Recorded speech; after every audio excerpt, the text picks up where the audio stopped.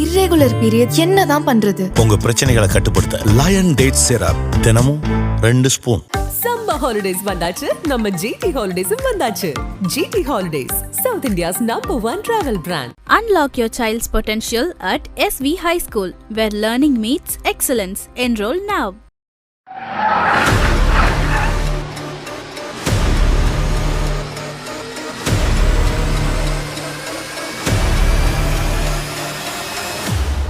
This is something I wanted to experience firsthand. I could form my own team, Ajith Kumar Racing. Number 901 car.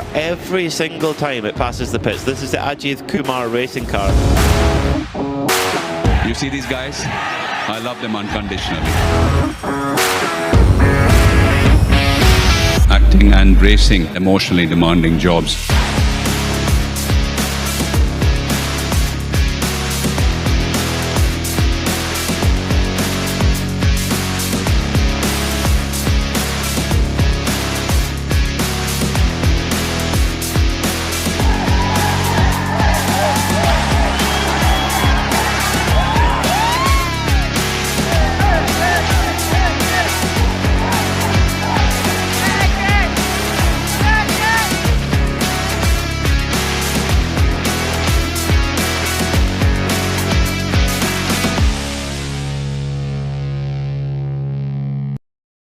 Of row number 7, and then Ajith Kumar. I'll grab a word with Ajith because we got cut short in that previous one because I had to leave the grid. I think we're a bit earlier this time. Ajith, how are you? I'm great, thank you. Thank you for asking. I don't often get asked how I am when I've got the microphones. I appreciate that. How are you doing? I'm doing pretty well. Extremely happy with my progress. But a big hello to all motorsport lovers, both back home and in Europe and world over, following this series. It's a wonderful series to be a part of. Amazing. I came over because partly to apologise. We got cut a little bit short that last time. I was told I had to leave the grid. How was the first race for you, and what can you do in this one? Now trying to get to battle with the pack ahead. I mean, initially just trying to put some decent lap times, and now starting to push my race pace, and hopefully by the end of this year try and be somewhere mid-pack or in the front order. Absolutely, and we've seen progress from yourself this season already. You've definitely moved forward in the grid. Thank you so much, and a big thanks to Team Redant, Matthew, my teammate. They've been very helpful in every way possible, and to everyone in the series. I mean, they've been so welcoming. So, I mean, really appreciate their help. Ajith, good luck in the race. Thank you very much for taking time to chat to us. We'll leave you for your preparations. Of course, Ajith racing for Red Ant, racing with Ajith Kumar racing, of course. To come from the very back, Angelo Fontana. He has spent the entire day in traffic, working hard to push his way forwards. Here, a replay of him. Corrado Costa, very up close and personal moment, and Costa turning around. There were no penalties awarded there. Costa perhaps admitting responsibility on that one, maybe. Patrick Cunha looked to have the GT4 race under control, but that was all going to change in the latter parts. But the high drama started to come. First it was Eric Wagner who found the wall and brought out a full course yellow, and we had a bit of time behind the safety car. We did get things underway, albeit very briefly. We had a challenge from Philip Wills for second place, relegating Reinhold Kran. Kran getting hung out to dry somewhat and getting shuffled down through the pack as the rest of the cars saw the gap as well. All closed rank and sent him spiralling back down the order. He was able to come back for a 4th place, but this was the dramatic moment of the race. Contact between Michael McInerney and Ajith Kumar, and a big double rollover for Ajith Kumar. Pleased to say that he was all okay, which is more than can be said for the car, the remnants of which were towed from the gravel trap back to the garage, and Red Ant Racing will get to work on that, I have no doubt. We got back under green flag conditions, and it was a very tense 10 minutes remaining in this race. The positions really nose to tail. Andre Fernandez, though, just keeping his cool while all of that was going on. Carsten Kramer once again very much in the wars as well. and he eventually coming home in 7th place. The driver who was relegating car after car, Angelo Fontana, and here he was. Of row number 7, and then Ajith Kumar. I'll grab a word with Ajith because we got cut short in that previous one because I had to leave the grid. I think we're a bit earlier this time. Ajith, how are you? I'm great, thank you. Thank you for asking. I don't often get asked how I am when I've got the microphones. I appreciate that. How are you doing? I'm doing pretty well. Extremely happy with my progress. But a big hello to all motorsport lovers, both back home and in Europe and world over, following this series. It's a wonderful series to be a part of.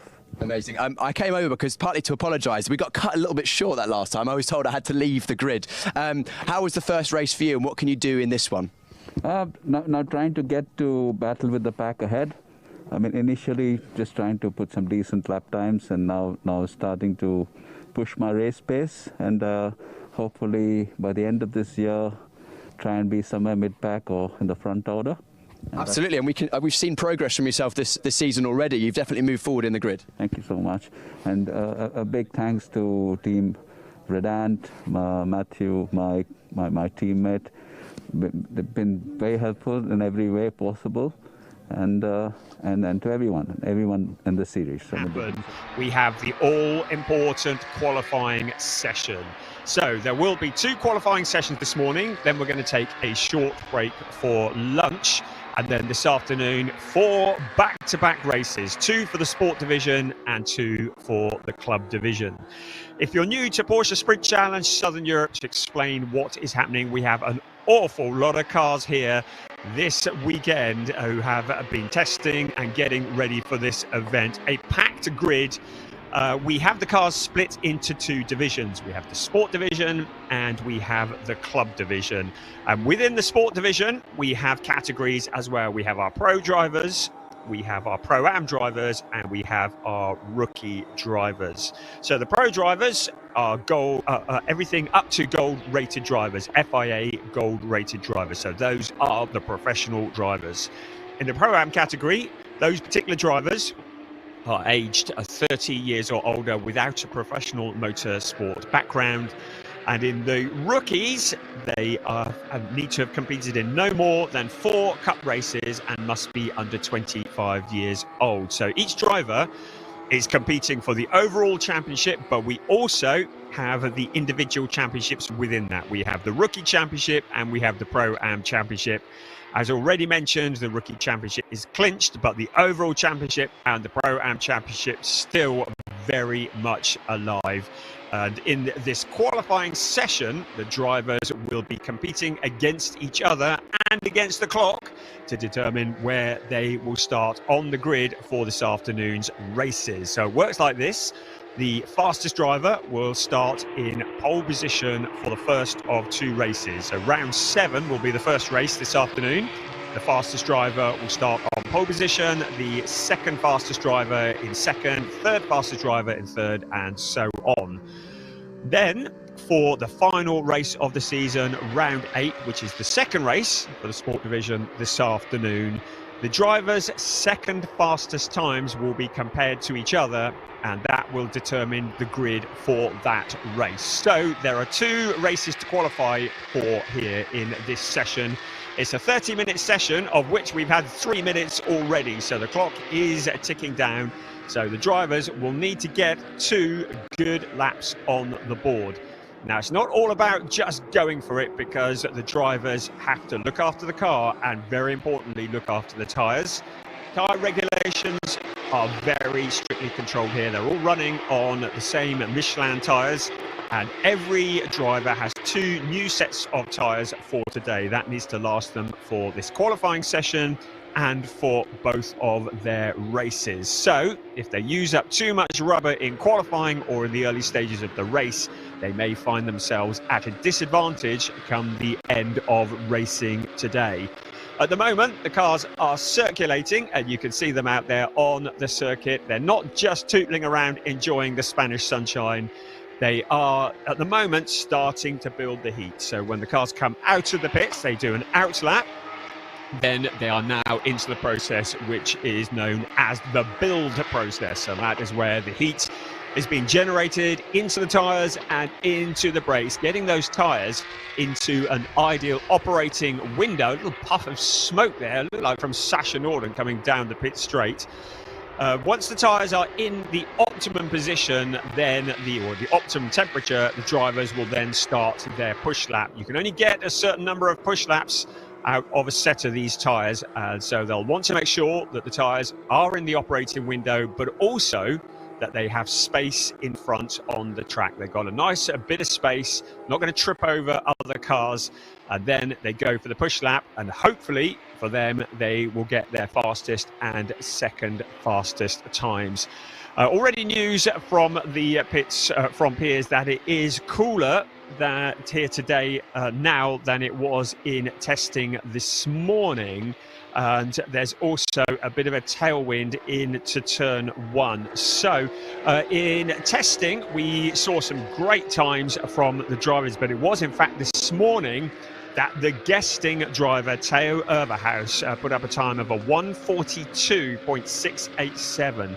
So that is the benchmark time that they are all aiming for, and that is the quickest that anybody's put up during private testing and free practice over the last couple of days. It was this morning in the warm-up session that Theo Overhaus put in this time of 1:42.687. And on that note, we say welcome to Theo Overhaus. Great to have him here, the new Porsche Junior for 2025. The 20-year-old pilot who has been making so many headlines over the last couple of years. He is the Porsche Carrera Cup Middle East champion from last year, and we saw him taking his first win in the ultra-competitive Porsche 6 Carrera Cup Germany last year.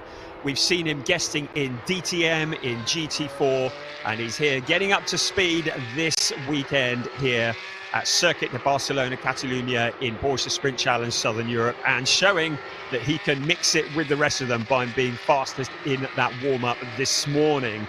We've also got a number of other drivers who are joining us. We have Gianluca Tucciaroglu, great to have him here, the driver who was in Porsche 6 Carrera Cup Germany last year. He guested last year in this series, and he's back again for the final two rounds here at the season closer. A number of other notable drivers on the grid as well. It is in fact a full grid of drivers. We're joined by Colin Bernighausen, the German driver in Proton Huber competition, another one making his debut this season. He's another one from Porsche 6 Carrera Cup Germany. All these drivers using this time to get up to speed, to get themselves ready for their season, and all the guesting drivers score points. So this is very, very significant for the likes of Flint Schering and Ariel Levy, because the guesting drivers are not void from scoring points, so they can take points away from championship contenders. So they will play a significant part, as we see Nick Ho there in slightly different colours to what we're used to seeing him in, with some different sponsorship on that car. So at the moment, 22 minutes remaining of this session. At the moment, it is Robin Knudsen who's at the top of the timing screens, a 1:45, but that's instantly eclipsed by Nick Ho, a 1:43.484. So we are already now starting to get into the benchmark times. It's Nick Ho who leads the way for PG Motorsport, a 1:43.484. But the track is arguably going to get quicker and quicker as this session progresses. So a little lock up there from Ariel Levy into turn one, and while that's going on, it's Theo Overhaus who jumps to the top. He is just 1,000th of a second into the 1:42s. It's a 1:43.001. We're riding on board with Søren Spreng. Great to have him here again. He's in the Pro-Am category. We saw him at Estoril. He won in the Pro-Am category in the first race to Estoril, had a fairly traumatic time in the second race, but looking again, another driver trying to get his season up to speed nice and early, and some great onboard shots here as we ride around turn 12 with Søren Spreng in the 197 car. So at the moment, the benchmark is Theo Overhaus, a 1:43.001, and Flint Schuring about half a second, just under half a second down from that. But we're expecting the times to get quicker and quicker as the track gets cleaner, as more rubber gets laid down, as heat is generated in the tyres, and also as the track comes up to temperature as well. To remind you, this morning it was a 1:42.687 that Theo House set, so the track will probably be a tad quicker than that. So our eyes on the championship as well, as Sasha Norden jumps up to P2. And it was great to hear from Sasha Norden this week. He's already declared that this year he is joining the ranks of Porsche's 6th Carrera Cup Germany, and that is the series that Gianluca Tucciaroglu was in last year, and he jumps up into P2 as well. Sasha Norden in third, Flint Schuring in fourth at the moment, but the times starting to tumble down. We're getting closer and closer to that 1:42 that we saw in practice this morning, and we've still got plenty of time in which to do it. All the drivers now out on track. We've got every single car. We have a full grid of 32 cars here for this, as we see Alex Ryman coming up behind Juan Pablo Vega for Hadeka Racing. Good to have the Colombian here on the grid and in the ranks of Porsche Sprint Challenge Southern Europe for this, the final 2 rounds of the season. Alex Ryman, who has been on a season-long campaign, fairly quiet by his standards, I would say. His best result was the 10th place in Estoril in the second race there, and he's looking to end the season on a high. In the overall championship, there are just 2 drivers in it. Third place in the championship is Chester Keefer. He has 69 points, and there are not enough points available for him to challenge, so it is a 2-horse race in the overall championship. Flint Schuring with 141 points and Ariel Levy with 125. So that's a 16-point difference between them. It means that the pressure is very much on Ariel Levy. He will need to try and out-qualify his main rival, Flint Schuring. And it is possible that Flint Schuring will clinch the championship in the first of the 2 races today if he finishes well ahead of Ariel Levy. We're just looking at Josh Stanton there, the British driver for Proton Huber competition, just going a little bit wide, but no dramas, he's able to rejoin. So Ariel Levy now up into P2, so 1:43.301, so it's 3/10 down on Theo Overhaus, but importantly for him, he is ahead of Flint Schuring at the moment, and that is where he is going to want to stay if he possibly can, because if you can start in front of your main rival here at this circuit, you are in a position to potentially outscore them in the race. According to my maths, that if Flint Schuring wins, Ariel Levy needs to be at least in second place to take the championship to the next race, to the second race this afternoon. If Ariel Levy wins, then he opens up the gap and is able to close in on Flint Schuring in the championship hunt. But it is possible for Flint Schuring potentially to clinch the championship in the first of the 2 races. But Ariel Levy is an experienced pilot now in his 3rd year of racing. And there's a big lock up there from Henry Tuamala. Just heading into turn 10. Ariel Levy just getting out of the way, finding a bit of space, backing out of it, and then turning the heat up. So there is Ariel Levy around turn 13 and turn 14, and he'll be coming out onto the pit straight, hopefully with a bit of space in front of him and behind him. Right, let's have another look here, and that was Josh Stanton. We saw the end of that, and it was a bit of a moment there. He looks like he kept it all together. It was into turn 10, the corner that is known as La Caxa, and he was able to get the car pointed in the right direction, but he'll have some flat spots on that tyre.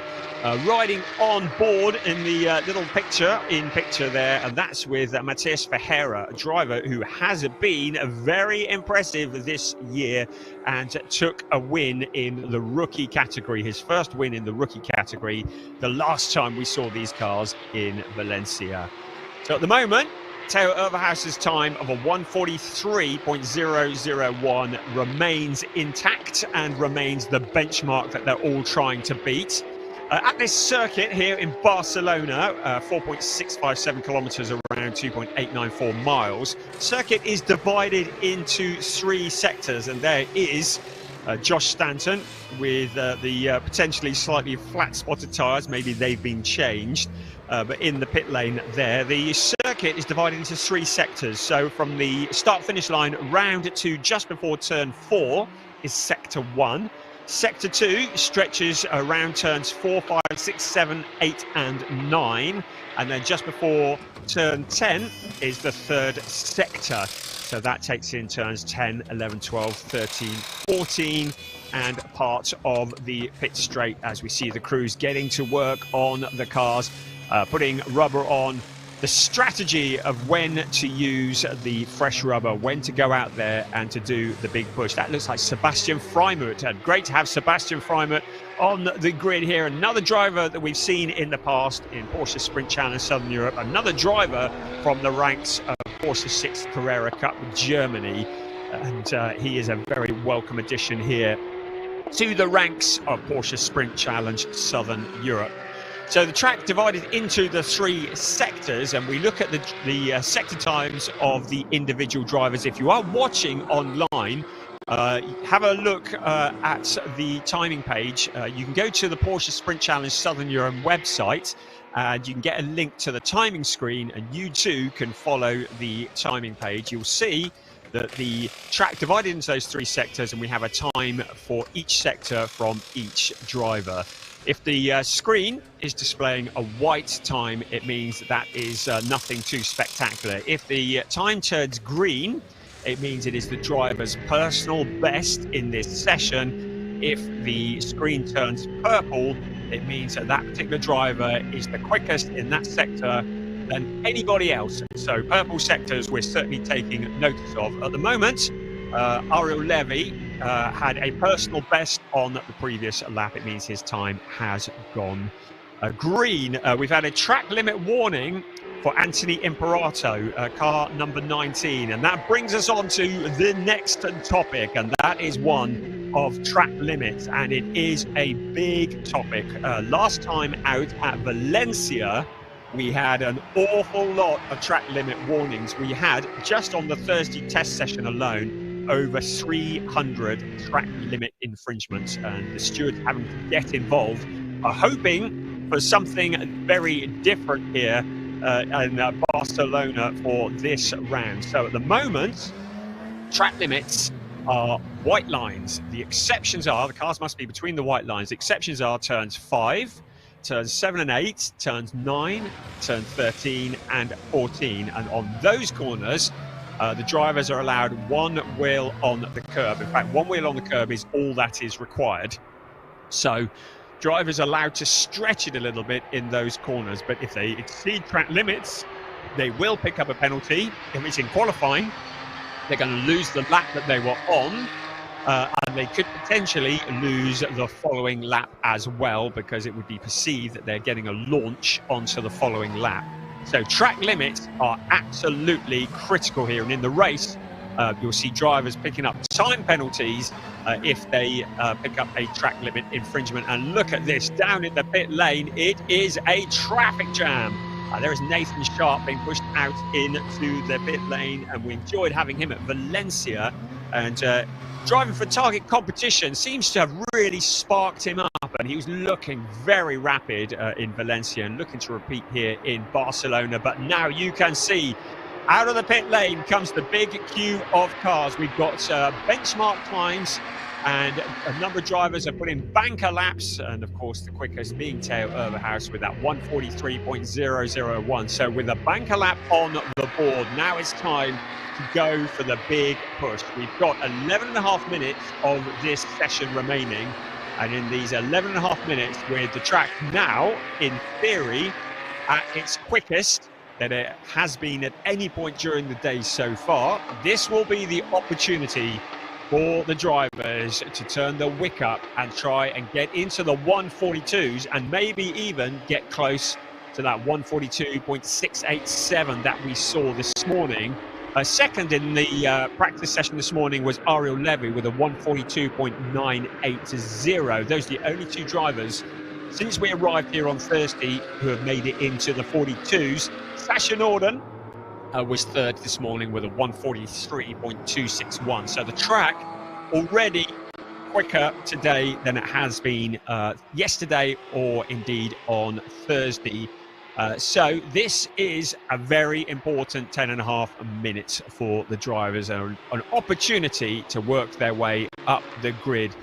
So out once again, with the cars having been sat in the pits, as we look at Colin Berninghausen, already mentioned him, a very rapid up-and-coming driver. Colin Berninghausen, who we saw in Porsche 6 Carrera Cup Germany last year. We've seen him in Porsche Sprint Challenge Central Europe, where he was the champion in 2022, and we've seen him in Porsche Carrera Cup Middle East as well. A really good driver, one to watch coming here also just to get his season up to speed to hit the ground running. At the front of that queue is the black Theo Overhaus car. That's the one they're all trying to beat. He is a quick driver. That is borne out by the fact that he is the Porsche Junior, and he is the one they're all going to be trying to beat. So they're all out on track at the moment. We have every single one of the cars, 32 cars out on track. That is the maximum number we're permitted. It is a sold-out grid for this, the Porsche Sprint Challenge Southern Europe. It's called a training championship, a winter championship, whatever you want to call it. It's one that people want to be in. It's one that's being watched around the world, and we welcome you from around the world. And it is part of the Porsche pyramid. It's part of the system to get drivers up to speed for the season as well. And out on track, I was going to mention the cars not allowed tyre warmers in Porsche Sprint Challenge Southern Europe. So the tyres would have cooled down in the pits. They may be fresh tyres that are on. They cannot be warmed in advance. So the drivers now having to generate the heat manually. And that's done by the weaving that you see as the cars head towards turn 10, just weaving to generate the heat into the tyres, also using the brakes, the heat from the brakes being transferred through the wheel rims into the tyres, and that's getting the tyres into the window. And when the drivers are confident that they've got the tyres into that window, it's time for the push laps. And it's looking like a bit of a traffic jam out there as we see the 69 car, and that is Milan Marchak, the young driver who is very much in the rookie category, and believe he's just 16 years old, and he comes into this in the rookie championship, and he is the quickest of the rookies. The blue box next to the driver's name indicates that he is in the rookie category. Second in the rookies at the moment is Chester Kiefer, with Matthias Ferreira and Joe Warhurst from Great Britain, who is fourth in the rookies. The Pro-Am drivers are indicated by the white box next to their name, and the quickest of the Pro-Am drivers is Henry Tuamala at the moment, and he's in 28th overall. Right, on board with Sasha Norden, we can see how busy it is out there. So the drivers now, having got the tyres up to temperature, now looking for a bit of space. So you don't want to be too close to the car in front. You may get some advantage from a slipstream, but you don't want to be tripping over somebody in front. The other issue about leaving it till late in the session to go for your push lap is, of course, if there's a yellow flag or if somebody has a moment, you may have to abort that lap. And if that is the case, then you are going to be at a disadvantage. So it's always a bit of a risk leaving it till late in the session for the big push. But this is now where, in theory, the track is at its quickest. Looking across turns 1 and 2 there. And the big queue of cars now circulating around. Everybody on track. Everybody now getting the cars into the window. We give it maybe another minute or so, and then we're going to see potentially the greens and maybe even the purple times coming. The one they're all aiming for at the moment is Theo Overhaus, the 143.001. Ariel Levy currently in second, a 143.128. his main championship rival and the championship leader. 143.155 for Flint Schering in third place. A good job from Sebastian Freimut, just 0.2 of a second down from Theo Overhaus, but that may all change in the next 6 minutes. And our attention is very much on Flint Schering and Ariel Levy as the championship leaders in the Pro-Am category, and also Henry Tuamala and Anthony Imperato in the Pro-Ams. To remind you once again, the rookie championship has been decided already. Chester Kiefer cannot be caught. A pretty dominant performance from Chester Kiefer in the rookie standings this year, having won every one of the rookie races bar one.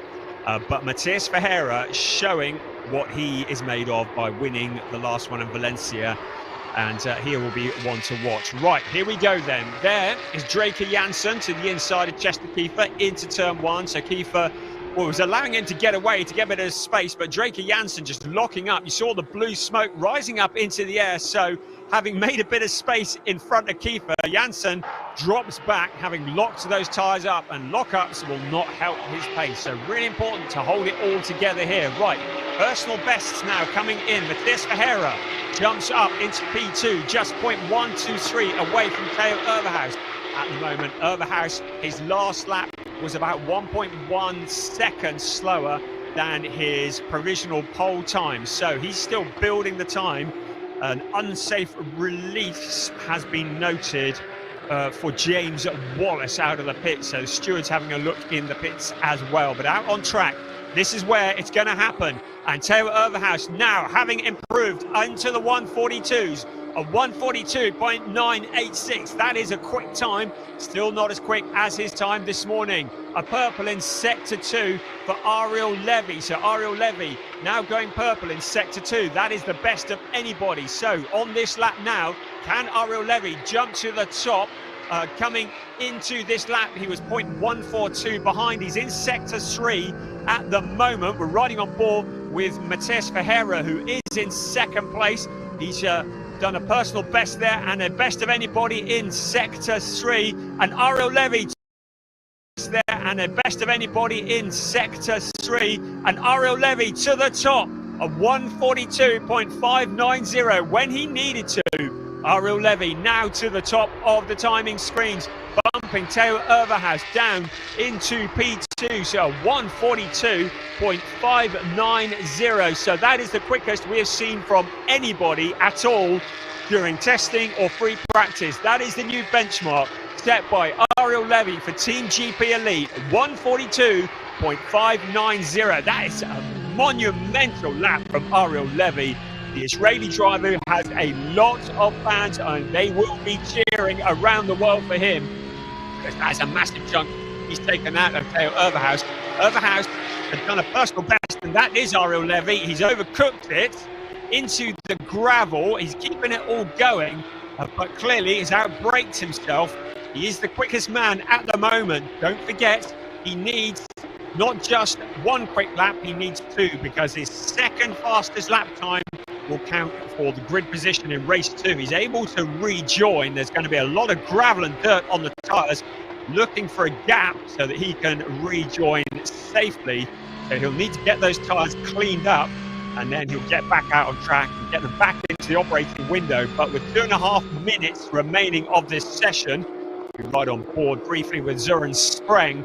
He's got a bit of work to do there, maybe to get a second fastest lap. So at the moment, it's Ariel Levy, 142.590. Flint Schering in P3, a 143.075.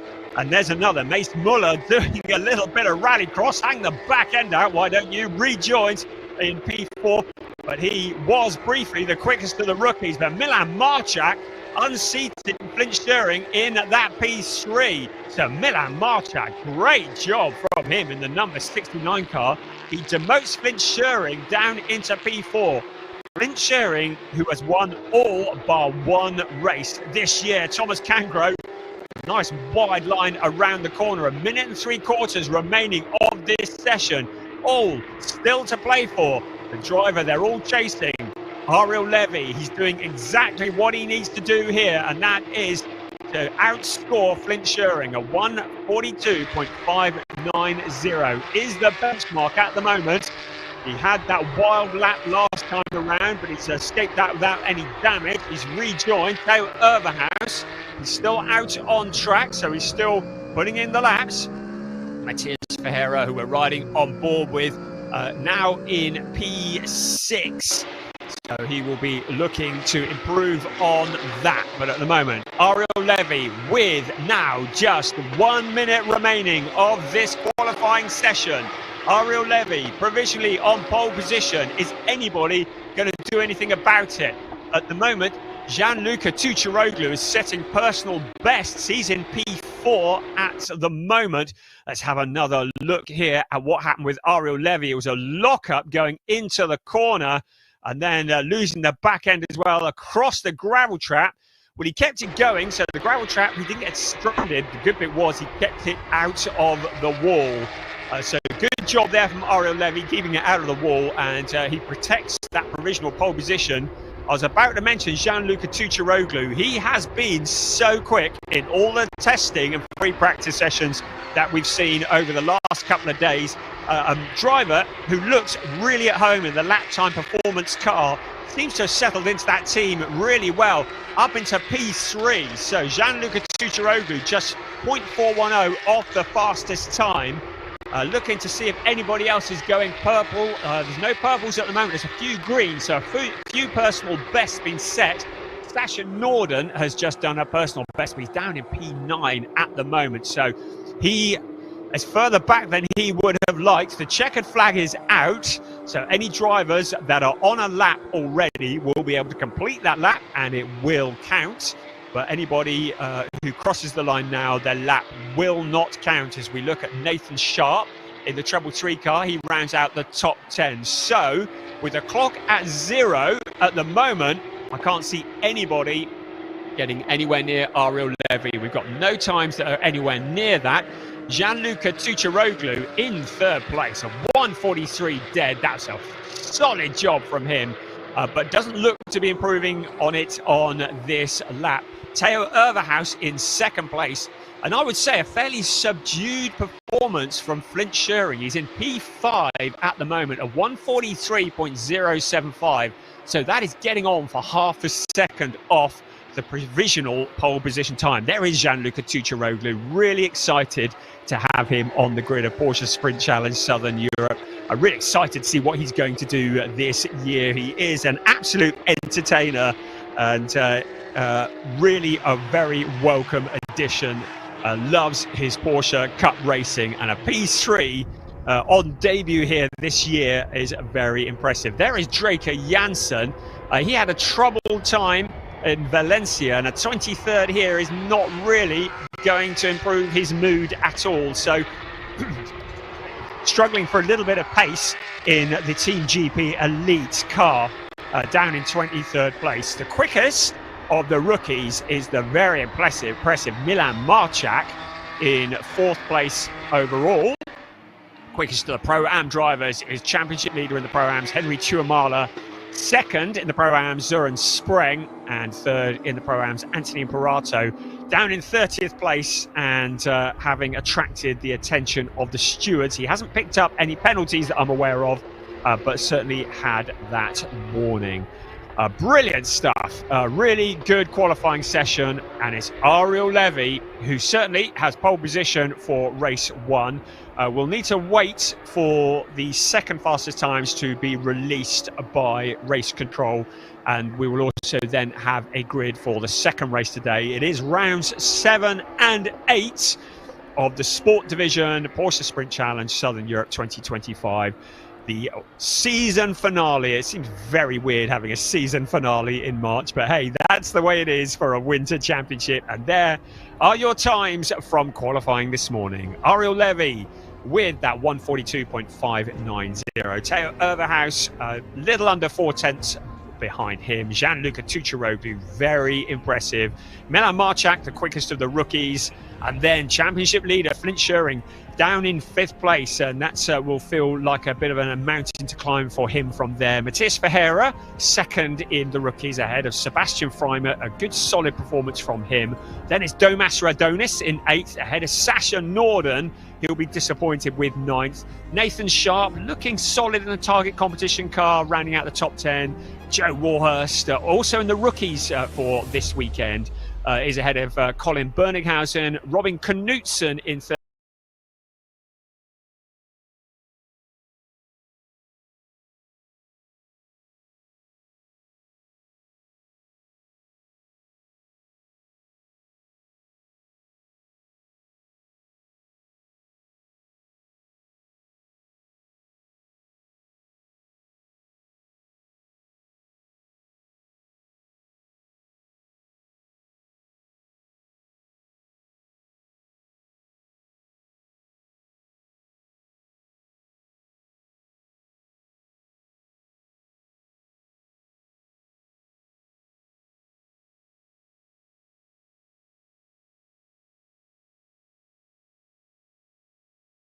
So a very interesting qualifying session, and we, I believe, have some news from Piers down in the pit lane. Haven't spoken to him today yet, so we say good morning, Piers. How you doing? I'm great, thank you, Brian. Thank you for taking us to the first part of qualifying, and a familiar face back on top once again. Ariel, that was an unbelievable lap. Yeah, it was quite a good lap. I think in general the build-up for me this weekend was quite a bit better than the last few races.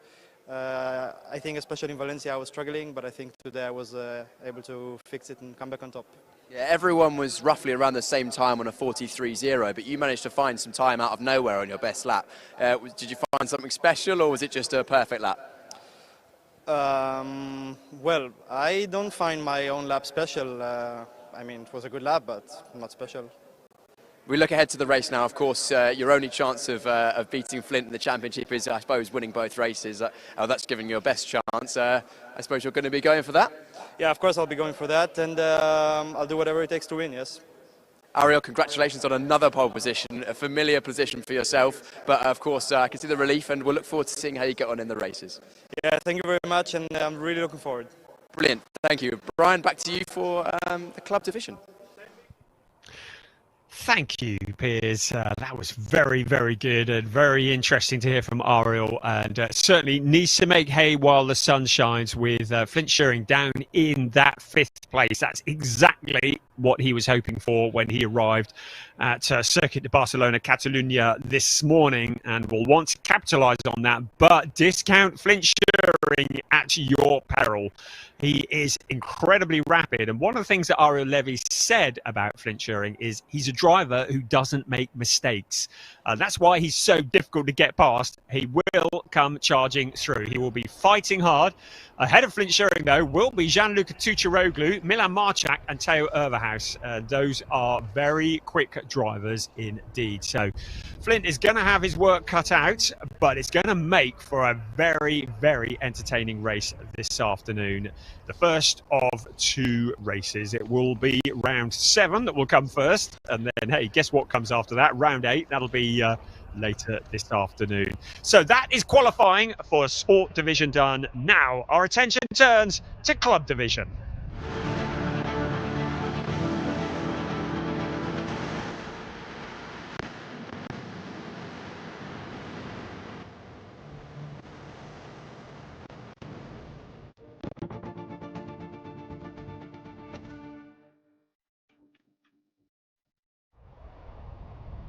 So as with the Sport Division, it is going to be a 30-minute qualifying session for the Club Division. All the cars will come out on track and they will have 30 minutes in which to set a quickest time and also a second quickest time. And as with the Sport Division, the order of times will determine the grid for the first of their 2 races today. Round 7 will be determined by the fastest driver in this qualifying session. Second fastest will be second on the grid, third, and so on as we look at championship leader Philip Wills in the 912 car.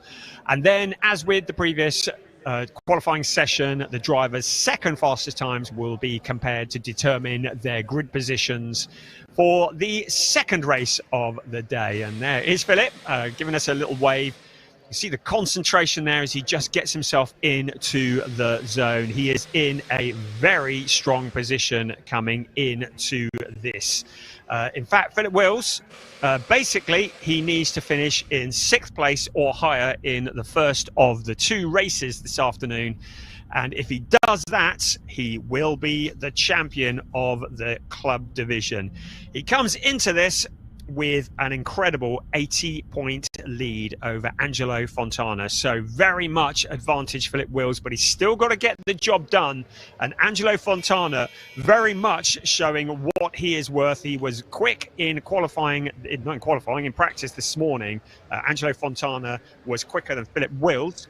As we look at the number 28 car of Ajith Kumar. And those of you who were watching in Valencia last time out will have seen a very impressive double roll from Ajith Kumar. He has a massive following. The Indian driver, the Indian superstar actor, has a massive following, and he's brought an awful lot of supporters to this series this year.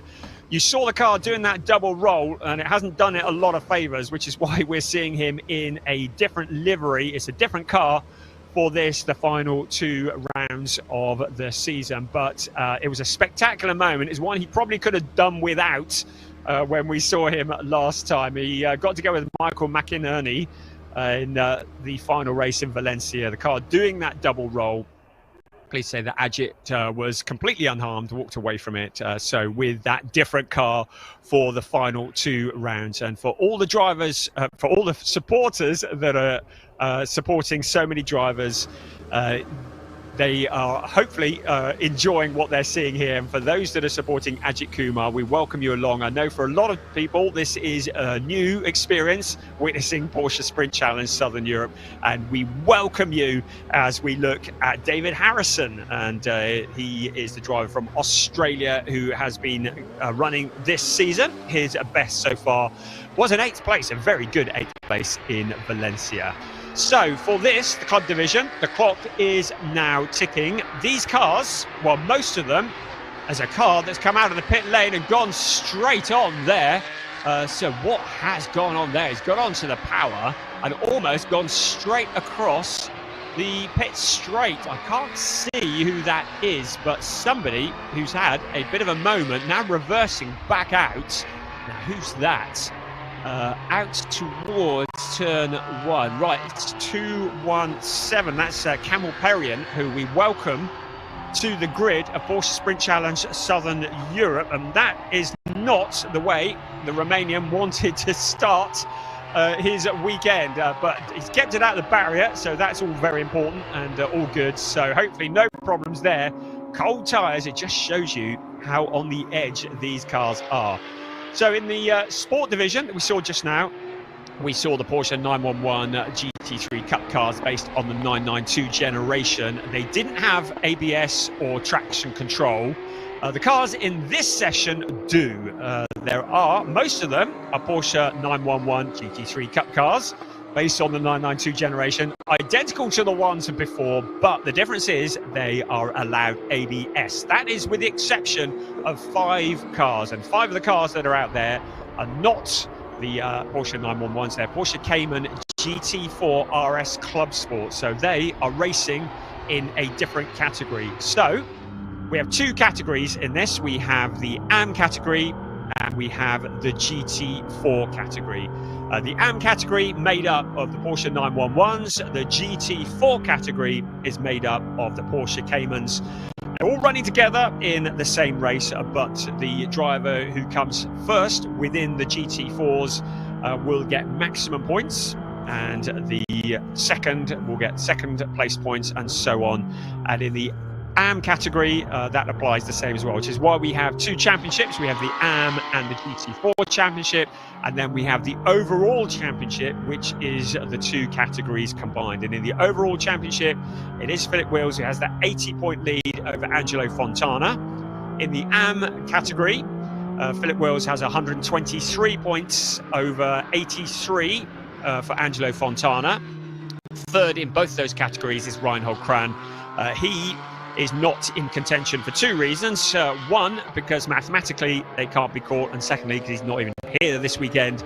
In the GT4 category, leading the way at the moment, it's Patrick Koenhart, and he has a 25.0 lead over two drivers. We have David Van Rosen, and also we have Rodriguez as well, who is in the second place. So it is a 25-point lead in the championship for Patrick Koenhart at the moment. So they've got a lot to play for there as well. And that will all play out as this session and as this weekend unfolds. So plenty to be going on with, plenty to be thinking about in this qualifying session as we just regather ourselves together. We have every car out on track, and as with before, building the heat into the tyres and into the brake. There is, in fact, I'm told, a car still in the pits, and that is Alexander Dobic. He's not shown up on my graphic, so Alexander Dobic is in the pits at the moment. Everybody else out on track, and once again, they'll want to be just getting in the banker lap. So the first job will be to generate the heat, the out lap, the build laps, then the push laps. Then the cars, a lot of them will probably come back into the pits for a bit of a break. And then, as with the sport division a little while ago, we're likely to see a fairly busy track at the end of this session. It is 26 cars in this category of the club division, and that's another one who's coming out. So he wasn't out on track either, and that is Carsten Kramer. And great to have him here. He has a couple of fifth places at Estoril. He got an 18th and a 6th last time out in Valencia, but was very much in the battles all day long. And he is the team boss of K. Kramer Racing. We also have Tobias Vasquez Garcia, who was very quick last time out, also racing in the K. Kramer car. There is Andre Fernandez of 917, and he has been very much at the front of the championship, but for a non-finish in the first race of the season.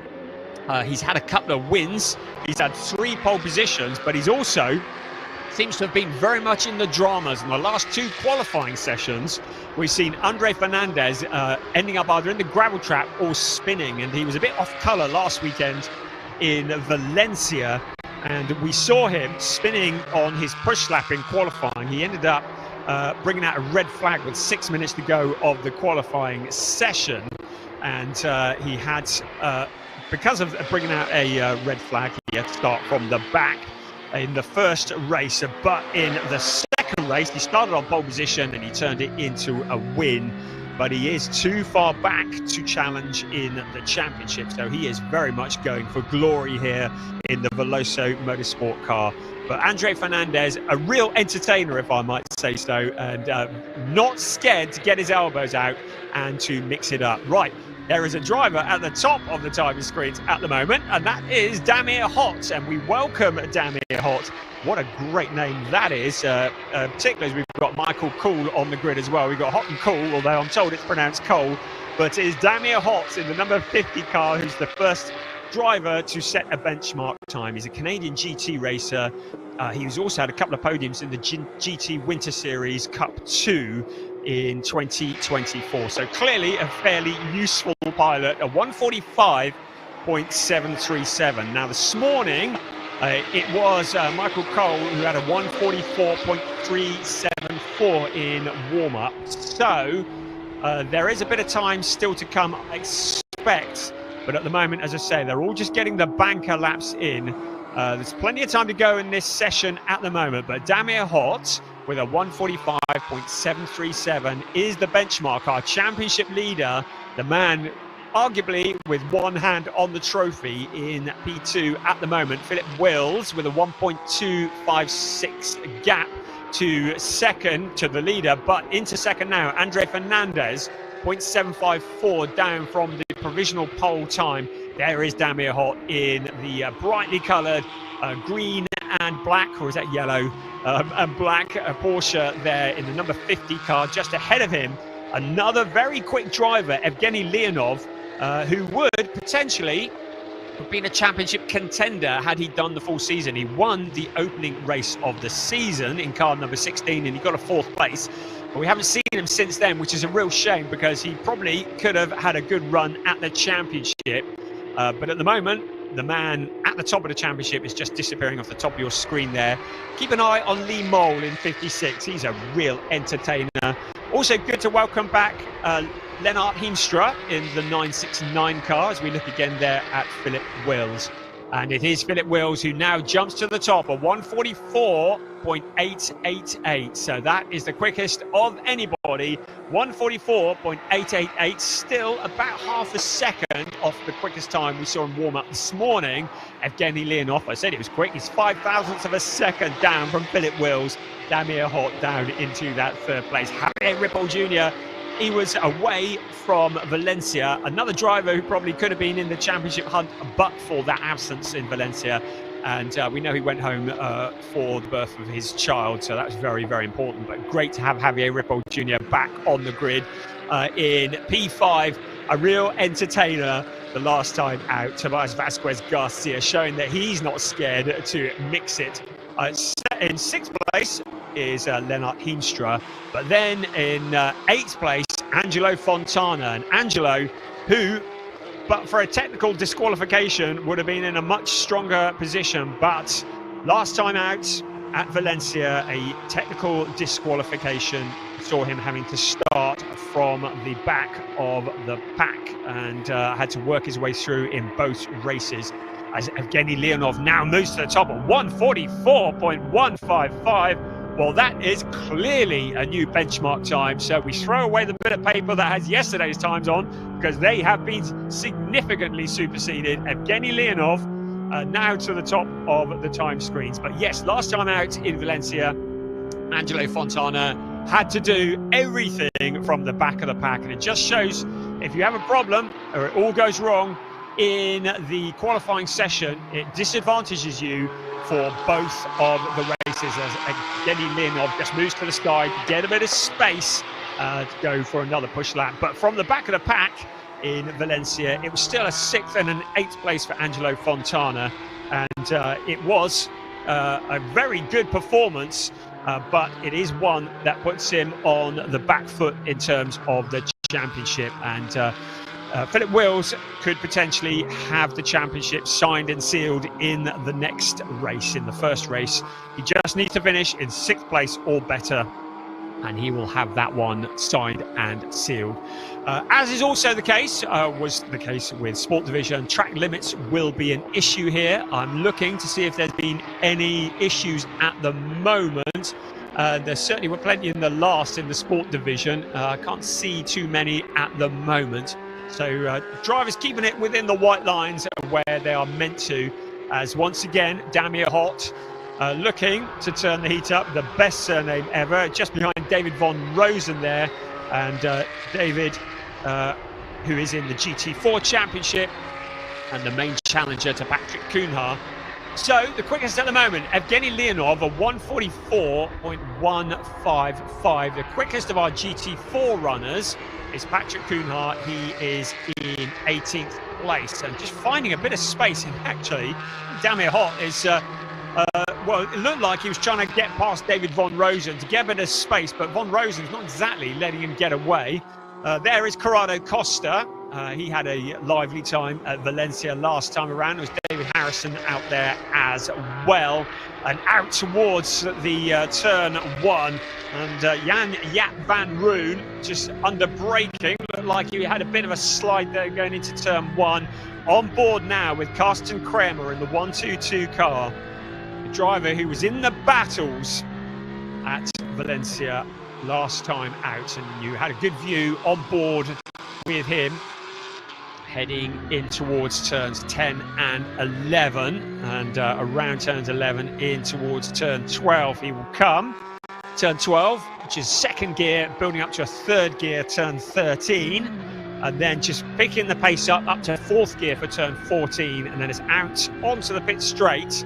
But they go through the gearbox, and as they get out on the pit straight, it's full beans up towards turn 1. up to sixth gear and about 265 kilometers an hour. And this is the bit where it is absolute flat out now, no lifting. He's heading towards the fastest point of the track before the heavy braking into turn one.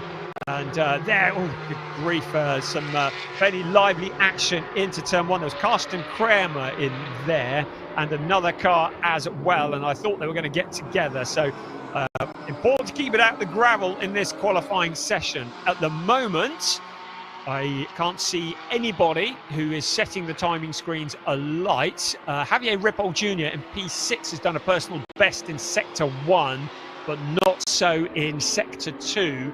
So he will potentially improve on that P6. And having said that, he's peeled off into the pits now. So, okay, ignore that. There is David Harrison.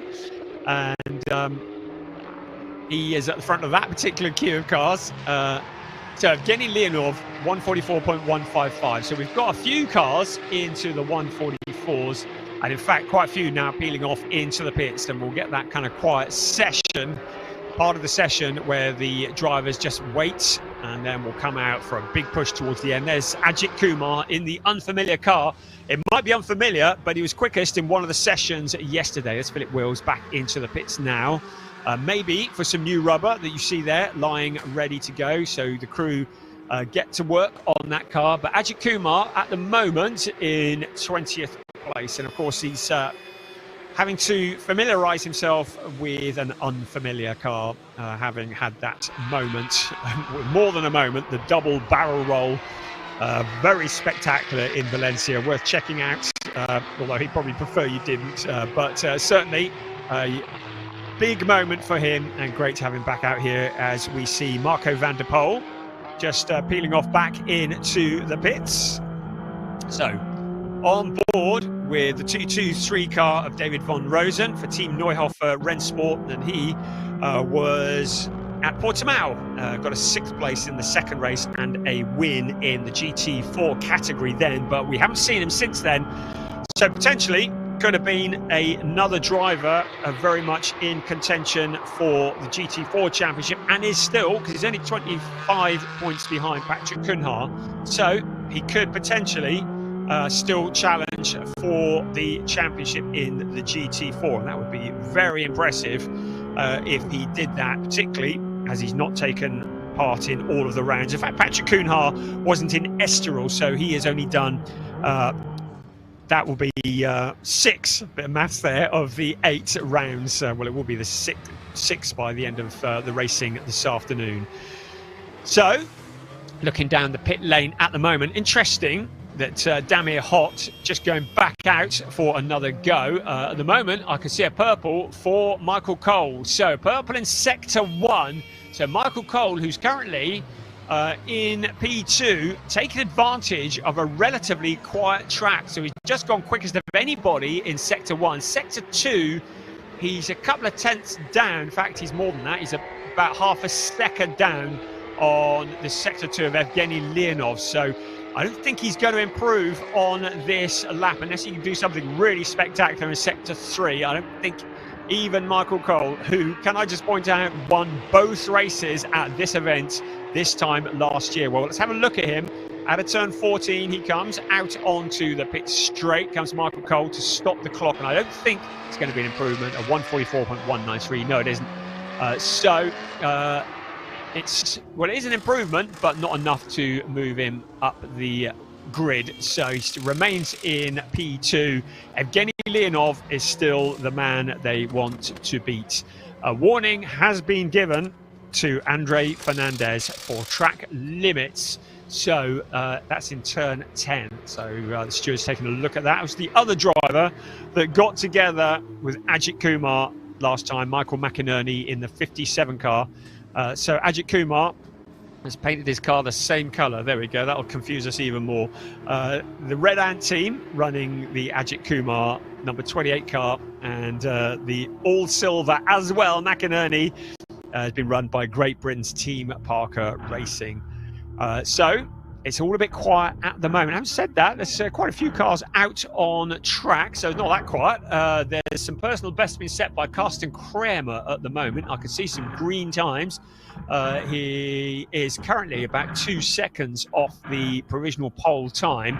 He's done a personal best in Sector 1, but nothing particularly spectacular in Sector 2. So he might improve, but probably not enough to trouble the front runners. Right, so 12 minutes to go, and it's starting to get busy out on track again. So once again, it'll be the out lap, then the big build lap to get the heat into the tyres, get them into the operating window, then the push laps. How many push laps dare the drivers take out of the tyres? Remember, 2 sets of new tyres for quali and the race weekend. They need to look after those new tyres because they've got to last to the end of the second race today, round 8. They've got to have some grip at the end of that race if they want to be competitive. So if they use it all up in quali, or indeed in the first of the 2 races, they may well be in a disadvantage when it comes to the end of the day. So at the moment, just gently looking after, nursing. They're like precious jewels, those tyres are. They've got to be nursed. They've got to be looked after. Get them into that window and then treat them like they're proper fragile things, because they are your points of contact for the rest of the day with the tarmac. And they've got to be looked after. And if you start flat spotting them, then you're going to be in all sorts of problems. If you start taking too much life out of them, you're going to be in problems. There is a car out onto the grass. Aaron Wagner for Enrico Fulgenzi Racing. He's managed to keep it out of the barriers. We look to turn 5 there. You see a little bit of the undulation of this circuit. There's about 28 metres of elevation change, so nothing like we were seeing in Portimão or Estoril, but still a little bit of elevation change, enough to get you out of breath if you were running around it. As Michael McInerney is passed a bit like Ernst Davidson to me, who is just whizzing past him there. But again, just you don't need to worry about passing cars out on track during a qualifying session.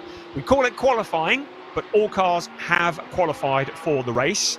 It is about grid position. So qualifying is about determining where they're going to start the 30-minute race that takes place this afternoon, or the 2 30-minute races that take place this afternoon. And to remind you once again, because I know a lot of people ask this category, Sport Division, the drivers are permitted ABS. So they do have ABS on the cars. The AM category is made up of drivers who are 40 years old or older. And the GT4 category is made up of drivers who are in the Porsche Cayman GT4 RS Club Sport. Those are the only 2 categories in this race. The red boxes next to the driver's name on your graphic indicates they're in the AM category. The white boxes indicate they're in the GT4 category. And you will see that Paulo Macedo is currently the quickest of the GT4 runners. No, he isn't. It's David Von Rosen up in 20th. No, it's Patrick Cunha in 18th. Got there in the end, but really good to have Paulo Macedo here in the number 81 car. And he joins us. The driver's come from karting to GT racing. We've seen him in the 24-hour GT series in the past, but a very welcome addition here to the grid of the Porsche Sprint Challenge Southern Europe in the GT4 category. Right, let's have a look at the timings. Well, at the moment, Javier Ripoll Jr., personal best in Sector 1, a 30.626. So that was quicker than Evgeny Leonov was last time around. So he's in the ballpark. So at the moment, Javier Ripoll Jr. in 7th place. Would expect him to rise up from that. Another driver going quickly, Angelo Fontana. So he's in 4th place at the moment. He's done a personal best in Sector 1 as we look at Patrick Cunha in the treble 8 car. And he in the GT4. So he is out there as well. So the personal bests starting to come. Damir Hott has done a personal best in Sector 2, but he stays in P5 at the moment. But we're going to have an eye on Michael Kuhl. He's in P2 at the moment. He's on his outlap, so picking up the pace as Patrick Cunha moves to the side just to make a bit of space. He's in 18th place at the moment. and he is the quickest of the GT4 runners in that 18th place. So championship leader in the GT4s. As we look at Michael McInerney in the 57 car, he's in 22nd place overall for Team Parker Racing. Right, we've got a couple of personal bests that have come in now for Angelo Fontana. So the driver that's in P4 looking to improve. He's looking quick and he does that. So he's up to P3 for Angelo Fontana. He's jumped up to what would be a second row start for race 1 if things remain as they are. Fairly quiet from Philip Wills at the moment. He will be mindful of the fact that he comprehensively destroyed a car in qualifying at Estoril. Let's not remind him of that. And we'll want to look after it. He does not need to win any races today. Philip Wills just needs to pick up a handful of points and outscore Angelo Fontana, and he will be champion. He's certainly in a very comfortable position, so no alarms, no dramas, no surprises, just bring it home in the points, and Philip Wills will be crowned the champion. But he's got a couple of races he's got to get through, and the remainder of this qualifying session, of which there are 6.5 minutes remaining as we ride on board with David Von Rosen once again and see what it looks like from a driver's perspective, hustling their way around this circuit, which is used for the Spanish Grand Prix, often famous as a testing circuit as well because of the Spanish weather. A lot of teams, a lot of series come here for their winter testing to take advantage of the glorious Spanish weather. And glorious it is here as the sun is shining on Circuit de Barcelona, Catalunya. It is the final qualifying session of the year for Porsche Sprint Challenge Southern Europe 2025. And we are heading towards the last 5 minutes of qualifying for the club division to determine grid positions for the 2 races that come today. They are round 7 and round 8 of what has been an enthralling championship. And at the moment, Evgeny Leonov is the man they're all aiming for, a 144.155, and he's just gone purple in Sector 1. So Evgeny Leonov extending his lead potentially in the timings if he keeps that one going. So 30.153 in Sector 1 for Evgeny Leonov as we ride still with David Von Rosen in the 2-2-3. So Von Rosen currently in 20th place and doesn't look to be able to improve on that on this lap. But at the moment, Evgeny Leonov is turning the heat up on the number 16 car. He's in Sector 2 at the moment. We'll see what he's done on that and whether he's going to extend his gap. And yes, he's gone purple again. So Evgeny Leonov is purple. There he is in the number 16 car. So purple in Sector 1, purple in Sector 2. So if he can keep this all together in Sector 3, this is going to be an improvement. Could he possibly get it into the 143s? I think it might be a stretch, but he's certainly in a good position to extend his position at the top. Remember, he needs 2 fast laps, so this would be potentially a double pole position for him if he can bring this one home.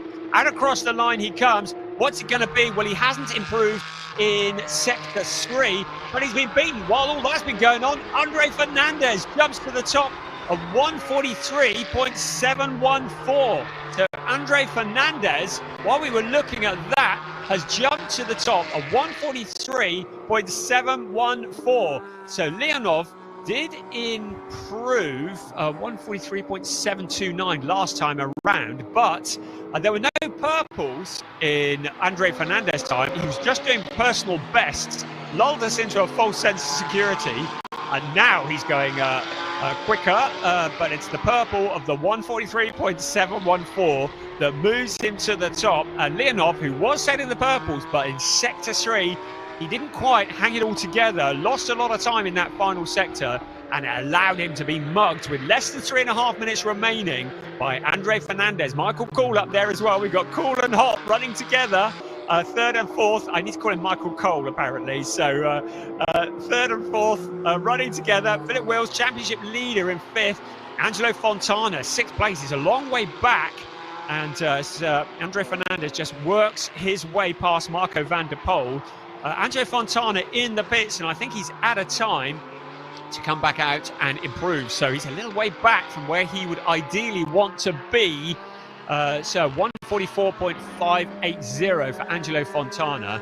And he is in the pit, so it looks like he has done all that he is going to do, and P6 is as good as it's going to get for Angelo Fontana in this session. Meanwhile, Andre Fernandez continues out on track. He hasn't improved on this lap, not helped by the back markers, and that's Ajith Kumar taking a little trip across the gravel. Doesn't look like he's connected with anything or anyone, so maybe just outbraking himself. I think it's up at turn 7, I think it looks like.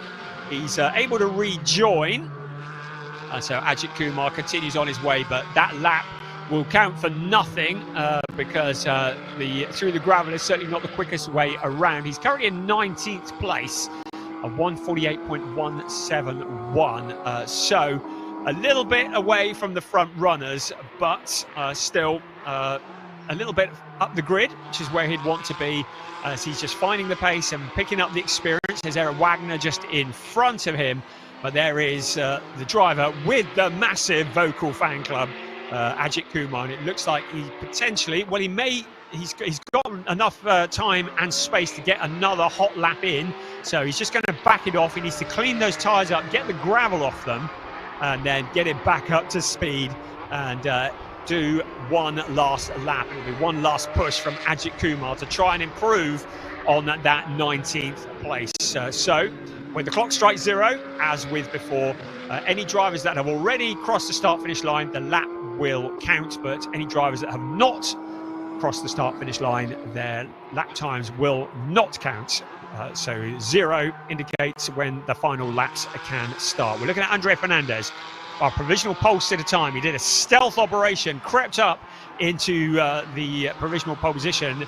Meanwhile, Michael Cole, with the quickest of anybody in Sector 3, has jumped up into P2. So Evgeny Leonov, who was looking so strong, now in 3rd place and not improving on that at the moment. Michael Cole, the driver, who has leapfrogged him and is 0.124 down from this man here, Andre Fernandez, looking like he's on rails. A little puff of smoke out of turn 14. Across the line he comes, the 1:43.714, not to be improved on. Right, I've got second best times that have appeared on my screen now. This is useful information.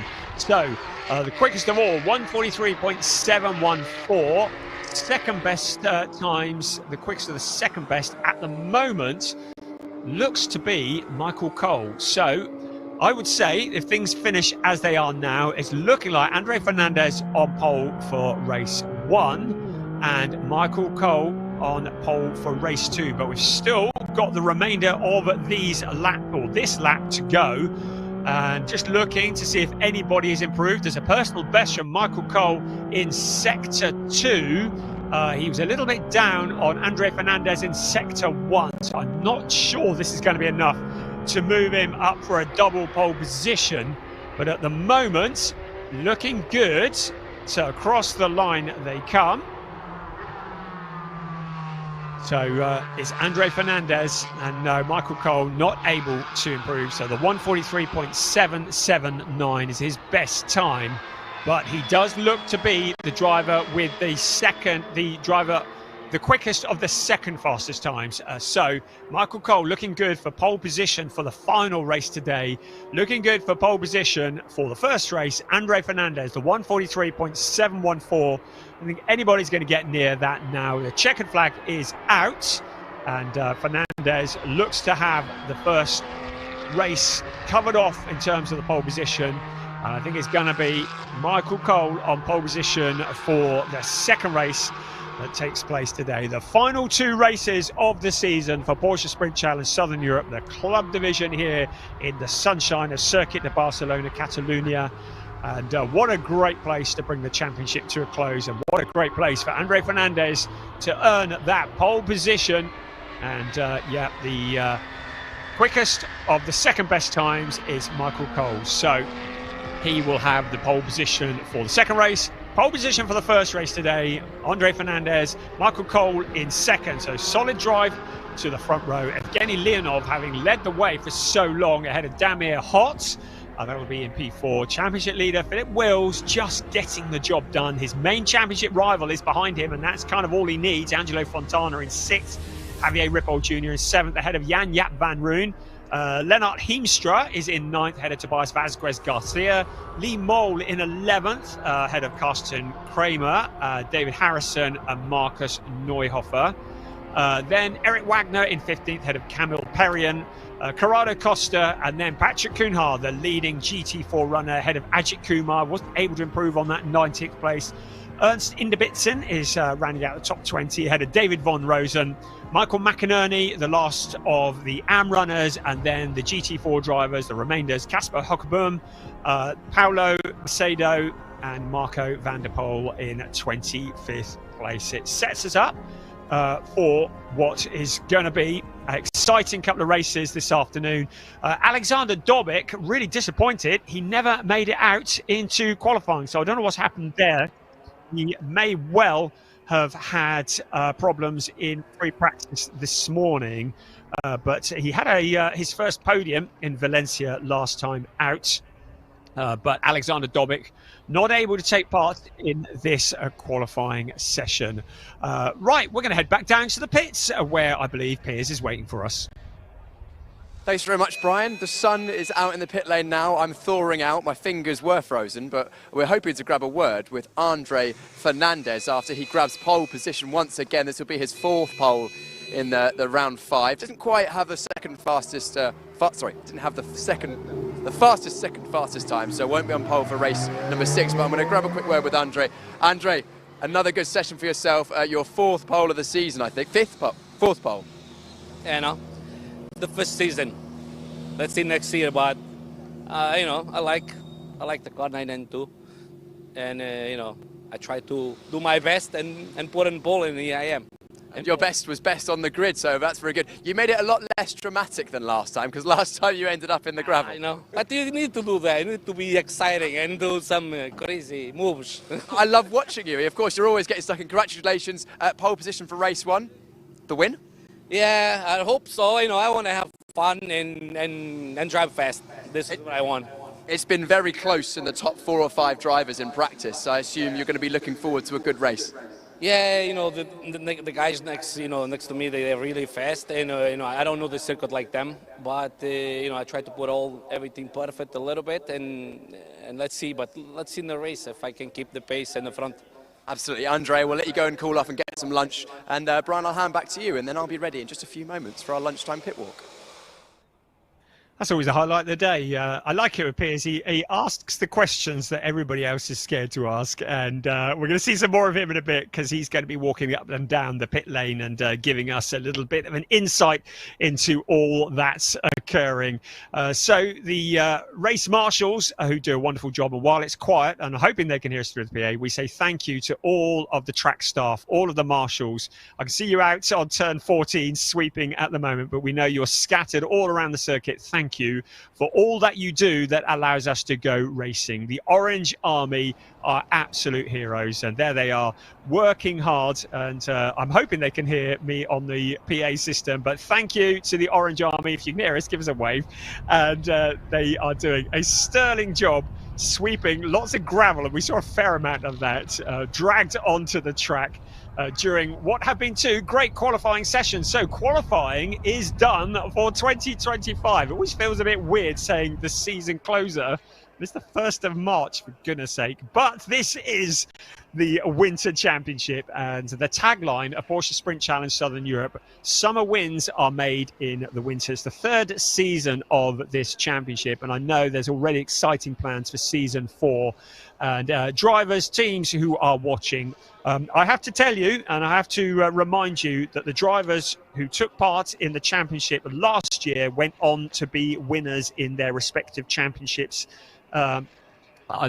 during the summer. So this is a great opportunity to get up to speed for the season. You take part in this championship.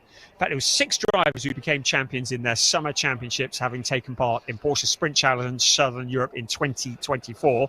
27 drivers ended in the top 5 in their summer championships. 18 drivers ended in their top 3. 31 drivers achieved 1 or more podiums. 20 drivers have won a race in their summer championships. And 216 podium finishes in total by drivers in their summer championships, by all of them, of the drivers who took part in Porsche Sprint Challenge Southern Europe. So this championship really important for getting up to speed, and we're looking at the overall championship. Certainly in the sport division, Flint Schering is going to hit the ground running, as is the case for Ariel Levy, for Chester Kiefer and for Sasha Norden when they get ready for their summer championships, which will all be kicking off in the next month. Or gentlemen kicking the stones on cue to me saying kick there. As the seasons kick off, the various drivers who have taken part in Porsche Sprint Challenge Southern Europe will be featuring at the front, and that is why we love this. And already I'm plugging the championship for 2026, and we haven't even got the dates announced yet. Right, okay, it's your favourite part of the day. It's the day when I'm going to go get a cup of tea. It's the day, the part of the day where we head down to Piers, who's in the pit lane with all the news and all the gossip. Over to you, Piers. Brian, you enjoy that cup of tea while I walk us through and get a word with as many drivers and personnel as possible down the pit lane. And it's great to be here once again at Circuit de Barcelona, Catalunya. Great circuit for racing, of course, hosted Formula 1 many, many times. We saw some brilliant racing here last season, and I'm hoping we're going to have exactly the same today. And if qualifying, or looking at the results from qualifying, I think we're going to have some very tight racing indeed. And actually, that's one of the things I wanted to talk about during this lunchtime walk, was especially in the sport division, club division as well, but a few of the sport division practice sessions, there was 10, 15 drivers covered by half a second, over 20 drivers covered by a second, which in a, 32-car grid is pretty tight indeed. And it's amazing, really, because this is one of the longest circuits that we go to in the Porsche Sprint Challenge Southern Europe, and it just seems to get closer and closer as the season goes on. But anyway, we are here in the pit lane, starting at pit exit end, and the first team we have at the pit exit end is Team Neuhofer Rennsport. They've got 3 drivers this time. We had Felix Neuhofer on the left-hand side there. He's in the sports division. He joined us at the first round for the same team, and then David von Rosen is in the GT4 classification of the club division in the bright green number 223 here, and David is enjoying his racing, and we saw him out in the GT4s, had a pretty good qualifying session. And then Marcus as well, Marcus Neuhofer, who is who's father to Felix, and it's good to see that both father and son can go racing, and we'll be seeing them going at it this afternoon. Next up, Volcano Motorsport, another returning team to the Porsche Sprint Challenge Southern Europe. Didn't see them at the last time out in Valencia or in Estoril, unfortunately, but they were with us at the first round in Portimão with Evgeny Leonov, who got pole position in the first race and took pretty much a Leicester flag, or pretty good victory in that one. And he was very fast in practice, topped a couple of the times and was right up there in qualifying, pipped in the end by Andre Fernandez and I think it was Michael Cole, who was also a returning driver. We'll get to him later on. Nick Ho and Mace Muller, always good entertainment on and off circuit. Those two get along. You'll notice a different livery for the number 98 of Nick Ho in the sport division this weekend. His car's normally yellow, black and white, but this weekend I think it actually might be Ziad Giris' car from one of the other rounds, as Ziad is not racing this weekend. But that's just speculation by me. It may be a new livery altogether, but the familiar McDonald's sponsorship on that car, so you can spot him on circuit, and he was very quick at various rounds. I think it was in Estoril, he got 2 fifth places, which was his best running so far this season. Mace Muller, who's been on the rookie podium a number of times this season. Mace is his first season this season in the 911 cars. He was racing in GT4 machinery before this season, and he's been learning off his friend Nick from karting, as we caught up with him at the first round in the lunch break then, and they actually raced together when they were teenagers, and now they're back reunited as I say young adults. We'll go with young adults, both in the same team. That's PG Motorsport. Then NGT Racing, this is Robin Knudsen. Robin joined us last time out at Valencia for NGT Racing. Robin is a very experienced Porsche racer. He joined us for the Porsche Sprint Challenge Southern Europe last season, and if my notes don't fly away, then I'll be able to let you know roughly how he went. Of course, Robin, the completely grey car here. I don't know, is he in the garage? I don't think he is at the moment, so we'll not be able to go away with him today. But yes, he had a best result of 3rd place in Estoril last season, the Porsche Sprint Challenge Southern Europe, and has had 4 podiums in the Porsche Carrera Cup Benelux as well, and I think he'll be racing in this Porsche 911 car with NGT Racing this season. Another returning driver, Lennart Heemstra, who unfortunately had a pretty hefty accident in Estoril, which put him out of Valencia as well, while the team worked hard. That's the garage number 35. So that team is Triple Crown Racing. They've done a good job to get that car rebuilt after what was a pretty hefty impact. And Lennart actually showed some pretty good pace at times in testing this weekend, and I was hoping to grab a word with Lennart, but I think quite a lot of the club division drivers especially are probably out to lunch, as their session has just finished. Moving on, next up, MDM Motorsport. Returning driver 919, the 18-year-old of Jelte Hofner. We've spoken to him a couple of times this season in the lunchtime grid walks. He's actually definitely made a step forward in terms of pace this weekend, being well inside the top 10 at points in testing. I don't think he quite managed to sneak inside the top 10 in qualifying, if my memory serves me correct, but he'll be looking to get involved and pushing on. He's got experience in other single make championships last season and moving over to the 911 Cup car this season in the Porsche Sprint Challenge Southern Europe, and he's still using this as an opportunity to learn the car, and also how he does this season will impact what he does this year. So maybe we'll see him in this car throughout this season. I think that's probably true. But of course, that's one of the beauties of the Porsche Carrera Cup or Porsche 911 Cup racing cars, is you can race them in so many championships. You know, especially in Europe, we've got the Porsche Carrera Cup Benelux, who are run by the same organisation that do the Porsche Sprint Challenge Southern Europe. You've got Porsche 6 Carrera Cup Germany. You've got the Mobil 1 Super Cup, of course, which follows Formula 1. You've got also all the regional ones like GB, Scandinavia, Italy, France, and a lot of these drivers in this championship in the Porsche Sprint Challenge Southern Europe are here to prepare for those seasons. And also, of course, go racing and provide you at home with an excellent show. Also, Jan-Jaap van Roon is joining us once again in the 127 for MDM Motorsport. He was with us at a previous round, the number 127. He was with us, I think it was the first round. Was he at the second round as well? Yeah, he was at the first round and then joined us last time out in Valencia as well. His best result this season was 5th place in that last race in Valencia in his group. So we'll see if he can match those. So a top 10 runner is Jan-Jaap. Next up, the Ombra Racing team, Luciano Martinez joining us once again. I think a slightly different coloured livery this time. He's still got blue, but he's with the orange flashes, the number 12.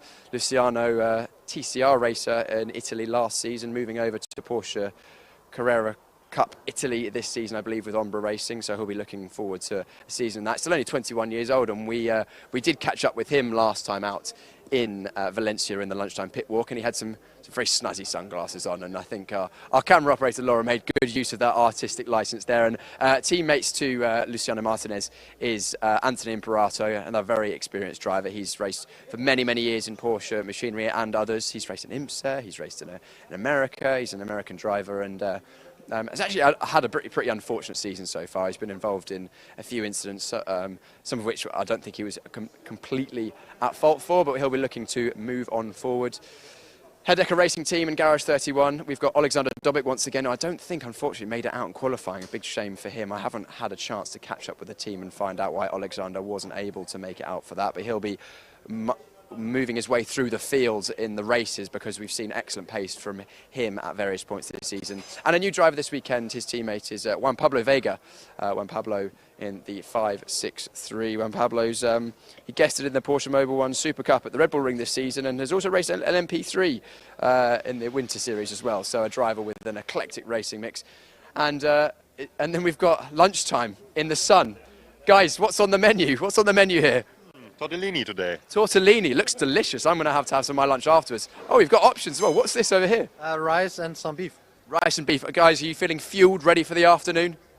Absolutely, brilliant. And of course, this is Garage 30, which is lap time performance. Lap time have got Demir Hot this weekend, a new driver in lap time performance. Oh, lunchtime performance. Yes, lunchtime performance. Brilliant. Guys, you know what? You should just take my job. You're much better at it than I am. Lunchtime performance are here with Demir Hotz in the number 50. He's joining us this weekend. And then also Gianluca Tucharoglu, who's an experienced Porsche racer, joining us this weekend. He's showing very, very good pace in practice. I think he topped a couple of the practice sessions on Thursday and Friday. So, you know, another young driver. We've got a lot of young drivers in the Porsche Sprint Challenge Southern Europe, especially in the sport division. A lot of drivers starting their racing career and trying to build on, you know, trying to forge a racing career in Porsche racing, and then maybe even going to GTs after that. A lot of these drivers, as I mentioned, looking at their respective Porsche racing campaigns this year. He's guested in 2024 in the Porsche Sprint Challenge Porsche 6 Carrera Cup Deutschland last year, Germany, and also has raced many Porsches for a couple of years, and also he's the Cup Germany's GT Sprint champion and the youngest ever in that championship. So he's another successful driver, definitely one to look out for, as he's, as described by Brian Oliver, our commentator, an entertainer. So we'll be looking out for him. Easy to spot, and I like in the black and white livery. Sometimes the simplest liveries are the best. Next up, Team Parker Racing, our British contingent. Lee Mole once again in the this sort of lime yellowy green car, the number 56 in the club division, and behind is the grey with blue flashes of Michael McInerney. I'm hoping to grab a word with Michael if he's about, because we didn't manage to catch up with him in the previous round. But it doesn't look like he's in. I'm going to try and maybe grab a word with Lee Mole. I'm going to flag him down. Is Lee Mole around for a chat? Or is Michael? I can see Michael. Do you know what? Laura, you stay here. I'm going to wander into the garage and I'm going to grab some of our drivers. Let me know if my microphone breaks up. Michael, are we all right to grab a word for the TV, please? That would be great. Yes, there we go. Perfect. I'll just drag you out of the front. Sorry to drag Michael away from his lunchtime chin wag. Michael, sorry to drag you away there. Great to catch up with you. Thank you for hanging around for us. How was your Porsche Sprint Challenge Southern Europe campaign going so far? Well, I've only done Valencia in this one, so only half the season, but it's a brand new car to me. I've never driven this car before, so it's really getting a shakedown for some races in the UK. Amazing, and I hear that you've done a lot of racing in historics, I think. And what sort of historic cars have you raced previously? Cortinas, Mustangs, and cars that I bought new, which became historic, like the Moser, Ferrari 430, which we drove at Le Mans, so that was parked up for several years and then became eligible for racing again, so it's great to have the old ones back out. Amazing, and good to see you in Porsche cars. How are you enjoying it? Because I imagine these are quite different to drive than some of the historic machinery. It's been a baptism of fire. The first time I got in it, I love the car, but it's a very, very different beast to be able to master. So I'm slowly cracking away with the times, but it's just trusting the car. The brakes, everything's phenomenal, but it's after getting out of historics with no grip, it's a different world. You have to push yourself a lot more, and I assume you're having great help from the team, and also Phil Keen's you're helping with driver coaching as well, isn't he? Yeah, it's great to get feedback from Phil. He's reviewing every sort of lap time, telling me the sort of do's and don'ts, and teaching me where to lean on the car and trust it. So the times are coming slowly. So it's a great experience. Yeah, I can see you're enjoying yourself. And in the sunshine as well. Hey, it's not quite summer in Spain, but it is. The sun's out, which is better than the UK. Better than the UK, that's good enough for me. Michael, thank you very much for taking some time to chat to us. We'll see how you get on this afternoon. Michael McInerney there for Team Parker Racing. He's in the club division. Next up, Fark Auto Tech, David Harrison, or Harry, as I've been told to call him, the number 151. Again, another striking livery with his sponsors on that car with the flashes of purple and orange. David is a very experienced driver, raced a lot, and also Ernst in Debitsen. Ernst, would you like to come and have a chat, Ernst? Is English okay for our chat? We'll try it. Ernst, Ernst in Debitsen, we haven't had a chance to catch up so far. Just talk to us about your season in the Porsche Sprint Challenge so far. Well, it's a tough fight. I started far behind, and now it's improving a little bit. But the other guys are getting faster as well, and so the gap is still approximately the same. And so whenever I see you walking around the paddock, you've always got a smile on your face. You're enjoying it. Yes, that's true. It's for fun, and age-wise, I'm not in the best position to compete. But, I'd say you've got the most experience, though. Well, I started just a couple of years ago, so I like all the experience you can have with go-car and fast cars in your youth time, and so it is, well, but it's for fun. Ernst, thank you very much for taking the time to chat to us. I'll let you go and chill out and get ready for your race this afternoon. Good luck. Ernst Inderbitzen in the number 9 in the club division racing for Fark Autotech. I haven't actually had a chance to catch up with Ernst before, so that's great that he popped in the garage at the right moment. Again, another car you can see is a distinctive livery, grey with the red flashes. It's really cool to see, actually, all the different liveries up and down the pit lane, and you can memorise your favourite liveries in this lunchtime pit walk and keep an eye out for those this afternoon. And one of the distinctive liveries that we're missing this weekend, unfortunately, is Ajith Kumar. He's on the grid, but a different looking car. Normally you would have seen Ajith in the white, red and yellow livery that he sported at the first 3 events in Portimão, Estoril and then Valencia. But unfortunately, if you were watching race 2 in last time out in Valencia, you would have noticed that car didn't spend its whole time on its wheels. Did a double roll. Ajith was absolutely fine. Car, not so much. So back again for Red Ant Racing in a different livery. But Ajith will be pushing on, and he was actually, I think, actually taken a step forward once again this weekend in terms of pace. He's getting closer and closer to the front. So Ajith Kumar, I know, a big fan of a lot of you at home, so keep an eye out for him, the number 28 in the club division. And teammates, Milan Marchak, the number 69 in the sports division, alongside Thomas Kangro. Milan, very, very strong qualifying. I can't remember exactly where he qualified. I think it was 5th overall, which in his 3rd race weekend in a car ever is hugely impressive. Really taking a stride forward and also showing great resilience, as he had a pretty hefty crash on Thursday, which took out pretty much a good chunk of the left-hand side that we're looking at right now. But the Red Ant Racing team doing an excellent job to get that car working, but not just working, but working at its absolute best to allow Milan to move forward. And I could see after qualifying, Team Marchak were very happy, and Mum and Dad celebrating. And I was hoping to grab a word with Milan after qualifying, but didn't quite get there in time. Moving on, garage number 21 and 22, we have Target competition. Target, we have 2 drivers here. I'm going to grab Matthias Ferreira first. Matthias, who was... Come this side, please. I've only got short arms. Matthias, the only driver so far this season to beat Chester Kiefer in the rookies. That must have felt pretty good. Yeah, it felt pretty good. Actually, that was my goal for that race. I told you just before the race, and I was really happy that I could do it. So, yeah, it's just a really good feeling, actually. Good feeling indeed, but you're not just here for rookie wins, you're here for hopefully trying to take overall points and podiums. You've had some really good, strong results this season. I feel like every weekend you've got stronger and stronger. Yeah, to be honest, this test was not the best for me and the team, but I think we did an amazing job. We put everything together for quali and did a really good quali. I'll start first racing P5 and maybe get the overall podium for the first time. That's my goal for the race, you know. Absolutely, and we're going to be keeping an eye on you because you've got the onboard camera this weekend. Yeah. They just told me I got the onboard camera, so yeah, I hope you guys help me, wish the best for me in the race, and I hope I can get the overall podium. Yeah, you've got a lot of fans out in Brazil where you're from. I see a lot of comments online. You've got a lot of followers on social media. Anything you want to say in Brazilian Portuguese to anyone at home watching? Yeah, for sure. Vou tentar fazer o pódio agora. Me desejam o melhor aí. Espero que dê tudo certo. Vamos para cima. Absolutely. Matthias, we'll see how you get on this afternoon. And I'll grab your teammate, Charles Visser. Charles, come on in. Charles, our resident South African. How are you going?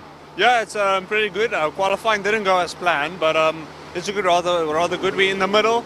That's where the biggest fight is going to be. So I just have to not get in that whoop whoop all excited mindset. Just bring the car back in one piece. But it's looking pretty promising, and I'm really looking forward. And the nice thing is we're progressing and getting better by every round. So that's the whole point of this championship we're doing. So I'm looking forward to the race and pretty happy as it's going right now. Absolutely. I spoke to you and your dad at one of the previous rounds. We'll move out of the way of the cars a little bit so I can hear you what you're saying. I spoke to you and your dad, and your main aim for joining this championship is just to get miles in the car and experience, and starting in the middle of the grid you're going to have plenty of racing action around you. Yeah, definitely, and I do think it also builds up the racing sharpness for the whole season. And like I say, you know, we all come here into this championship, you know, I don't know this guy and this guy doesn't know the other guy, so you don't know, it's like a lucky package, you know, you go out for qualifying, so some guy, you know, puts it on pole by like 0.4 or something, so it's really, how can I say, it's a really refreshing way to go into racing. It's also pretty fun. I actually love the championship, you know, we're getting racing on such prestigious circuits and stuff, so Yeah, I'm actually rather stoked with the progression we made this whole championship, and I think it's really setting the tone for the Italian championship we're going to do this year as well. Amazing. Charles, I'll leave you to your lunch and go and get prepared for the next race. Of course, the first race coming up this afternoon is the Sport Division, which is the one that Matthias and Charles are in. Target competition also having other drivers this weekend, the 333 of Nathan Sharp. He joined us last time out on the right-hand side there, and he will be looking to push through as well. Okay, next up, one of the biggest teams on the grid. This is Proton Uber competition. Philip Wills, our championship leader, in the club division, only needs to finish 6th, I believe, according to Brian's maths. So he needs to finish 6th on the road, and he will have the Pro-Am championship. And then a young supporter there, hello. Young supporter there for Philip Wills. A lot of other cars in here as well. Of course, we've got the 95 of Josh Stanton, who unfortunately had a pretty poor qualifying actually by his own standards. Went off and then barely managed to get a representative lap time in. So we'll see Josh push forward from there. And another one of our onboard cameras, Sasha Norden, the number 21. He's going to be pushing through the field. I think he's qualified somewhere inside the top 10, so he'll be right there or thereabouts. And some more drivers I wanted to grab a word with, starting with, come on out away from the noisy cars, Joe Warhurst. Joe, I haven't actually spoken to any of your drivers about this, but it seems like the rule in Proton Huber, if you're a Brit, your name has to start with a J. Yeah, there's a Josh, Joe and James, so there's quite a few J's. It gets a little bit confusing, but it's all right. Yes, Joe, you joined us last time out in the championship. It's your first experience racing a 911 Cup car, so how was that? Oh, it's amazing. I mean, I had a pretty difficult year last year in the BMW, struggled a lot, but this just seems to work really well for me. I'm getting to grips with it really well. I've got the dashboard taped up so I can't see any lap times. It's definitely helped me with my head. But yeah, no, just team are working really hard on the clutch now. It went in the last session. I pulled first gear and almost ran the team over. So I'm hoping that I'll get fixed in time. And then, yeah, starting 9th again. Same place that I started for race 1 and race 2 in Valencia, so I should know it quite well now. Absolutely. Also great to be inside the top 10 in such a competitive grid in a new car to yourself, because some of the guys that are racing in this are the top guys in all Porsche racing in the world. Yeah, so I'm doing Carrera Cup Deutschland for the summer season this year. So a lot of the top guys in this championship are also the top guys for Deutschland, who I need to beat. I know that Mobile 1 Super Cup coming to Barcelona this year, so a lot of those top boys are here as well, so it's great to be inside the top 10. Absolutely. Also, one thing I've noticed, because we've not met before the last round, you like to be very involved. You've got your little notepad. Just talk to us a little bit about that. I see you carrying that all around them. I see a lot of drivers come out of a session, they learn so much and you have so much on your mind, and then they go on the phone and forget it all. I'll come out of the car and the first thing I do is pick up my notebook and note everything down, because otherwise I'll just forget it all. And then of course when I'm on the plane back home again, because there's a lot of travelling involved in this, I read it all back.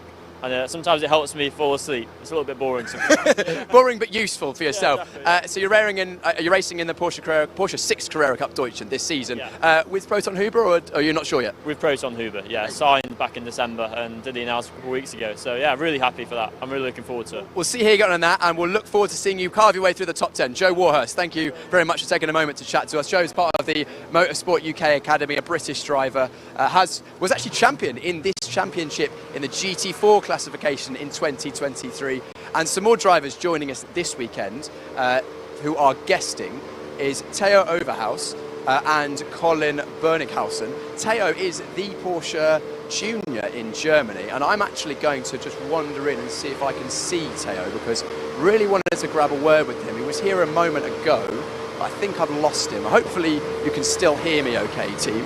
If Laura's going to shout at me if you can't. Is Theo around? Theo? No, Theo's not around.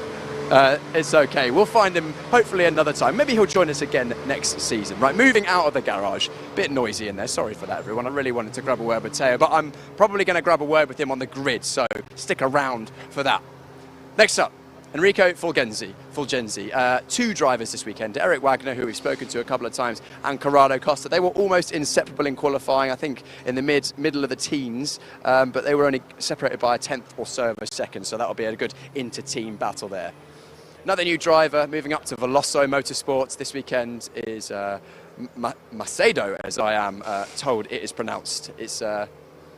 He will be racing in the GT4 classification alongside Patrick Kuhnher, who took a win last time out in the GT4 classification as well. Moving on to, well, it's still Veloso Motorsport, but AF Motorsport with Veloso. Our pole position driver, Andre Fernandez, the bright green machine. He will be going for pole position, race 1 for the club division. That's the second race this afternoon.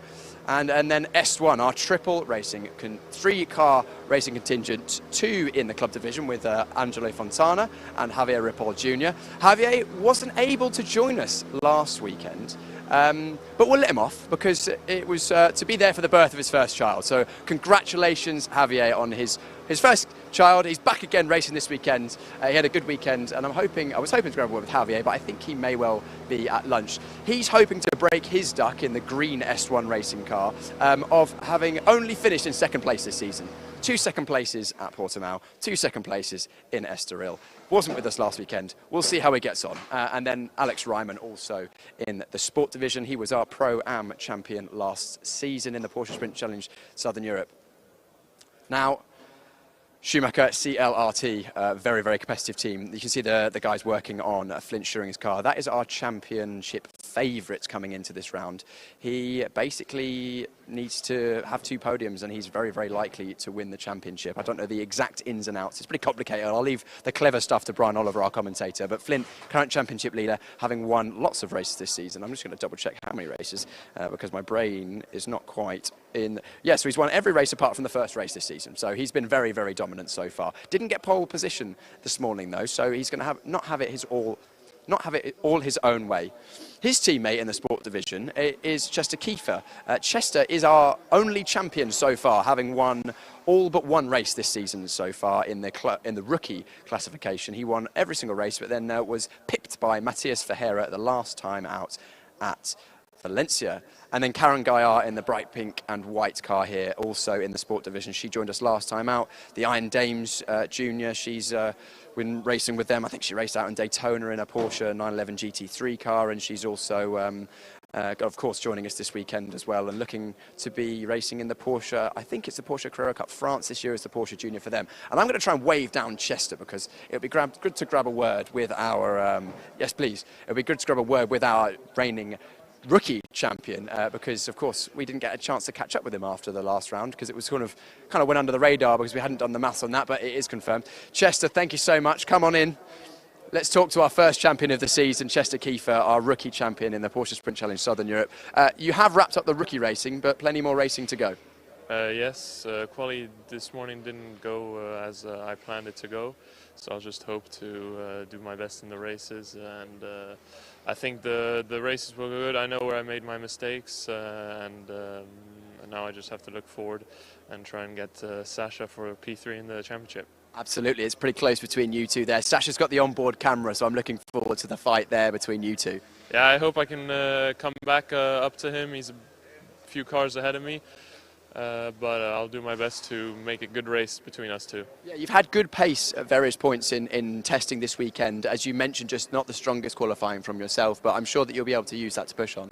Yeah, no, as I said, I made a few mistakes on my side, and team gave me a great car, so it's now all to play for in the race. All to play for. Chester, congratulations on the junior championship. We'll see here you get on in the overall for the rest of the season. Chester racing this season in, I think he's racing in the Porsche Carrera Cup Germany. I'll just double check that, number 88. Or maybe he hasn't announced his plans this season. Porsche Carrera Cup France. Porsche Carrera Cup France he'll be racing in. So if you want to keep an eye on Chester this season, that's where to find him. Tobias Vasquez, last time out, had a good running for K. Kramer Racing alongside his teammate Carsten Kramer as well. Carsten Kramer is team owner and driver, so that's an interesting dynamic they've got going on there, which is good to see that he's enjoying his racing and also able to support Tobias Vasquez Garcia. Our current Pro-Am championship leader, Henry Tuamala, very easy to spot for the Karainen team. The Finn joining us once again this season was right up there in the Pro-Am division last season. Actually, sort of have a big lock-up in qualifying in one of his laps, so hopefully those tyres not too damaged for the race. And then finally, one of the biggest, or not finally, nearly towards the end of the pit lane, one of our biggest teams, or probably the biggest team on the grid, team at GP Elite, and this is Draker Janssen. Draker, come on in. I know Draker's not the biggest fan. Come on in, Draker, this side. Draker, again, tried to catch up with you and interrupt your lunch break last time out, but you evaded me, not this time. How's it going so far this weekend? The qualifying was quite shit. quite tricky. Quite tricky, quite tricky. Apologies. So my job is now to just go to the front, try to make as much overtakes as possible. I think the speed is there, but in the quali it didn't come. So I'm just going to do my absolute best to try to make some overtakes, and I'm quite confident I will do so. As you always do. You took a podium earlier on the season. Can we see another podium from you today? Will be hard, but never say never. Never say never. Draker, thanks very much. We'll leave Draker to his preparations. You can just see Jonas Greif getting ready for the car there, giving us a wave. He's just getting ready for the car. The drivers in the sport division are just getting their race kit on because the race is only a few moments away.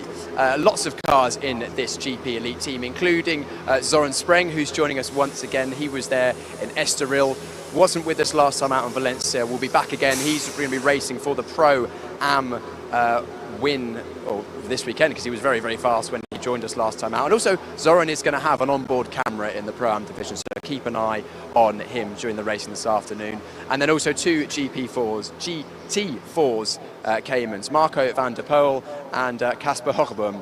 Casper joining us once again after a little sabbatical away from the championship in the last round or so, but will be with us once again. And then the final couple of garages, we have another new driver for the Row 1 racing team. This is Perian. He's joining us this weekend in the club division. The number 217 is Camille Perian. He's from Romania for the Row 1 team, so they've made a long journey over here. And yeah, I think he had a little issue in qualifying on one of his laps, but will be pushing on in the race. And then this is definitely someone to watch. The last garage, Belgium Racing. Michael Cole, or Cool, it looks like Cool, but it's pronounced Cole, I'm told. But Michael, this time last year, took 2 race wins in the club division. He is a very, very fast driver indeed, and watch out for him, especially in race 2, as he will be going from pole once again. So, yeah, good to keep an eye on him. Cool customer behind the wheel. But anyway, that's pretty much it, I think. We've been down the pit lane. A lot of drivers are busy today, so I haven't had a chance to chat to a huge number today. We've got the club sport division race coming up first. That's going to be in a few moments' time. I had a few little talking points I wanted to touch on for things to look out for this afternoon.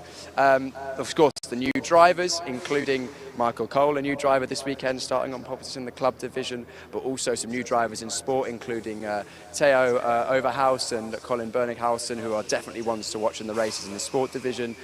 Track limits, as always, it has been at circuits like this, is one to keep an eye on. We had lots of penalties, mostly for the drivers in the middle and back of pack, where they were getting involved in lots of racing, and then also keeping an eye on the overtaking, because it's difficult to overtake around here, but with the long straight down to turn 1, especially off the start, there's going to be plenty to look forward to, and look forward to that racing. You haven't got long to wait, because the sport division race is coming up very, very shortly, and that will be in just a few moments' time. Just stick around exactly here for that in a few moments.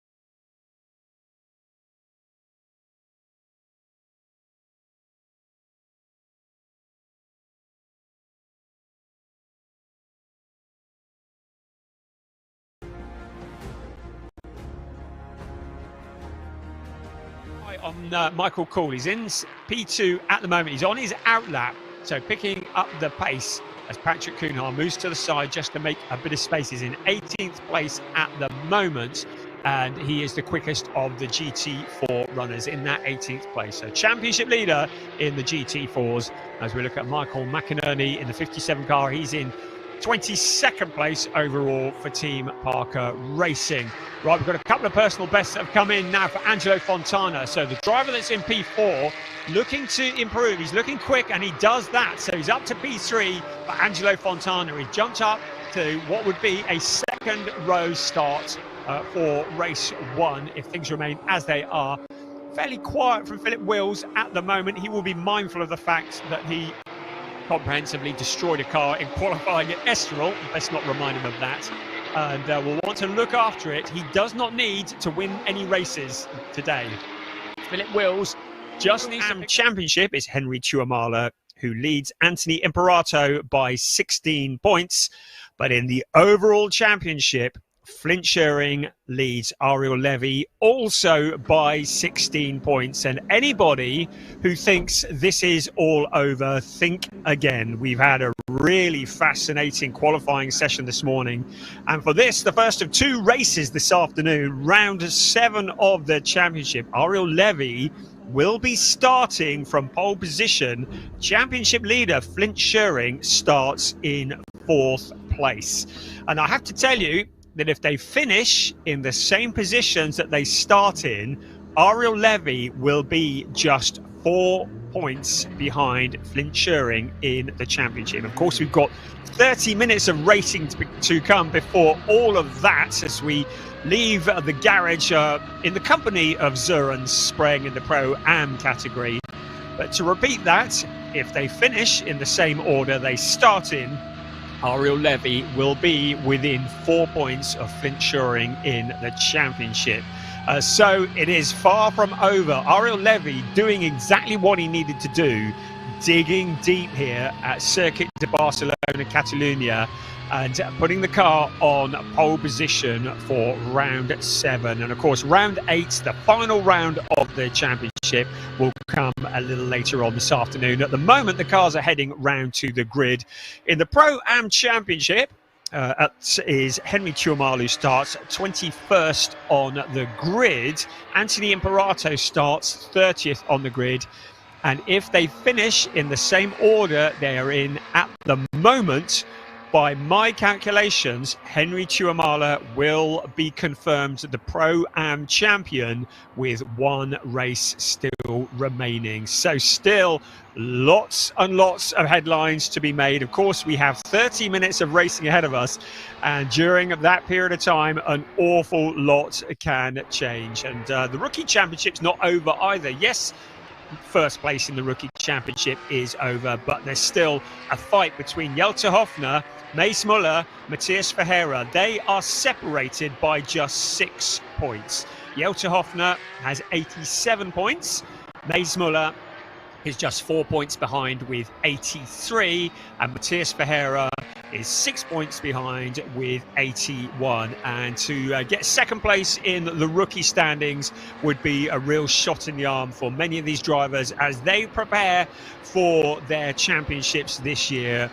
Most of these drivers going on to other championships, using this series firstly as an opportunity to get a championship under their belt, and secondly to get up to speed for the summer, because summer wins are made in the winter. And this, the 3rd ever season of Porsche Sprint Challenge Southern Europe, we have seen some fantastic racing. I mentioned it before the lunch break, I'll mention it again. The drivers who take part in this championship often go on to feature prominently in their respective summer championships. 6 drivers became champions in their summer championships last year, having taken part in Porsche Sprint Challenge Southern Europe 2024.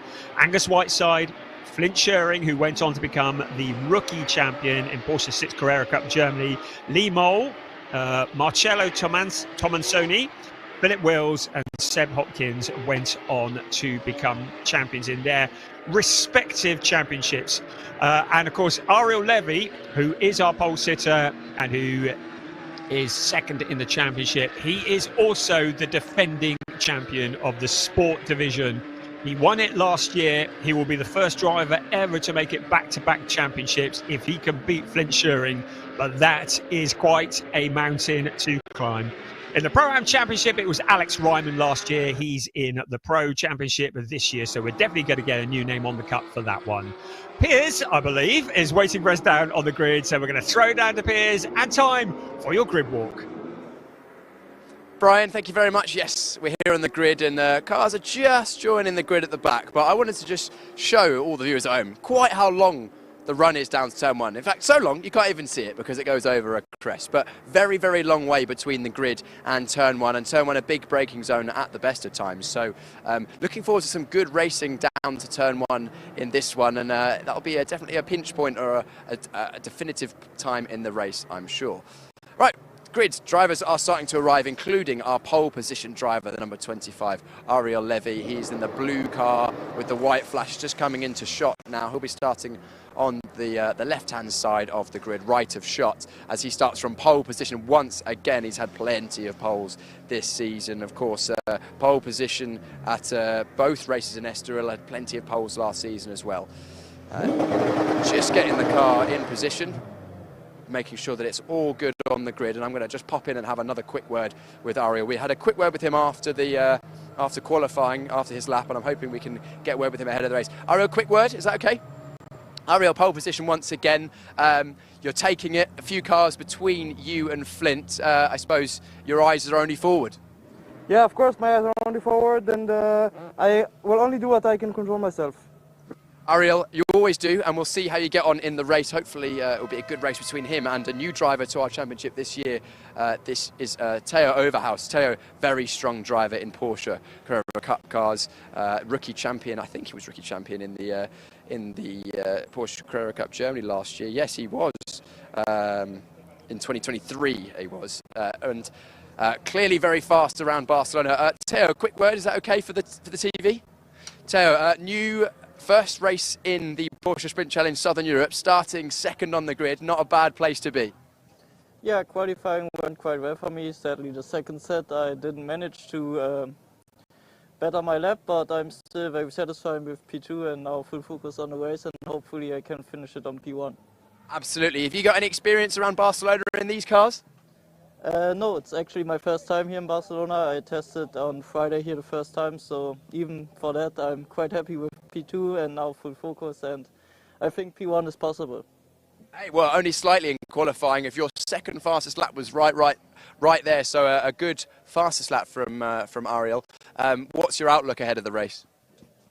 Yeah, hopefully I can manage to have a good launch out from the start on, and then hopefully turn into the T1 as P1 and then manage the race. But also when I'm P2 after T1, I will fight for it, and hopefully you can go for Ariel Levy and have maybe a good overtake in the race. We look forward to that, Theo. I'll leave you to your preparations ahead of the race. Theo in the 43 racing for Proton Huber competition there. Third place on the grid, Milan Marchak. Brilliant qualifying for Milan. It's only his third race weekend ever. His first race weekend was the second round here, or second event here in the Porsche Sprint Challenge Southern Europe. And I'm going to jump in and have a quick word with Milan because I haven't had a chance to catch up with him since qualifying, and I'm sure he'll be very happy. This car took some pretty hefty damage on Thursday. As you can see, some remnants of that still on the car, but clearly not slowing it down at all. Milan just having a quick word with his race engineer ahead of the race to make sure everything is okay. Milan, can we have a quick word? Yeah, we'll just give it 1 second, he says. I think he's chatting to the team to make sure everything's all right ahead of this race. Oh, he's going to be doing the positioning on the grid, which is with the tape. So why don't we watch this? So here we go, the team are putting a piece of tape on the white line, actually. Interesting how the drivers have to try and position themselves so accurately. It's actually very hard to see where you position the car on the grid. You sit so low in the car, and with all the roll cages and safety equipment, you need to have a point of reference. Milan, can I come and have a quick word? Brilliant. Milan, amazing qualifying from yourself. Only, of course, your third race weekend, and you're sitting right behind our last season's championship winner. Yeah, it's a very good feeling to get a good result like this, and now hopefully we can finish it in the racing. What's been the catalyst for such a good pace this weekend? Are you just building after every weekend? No, yeah, of course. Listen to the people that's giving you advice, and it's very useful. And of course, myself, I think I'm driving really good for now, and hopefully making bigger steps in the future. Absolutely, Milan. We look forward to seeing how you get on in the race. Good luck in that Milan one to watch in the future. Certainly only, I think, 17, 18 years old. Let me check how old he is, because he's a lot younger than me, that's for sure. There's number 69. I think I've got it written down. Yeah, 19 years old is Milan. So young driver racing in this championship, very, very new. And why don't we chat to our championship leader going into this race, Flint. Championship lead is still there. However, your nearest rival is a couple of places ahead. Are you going to be able to do anything about that? Yeah, definitely. See if I can get a good start. And yeah, long race ahead, so we'll see what I can do. Of course, a lot of long corners around here, so the front left especially takes a bit of a beating. Do you think tyre management will be something to consider?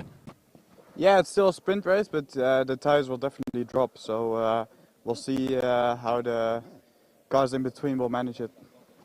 Flint, good luck in the race. We'll see how Flint gets on, of course, always one to watch. We chatted to Matthias Ferreira, who's starting in fifth place just a few moments ago during the, well, it was the lunchtime pit walk, but you may have noticed that producer James renamed it to the Piers' halftime show. I'm not sure how I feel about that. I enjoyed doing the lunchtime show anyway. We have a right to have a quick word, Sebastian. Yeah. Sebastian Freimut. Sebastian is starting sixth place on the grid, I believe. Is it sixth or am I sixth? Yes, P6. What are you thinking ahead of this race? Yeah, it's just my first race of the season, so just keep it cool and keep it clean, and then I'll see what happens. Of course, you joined us last season, so you know what these cars are like around this circuit. What are you expecting the race to be like? Is it going to be a processional, or are you going to get your elbows out? There are a lot of young people, so I think it's going to be a bit tough, but everybody wants to race in the second race, so we'll see. You say a lot of young people. You're not old yourself. No, I'm not young, but there are a lot of youngsters, so it can be a bit tough sometimes. Absolutely, Sebastian. We'll see how you doing that. And good luck, Sebastian. Thank you very much to Tire Competition for letting us just poke our head in there.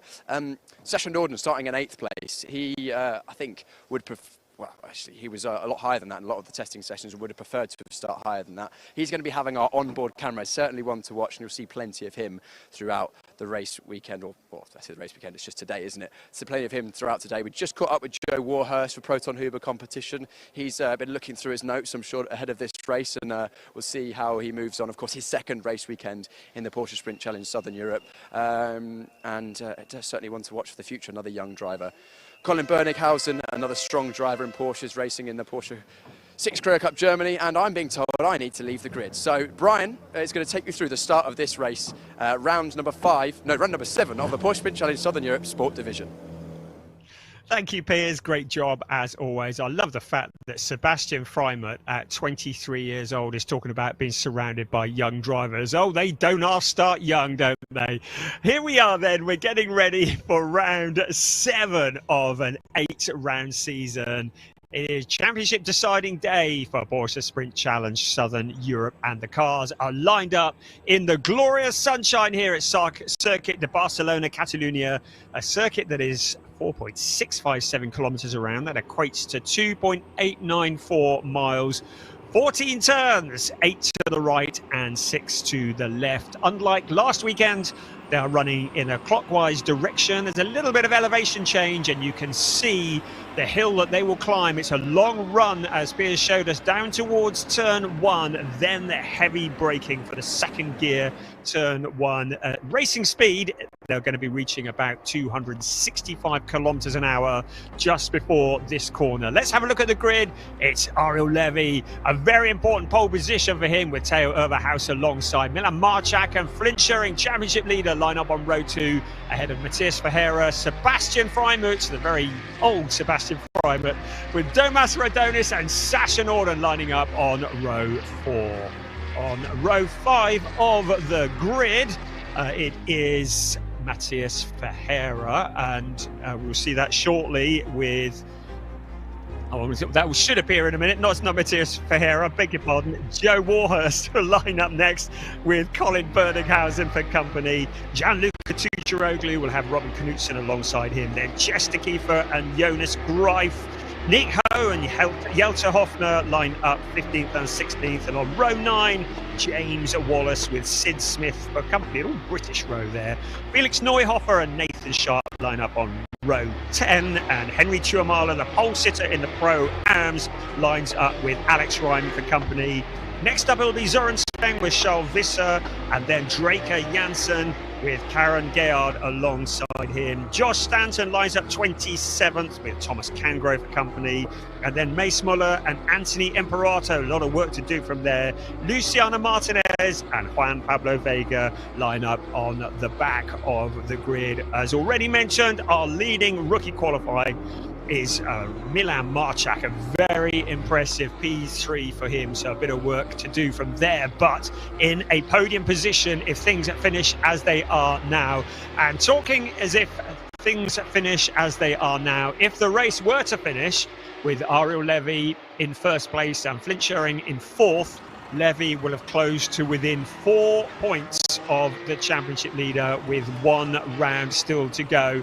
And a good attitude from Levy on the grid. When Piers spoke to him, he's just saying, not worrying about the things I can't control. What's going to happen behind me? I'm just going to worry about the stuff that I can control. And that's all you can do as a driver. So Ariel Levy very much looking ahead. He'll want to get into turn 1 first, and he'll let them all sort it all out behind them. But he has the big problem of Theo Overhaus. Now, Overhaus is here as a guest driver, but he can steal points away. And Overhaus would very much like to take some silverware back to Germany with him for his trouble. The Porsche Junior is a Porsche Junior for very good reason. He's extremely rapid, and he could prove to be a headache for Ariel Levy. He will know that Ariel will not want to be taking risks, because a DNF would be catastrophic for his championship. So the front row is going to be very interesting. The second row with the rookie pole sitter Milan Marchak and Flint Sherring alongside him, that's going to be interesting too. I think this first lap is going to be very significant as the cars now are all lined up on the grid, getting ready for what will be round 7 of an 8-round season. 5 red lights on, 5 red lights off. We are go. The cars fan out along the pit straight and in towards turn 1. It looks like a good launch for Ariel Levy. Now keep an eye on Theo Overhaus. Look at him weaving behind him, taken to the outside into turn 1. Flint Sherring's made a good start as well. Theo Overhaus trying to challenge around the wide outside of Ariel Levy. It looked like maybe Nathan Sharp in trouble at the back, and that's Draker Janssen also going spinning. So drama's further back. Looked like one of the target. No, it wasn't. That is Nick Ho in the other of the blue and white cars that has come to a stop. Now, what's happening here? Theo Overhaus has got past Ariel Levy. We have a new race leader, Flint Sherring, on the back bumper of Ariel Levy up into third place. But are we going to get a full course yellow or a safety car? Because there are stranded cars out on the track. The rest of the field comes streaming through. The noise is deafening. 32 Porsche 911 GT3 Cup cars all fighting for position. Around towards turn 7 they come, and we're into full course yellow. So all drivers are now asked to reduce their speed to 80 kilometers an hour. They'll need to drop into single file behind each other. So full course yellow at the moment. Absolutely no overtaking. They should all be going at the same speed. But exactly what Ariel Levy did not want. Theo Overhaus getting the jump on him on that opening lap. And there is the Nick Ho car. It's a different car to what we saw him in Valencia, but stranded at the side of the track. And there's still a little bit of scrapping going on. The safety car is now out, understandably. The full course yellow, kind of a halfway stop before the safety car. And I think Milan Marchak making his feelings known to Domas Radonis as to who should be in front out of those two. So safety car now emerges to pick the field up. I don't think this is going to be a particularly long safety car. I'm looking at my tracker and it looks to me, certainly it's saying that Chester Kiefer is running at the back as well. Now that may be a glitch or it may be the case. We'll wait for them to come across the timing beam to confirm that, but you can see in the picture there Nick Ho car being retrieved by the hard-working staff here at the Circuit de Barcelona, Catalunya. So at the moment, the clock carries on ticking. It's a 30-minute race, 30 minutes plus 1 lap. The cars, to remind you, with no ABS, the drivers need to weave to keep the heat in the tyres, because in a moment the safety car will then peel off back into the pit lane and we will be back racing once again. Right, there is the safety car, and we can now confirm who is where. So clearly Theo Overhaus got the jump on Ariel Levy, and he knew that Ariel Levy was not going to risk everything by trying to fight him for that lead. So Overhaus getting past Levy. Flint Schuring has got up to 3rd place, so he's back in a very strong position. Matthias Ferreira into 4th. Not a great start for Milan Marchak. He's down into P5. So Ferreira is now the leading rookie. Milan Marchak just behind him. Domas Radonis in 6th ahead of Colin Bernickhausen. Good start from Sasha Norden up to 8th. And yes, I said I thought Chester Kiefer was running at the back. Well, that's why he has a deflated tyre. So it's going to be a long old struggle. He's around turn 12 at the moment. He's going to have to come back into the pits. That is certainly going to stop him from scoring any meaningful points in this race. He will rejoin at the back if indeed he does rejoin at all. But at the moment, he is just ambling his way around turns 13 and turns 14. Right, let's have another look at the start. A great view from the back, and you can see that Ariel Levy initially got a good launch, but Theo Overhaus, you saw him weaving into turn 1, ducking to the outside, and then out of shot, sweeping his way around the outside. And there was Nick Ho, who pulls off in turn 1. And apologies to the Nathan Sharp supporters, giving you a bit of a moment there. He's still going strong. He's in 14th place. So it was Overhaus who, off shot, managed to find a route past Ariel Levy. And you can see the amount of damage that flailing tyre does to the car. And I'm seeing indication of a red flag. So the red flag is out. So the race is being stopped completely. It means the clock will stop. The race stewards clearly have decided it's going to take too long to resolve whatever needs resolving, mainly moving that car. They don't want to just waste the time of the race circulating behind a safety car with no racing. So the cars will now come back into the pit lane, and they will need to stop in the fast lane of the pit lane. So it will all come to a stop in the pit lane, and whatever needs to be sorted. I don't think anybody made contact with a barrier, so I don't think there's any barrier repairs. So I would suggest this is probably going to be a fairly short red flag period, but the drivers, having built themselves up since qualifying, got themselves in the rhythm, got the adrenaline flowing, and now it all kind of with nowhere to go. They're all going to be sat in the pit lane in the glorious Spanish sunshine.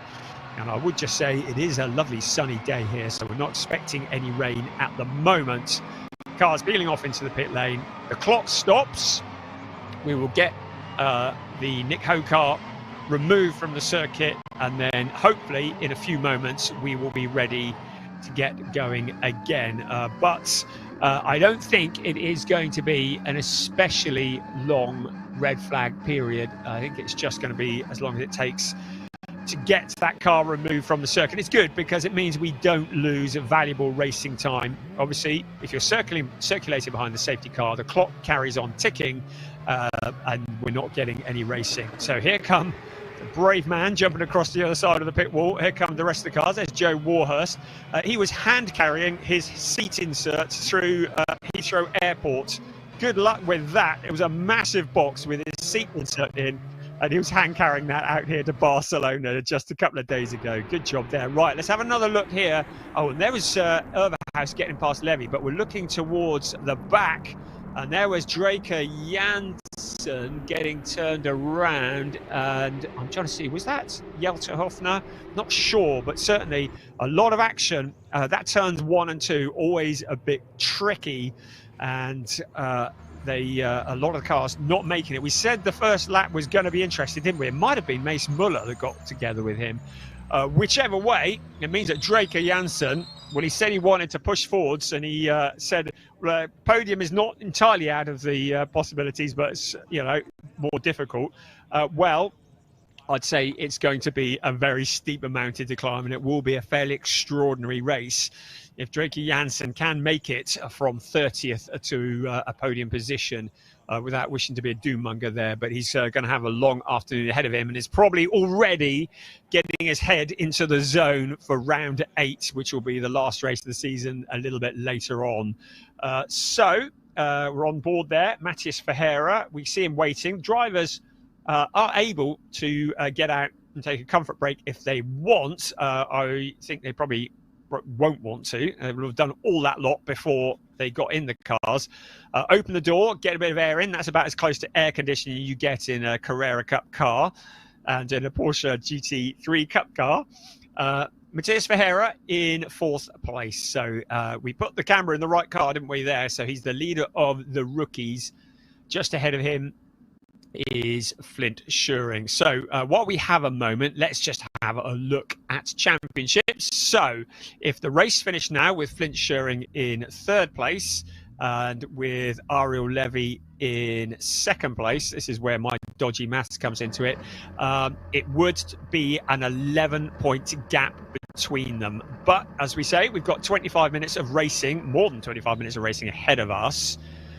Now I'm looking here to see what is occurring. So original grid positions. Oh, well, this is significant. So it's a total restart in terms of grid position. So the race stewards are putting the cars back into their original grid position. So this is a gift for Ariel Levy. They've decided, because it was the opening lap of the race, and it could easily be because the cars had not crossed the timing beams, therefore we couldn't get accurate positions. Of course, the full course yellow comes out, scrambles the field even further. So maybe the only fair thing to do for the race stewards is to get the cars back in to the grid positions that they started in. So that is a bit of a win for Ariel Levy. It means that Flint Schuring is going to be relegated back down to P4, and Ariel Levy is going to be back at the front. So high drama indeed. Piers, oh, it must be tense down there in the pit lane. Very tense down here, and the marshals are doing an excellent job. I don't know whether any of you at home have ever played that game on your phone where you have to move all the blocks, the car parks, to get them out. Well, that's kind of what's going on down here, but with some 911s. How did you grab a quick word with Taylor? Oh, I think we've lost Piers there, so I'm just going to jump back in. Hopefully, I think he may be out of range. Lots of electoral activity. I think his mic might have died, so we're just going to grab him a different mic, and hopefully we'll head back down there. He was about to have a word with Theo Overhouse. We're going to have the swear box on standby for Overhouse, having got into the lead of the race. No, Theo Overhouse is one of the nicest guys. He's not going to swear on telly for us. Right, okay, Piers, let's try again. Back down to you.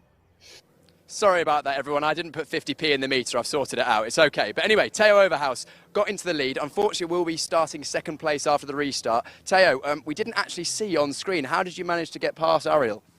I was round the outside on T1. Then I managed to be on the inside for T2. And then I think he backed off a bit because he's driving for the championship. And then I go round the outside in T3.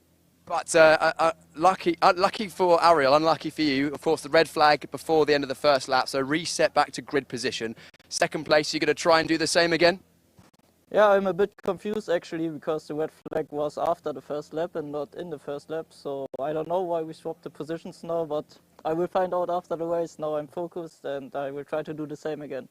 It's quite funny. I spoke to Ariel briefly a second ago and he said, tell Theo sorry. Yeah. Nice from him, but yeah, we will see now in the race. I will try to do the same again, and let's see how it goes. Theo, thank you very much. I'll leave you to keeping yourself into the race situation there. Good to see the camaraderie between the drivers, fighting for the lead on circuit, but still getting time to have some niceties to each other. Flint Schuring had a good start in that one. Flint, can we jump in and grab another word? Yeah. Flint, of course, a good start from yourself that time. I think you were up to 3rd position, if I'm not correct. If I'm not incorrect. Can you do the same again? Yeah, I don't know. I think we have a normal restart now, so that will be a bit more difficult, but we'll try to get up there again. And of course, the first start, there was a bit of contact further back. Do you have to do anything like mentally to re-prepare for the start, or is it kind of reset completely? Yeah, it's a bit of a reset, but we would have had a safety car restart anyway, so still in the mindset. Flint, we'll leave you to the race. Let's grab one more word, someone we didn't chat to last time. Of course, we had a lot of shuffling. Unfortunately, we've lost Nick Ho. Chester Kiefer, actually, also, you will have seen, had a puncture left rear. It'd be interesting to see if they've managed to get him back on the grid. It'll be somewhere towards the back, I would imagine. But although we're resetting to grid formation, so maybe Chester will be back involved once again. Let's grab a quick word with Sasha Norden. Sasha, a bit of a chaotic start in the midfield there. Did you see anything? No, not really, to be honest. We came out of turn one and everything looked fine. We were battling quite hard. Luca was trying to overtake me. Then the full course yellow came out. So, yeah, I don't know. Then I got the call over the radio that Chester was out. So that would be really good for the championship. Of course, it's unfortunate to finish P3 after the good season we've had, especially both getting spun round in Estoril and fighting our way forward. I think it was really competitive for P3. I don't know what's going to happen with him or what it's going to be like, but yeah, we'll see, I guess. Yeah, we're still waiting for word on that. Chester had a left rear puncture, made it back to the pits, but was nearly a lap down, so I don't know what's going to happen with that. But I suppose your eyes are only forward. Yeah, for sure, of course. The most important part is to look forward and to try to overtake like we've been doing this season. So, yeah, no, 100%. Eyes forward, focus on the race. Make sure if he's allowed to rejoin to keep him behind, and then we'll see. Well, we'll keep an eye, and also we'll be watching over your shoulder with the onboard camera as well, of course. There you go. Thanks very much for chatting to us, Sasha. Joe Warhurst is in a bit of a skew angle there, but that's because the marshals have been doing an excellent job getting the drivers in the correct position, doing it looks like they're about halfway down the grid now. Let's grab a word with Colin Berninghausen. Colin, a new driver to the championship this weekend. Colin, how was the first start in the Porsche Sprint Challenge Southern Europe for you? My start was pretty good. I got off the line very well. Then I had a good first corner, overtook three people that are now in front of me again. So I need to do it all over again now. Well, you've practiced now. You've had a go at it. You know, you've done your freebie. Now you've got to do it again for real. Yeah, now my start will be even better. Absolutely. Does it make a difference having done one standing start? Does it make a difference how the car gets off the line the second time, or is it pretty much the same? Yeah, the tires will be a bit warmer probably now. So it will be an even better start, like I said before. Colin, thanks very much for chatting to us. Colin's car easy to spot in this turquoise, aquamarine, green, blue? I don't know, you decide. You can comment on the side. You can argue amongst yourselves in the YouTube comments to the side what colour you think that car is. Gianluca Tusharoglu, another driver joining us this weekend. Gianluca was very fast in certain practice sessions and was well up there in the race. How was that start for you? Yeah, start was really good in general. Gained, I think, 3 or 4 positions in the first lap. So yeah, really good start, but we will repeat it in a few minutes. Brian Oliver, our commentator, described you as an entertainer during the qualifying session. Are you going to give us some entertainment out on circuit? Yeah, for sure. I will give my best and hopefully gain some positions. Jan, thanks very much for that. I'll move on. Jan, a little wave to the camera there. He's a German driver with Turkish heritage, so good to see him. Robin Knudsen, another driver joining us this season, was with us for part of the way through last year. Robin, did you see any of the issues that were in the pack during that first start? Well, I was almost involved in one, so I'm lucky to still be here and in the race. No, I just saw someone stuck in the, I think it was Nick Ho, stuck in the, at turn 1, so I'm not sure what the red flag was about, to be honest. Yeah. But you said that you were nearly involved in something. What was happening? Yeah, I think when I start in the midfield, you know, we are a lot of cars, 30 cars, and everyone wants to get to the first position, so it gets quite tight from time to time. But now I'd like to get going because it's getting very hot in the car. So I'll leave the door open, but not so far that you can't reach it. We need to make sure that I don't leave the doors too far open, because with all the safety equipment, you can see the mesh as well to keep the driver's arms safe in the event of an accident. It means that they can't really reach out and lean forward when they're strapped in, so I don't want to accidentally leave anyone with a door that would be flailing on circuit. Let's grab a quick word with Jelte Hoffner if he's happy to have a chat. Jelte? Yeah, brilliant. Jelte, really good pace from you this weekend. I think you've taken another step forward. How was the race, or how was the first part of the race for you? Well, the first part was fun. I didn't really make any positions because I was on the outside in turn 5, but still it was a lot of fun. And now I'm hoping to just improve and improve. I saw that you were side by side with Domas when the safety car boards came out, and you were jostling for position, trying to figure out who was ahead. That must have been a little bit of a tricky moment on circuit. Yeah, I had the feeling like I was ahead, but yeah, he stayed in front. But now all the positions are readjusted, so this will be fine, I guess. You've had one go at the start. Are you going to approach the start the same or a bit differently? Have you learned something from that first go? I learned something, and I'm just hoping to improve. Yelta, thanks very much for taking a moment to chat to us. I'll leave the door somewhere you can reach that. James Wallace actually lost his fastest lap time after an unsafe release penalty in qualifying. I'm just going to check how long I've got. I still think they're arranging cars at the back of the grid, so we can jump in for a quick word. James, can I have a quick word? Brilliant. James, your completely matte black Porsche must be getting pretty toasty in here. Yeah, I mean, it's warm sat here, but yeah, just waiting to go green again. Not sure how long it's going to be or what's the crack at the moment, but hoping to move forward, get another good launch. Obviously, got a good start that time, just a bit of carnage in front of us, so hopefully we can execute it a bit more cleanly this time. Have you raced at Barcelona before in a sprint race? No, first time for me. Did you learn anything in that first start that you're going to be able to use in this second go? I think fortunately they swept the track, so no, it's all good and it's kind of what I was expecting. Well, James, I'm hearing in my ear that we've got a race start in about a minute's time, so I'll leave you to that. I'll give you the door back again so you can close that, and I'll hand back to Brian Oliver to go through the second start of this round 7 of the Porsche Sprint Challenge Southern Europe Sprint Division. Thank you, Piers. Good job. Great stuff to talk to these drivers. It's great just to get the emotion and the feelings as they're sat there in the cars, just now thinking about trying to get back into the rhythm. And Sasha Norden was saying, well, I got a good start and hopefully Chester Kiefer is well out of the equation. Well, the bad news is that as far as I can see, Chester Kiefer is good to go. Well, bad news for Sasha anyway. The restart of this race. A double bad news for Sasha Norden is that he is to report to the stewards after the race for possibly overtake under a safety car. So Sasha Norden, under the watchful eyes of our stewards who do a phenomenal job here. So there may yet be some decisions to be made once this race is over, but you can't do anything about that now. All you can do is focus on what's in front, and what's in front of Ariel Levy at the moment is an open track because the cars have been returned to the order they were in. The restart is going to be behind the safety car, and that will again help Ariel Levy, because it's when you have those standing starts and it's all about the reaction times, that's where you get so many changes in positions.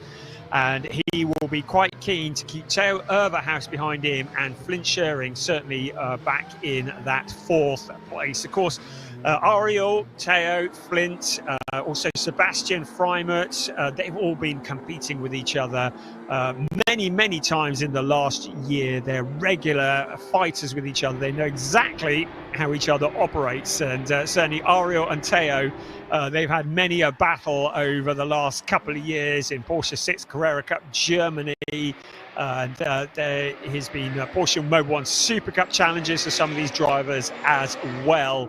But as Theo Overhaus said in that interview with Piers, he's got nothing to lose, and he is aware that Ariel Levy has everything to lose. So he can afford to take the risks, and he knows that Ariel is not going to risk a non-finish trying to defend the lead of this race. He needs to have... he needs to be within, should I say, 25 points of Flint Schering at the end of this race to take it through to the final round, round 8.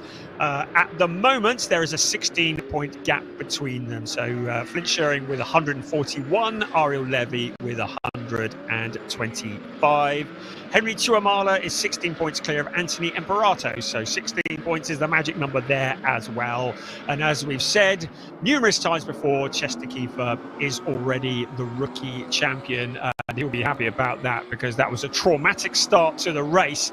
And he'll be hopeful that he hasn't received any damage to the car as a result of that flaying flailing punctured tyre. And in fact, I'm just looking at the screen and he's been shown as in the pit. So it does look as though Chester Kiefer is not going to make the restart of this race. It looked for a while as though he was going to get it going, but I think he's taken it back into the pits. And it looks as though round 7 is over for him. The team will get to work on the number 88 car, and dare say he'll be out for the final race of the season later on this afternoon. It does give Sasha Norden a bit of an incentive as he tries to close in towards the top of the championship standings. Right, Ariel Levy weaving away. It will be his decision when to go. The safety car has disappeared off into the distance. At the moment, Flint Schuring is glued to the back of the number 20. No, Taylor Overhouse is glued to the back of the number 25 car, ready to try and anticipate the start and get the jump. But Ariel Levy leads them across the line. Taylor Overhouse in that second place. So here we come with 22 minutes and 10 seconds on the clock. The race is back underway.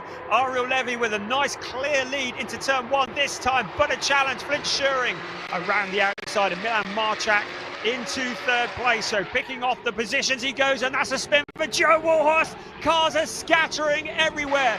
Somebody has disappeared off. It looks like that's Jonas Greif in there. There's 2 in the wall. Sid Smith.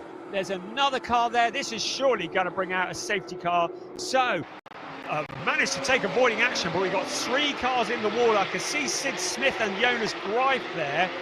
I don't know who else it was, but we are surely going to get another safety car here. Cars scattering, and a certain Code Brown moment for Joe Warhurst there. That seat insert he carried through Heathrow will need cleaning after that, I should think. There's our race leader, Ariel Levy, Theo Overhouse. Right, what is happening? We're going to get a caution or not. Nothing indicated at the moment. I can't believe that lot would be cleared. But the race continues at the moment, and there's Theo Overhouse getting very rough and ragged out of the corner, picking up the dirt. And there is our race leader. Right, I can see the full course yellow is out now, and I expect this will become a safety car up at turns 3 and 4. Now, who was it that we have lost? So I think it's Sid Smith was one of them. I think the other was Felix Neuhofer that we might have seen in the wall as well. Certainly cars scattering everywhere. That was a scary moment for Joe Warhurst across the track, with cars going left and right. And I think he'd been tagged by another car, and that turned him around. So safety car is now out. So the full course yellow been changed to a safety car. And there is Sid Smith and Felix Neuhofer. It doesn't look like they've made heavy impact with the wall, so that is good news. Such a shame. Sid Smith has been so quick this year. Interestingly, his best result of the season was at the opener, 5th place, but he's had 6th. Oh no, he had a 4th place, I beg your pardon, at Valencia last time out. So he had a 4th place then and a 6th place. So has been getting quicker, but really didn't have a great qualifying session. And when you have a qualifying session like that, you tend to be in what they call the carbon fiber zone, where you are just out of position and you are vulnerable to getting involved in other people's accidents. And there's an old saying that if you're running at the back with the squirrels, you're going to get your nuts busted. And that's kind of what's happened there for Sid Smith. So he will regather it up and no doubt come back for the final round of the season later on this afternoon. So safety car is out. I'm just looking to see if there's any more information as to what might be happening. But at the moment, the drivers are working hard to generate the heat once again, or to keep the heat in the tyres. They're around at turn 5 at the moment, and Ariel Levy would be quite happy if the race just finished now, I should think, because he would close in on the championship lead of Flint Schuring if the race finished now. So Theo Overhouse being his friend rather than his enemy at the moment. I'm doing the dodgy maths as we speak. So if the race finished now, there would be a 7-point gap between Flint Schuring and Ariel Levy. So if the race finished now, it would be 157 to Flint Schuring and it would be 150 points to Ariel Levy. Now I'm thinking there may be a replay coming up of why we have a safety car at the moment. So this is what has occurred. Well, this was the opening lap, and you can see a lot of drivers working hard. Now in the background, see Sid Smith. Well, he was on the inside. He ducked right to the outside into turn 1. Here come the rest of the cars. There's Henry Tuamala, and there was looked like it was Jonas Greif who got into Joe Warhurst, Sid Smith, and Felix Neuhofer having taken. Now was it Bernighausen who got into the back? The more I watch that, the scarier it becomes. I might have been Colin Bernighausen who got into the back of Joe Warhurst.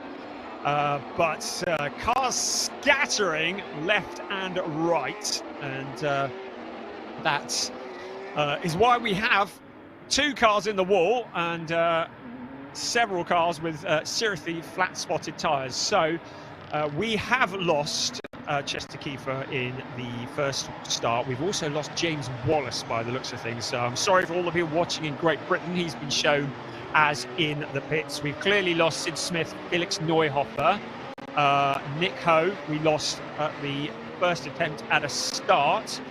Sadly, another one for the Brits. Joe Warhurst has dropped down to 27th place. Well, there's no surprise there because he saw the entire field coming past him, and will probably need a stiff drink after that one. At the other end of the field, though, it is Ariel Levy, Theo Overhaus. The main change at the front was Flint Schuring getting past Milan Marchak, who is our leading rookie. Sebastian Freimut staying out of trouble in P5.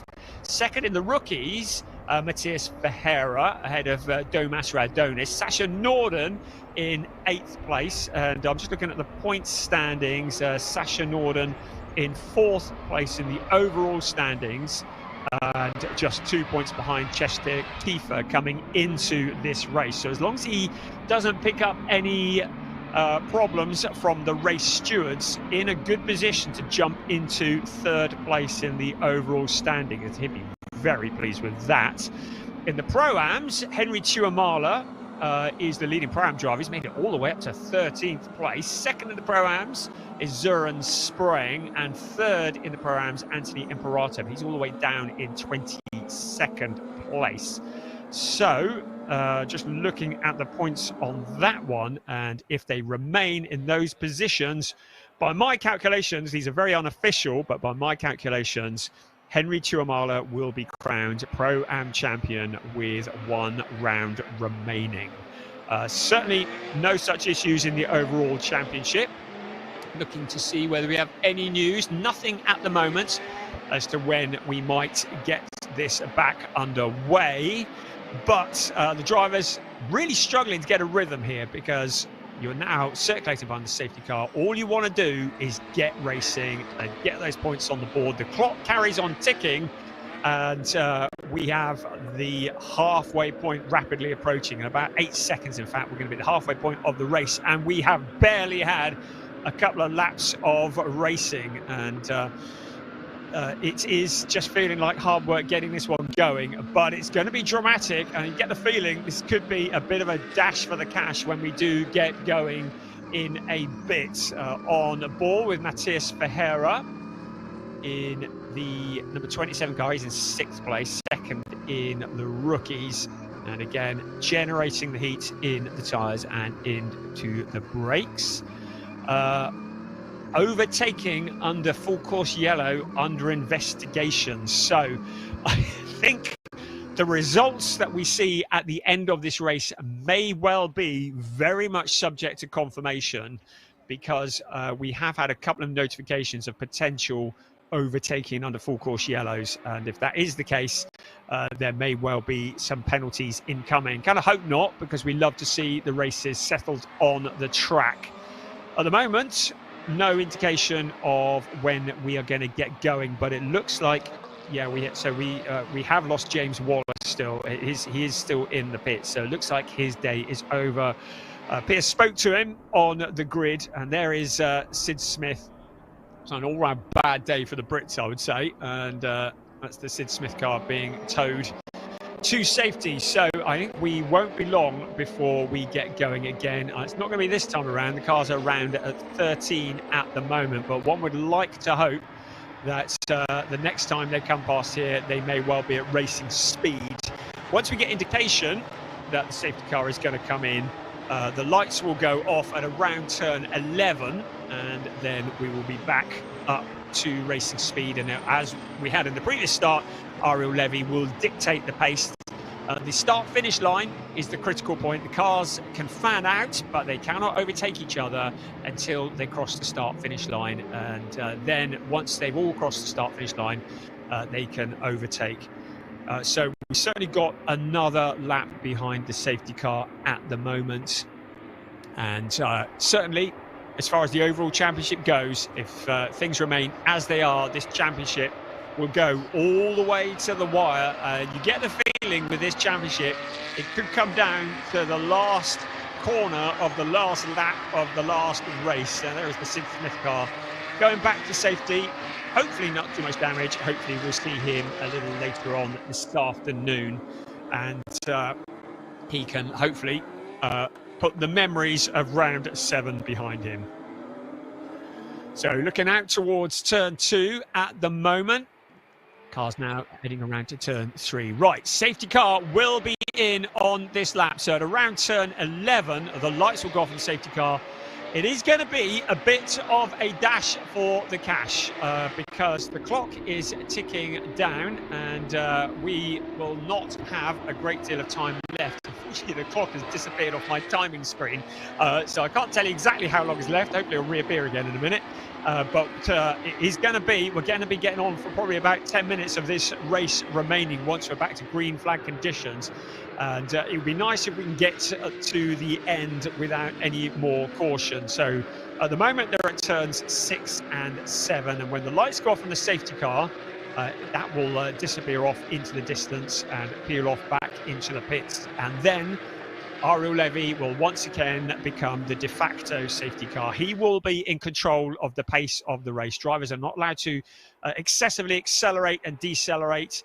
Once the lights are off, they have to keep a steady pace, single file, and Theo Overhaus will want to try and get the jump on Ariel Levy once the race gets back underway. I still don't see a clock at the moment, so I can't actually tell you how long is left, but I'm sure that will appear shortly. But at the moment, we're up at turn 11 and 12. So once again, Ariel Levy controls the pace. There's the safety car disappearing off into the distance. Matheus Ferreira will be focused on Sebastian Freimuth just in front of him. Everybody will be focused on the car in front. Ariel Levy, well, he can do as much weaving as he wants because it'll be his decision when to go, and he'll want it to be when Theo Overhaus least expects it. Well, he's gone. What has Theo Overhaus done? Well, he's anticipated it reasonably well. Across the start-finish line we come. Green lights are on, green flags are waving. Right, in towards turn 1. Overhaus just showing himself on the inside, but Ariel Levy has this covered off. Looks like Colin Berninghausen on the inside. Now look at this, Flint Schuring to the outside. I tell you, Overhaus has Matheus Ferreira, who's got together with, is that Domas Radonis? I think it is. So another car, and there's another spinner. That is Nathan Sharp, I believe, who's into the wall in turn 1. This may well bring out a safety car. Matheus Ferreira, who is stranded in the gravel trap. I hate to say this, we may well be getting another safety car here. There's still a lot of fighting going on though. So it is Nathan Sharp who's into the wall. You can see he's trying to get going, but that car's not going anywhere. We're almost certainly going to get a safety car. Anthony Imperato to the inside of Thomas Cangro. Maybe some of the drivers anticipating a safety car, trying to pick up the positions as quickly as possible. There is Matheus Ferreira stranded out on the track. The cars are up at turn 7 at the moment, and we surely are going to get a caution here. On board with Sasha Norden. So the last time across the line, Sasha Norden was in 8th place. Right, full course yellow is out. There's no surprise there. There is our race leader. So the big change in that was that Flint Schuring made it up into 2nd place. He relegated Theo Overhaus a position. Sebastian Freimut, solid drive from him up into fourth. He's got past Milan Marchak. But once again, safety car is out. Unfortunately, I have no clock, so I'm hoping that somebody's going to tell me how long is left on this race, because I actually haven't got a clue at the moment. And there is the Domas Radonis car, looking very much worse for wear. They have these things in the UK called destruction derbies, where the last car left running is the winner. At this rate, we could be on one of those. Ariel Levy at the moment has been keeping out of trouble, but his main championship rival is directly behind him. But you can see how quickly it can come all unraveled here in one of these races. So there is the Nathan Sharp car. And the rest of the field just filing past. So I didn't take note of what the time was when this race started. So I'm not sure how long we've got left, but let's have a look. We've got some onboards here, or potentially an onboard of what might have happened. So who are we with? With Matias Ferreira. We can see this under braking into the corner, and that looked like potentially maybe a little helping hand from behind. Was that Domas Radonis who was behind him? You could see the back end of the car getting loose. You could see him fighting the wheel, and felt like he was a bit of a passenger in that instance. Right, well, this is turning into be quite a challenge, this race, isn't it? It's just he who survives, primarily, and the cars continue to circulate behind the safety car. So, in summary, with some time left in this race, we're into the final third, I'll tell you that much, but the clocks have all disappeared off the screen. But I can tell you that Ariel Levy is the leader. Flint Scheuring is in second place. Theo Urberhaus is in third. Sebastian Freimut is in fourth. Milan Marchak is the leading rookie and in fifth place. Gianluca Tucciaroglu is in sixth, ahead of Robin Knutson, Colin Bernighausen, and Jelte Hoffner in ninth, second in the rookies. Henry Tuamala into the top 10. What a solid job from him. And if things finish as they are now, it will be a best result of the season for Henry Tuamala. Looking at the championship, if things remain as they are now, it will be 141 points to Flint Scheuring, 125 to Ariel Levy. So an 11-point gap going into the final round. In Porsche Sprint Challenge Racing, 25 points are awarded for a win. 20 for second, 16 for third, 13 for fourth, 11 for fifth, 10 for sixth, 9 for seven, and all the way down to 15th place. So 9, 8, 7, 6, 5, 4, 3, 2, 1. Those points are awarded. So potentially a 5-point advantage between first and second. So if things remain as they are, then Ariel Levy will take 5 points out of the lead that Flint Scheuring has. So advantage still very much Flint Scheuring, but you can't say that Ariel Levy is not going down without a fight. He is doing everything that is within his power. The crowd that are here, well, they have been entertained by some great racing. They've also been entertained by a lot of safety car action, because we have yet another safety car at the moment in round 7 of an 8-round season. And just confirmation that we have lost Nathan Sharp and Matias Ferreira. They are not allowed to rejoin, even if they wanted to. We've also lost Sid Smith, Felix Neuhofer, and Nick Ho. Those are the cars that we have lost so far. We're just waiting. I'm getting heckled by the German commentator. Great to have Burkhard Bechtel watching on. He is a legendary commentator. I aspire to be as good as him one day, and he's watching on with smoke coming out of his ears. And he will be looking forward to seeing many of these drivers in Porsche 6 Carrera Cup Germany, because he will be commentating on them as will I during this coming year. And many of these drivers going on to Porsche 6 Carrera Cup Germany, which is, I think, one of the toughest Carrera Cup series in the world, if not the toughest. Right, I have been told, a voice in my head tells me the safety car is in on this lap. We might actually get some racing. I still don't have an indication of how long is left on the clock, I'm afraid. I think there may have been some gremlins in the electrics. So someone with an egg timer somewhere, tell me how long is left, please. Right, we are ready. 3 minutes 25 seconds apparently. That is good news. So it's good to know. We've got a clock back up. Great. Okay, they've put the reboot on the machine. So Ariel Levy leading the way into turn 11 once again, and we are going to be getting racing. This really is going to be a dash for the cash. 3 minutes. It's going to be less than 3 minutes by the time they get to the line. Look at Flint Sherring practically pushing the 25 car around turn 12, but Ariel Levy can take as long as he wants. It's his decision when to go and nobody else's. The only rule, he must not catch the safety car and overtake it.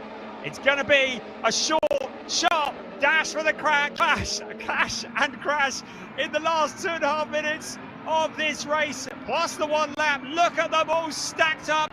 And now Ariel Levy will hit the accelerator, and he is gone. Flint Sherring, there's a gap there. Suddenly he has his mirrors full of Theo Overhaus. Onto the pit straight they come, crossing the start-finish line. The green flags are waving once again in towards turn 1. 2.25 minutes remaining, just a couple of laps this race. Now Theo Overhaus challenging Flint Sherring. Is he going to help Ariel Levy here? There's Alex Ryman on the inside of Henry Tuamala into turn 1. The rest of the cars making it around. Will we get around turn 2? Yes, we do. That's a victory in itself, isn't it? Green flags all the way now. Less than 2 minutes. Ariel Levy has opened up a gap because suddenly Flint Sherring has his mirrors full of Theo Overhaus. And Ariel Levy would dearly love it if he could get past, if Theo Overhaus can get past. There's Draker Janssen locking up, the smoke rising up into the air, but Ariel Levy looks to have this under control. Flint Sherring looking vulnerable in that second place. There's Sasha Norden to the inside of Charles Visser. So Sasha Norden just showing his nose to the inside of the blue and white car. Can he make it stick? There's our leaders, first, second, third. Everybody running nose to tail after that restart. 1 minute and 20 seconds left of this race, plus the obligatory one lap. The fastest lap of the race has been gone to Flint Sherring, so he is responding. But Theo Overhaus would love to move up a step on the podium. There's Gianluca Tucciaroglu just looking to the inside. Colin Berninghausen on the outside into the corner as well. We're into the final minute of what has been a traumatic round 7 of the season for Porsche Sprint Challenge Southern Europe Sport Division. We are in the green flag conditions now, all the way to the checkered flag, hopefully. Look at our race leader, Ariel Levy. The gap opening up. It was 0.483. It continues to open because Flint Sherring is having to defend for all he's worth. And Theo Overhaus is challenging hard for that second position. Ariel Levy will be looking in the mirrors and cheering on Theo Overhaus. Ariel Levy now with the fastest lap. Across the line we come, the gap up to just over 1 second. Into turn 1 they come. Again, Alex Ryman, Draker Janssen, who has been in the wars, but now to the outside of Alex Ryman, there's Søren Spreng coming into the corner. We ride on board with Søren Spreng as well in the Pro-Am race.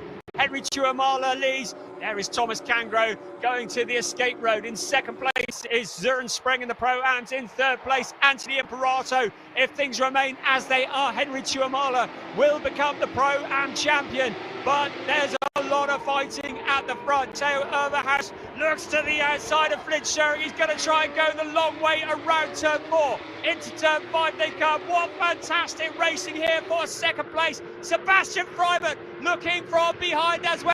Theo Overhaus almost making it stick. He drops back into line behind Flint Sherring. Out towards turn 7 and turn 8 they come. The clock has struck 0. So it'll be one more lap after this.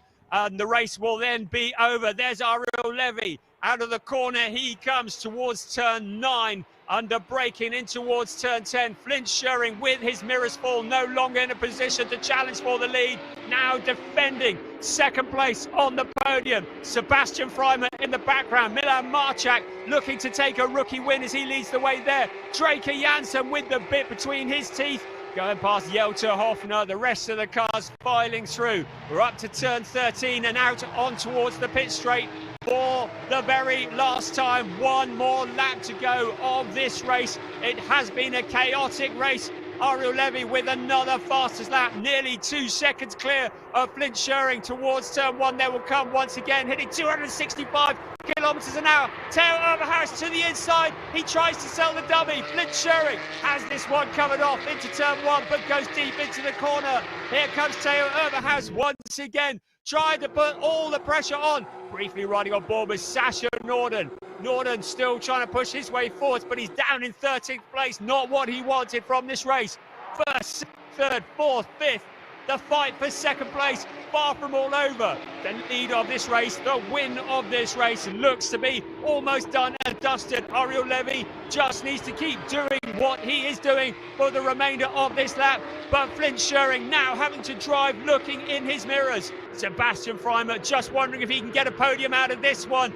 Again, Theo Overhaus with a better drive into the corner, seems to have more grip on the inside. But with Flint Schering, the momentum around the fast wide outside.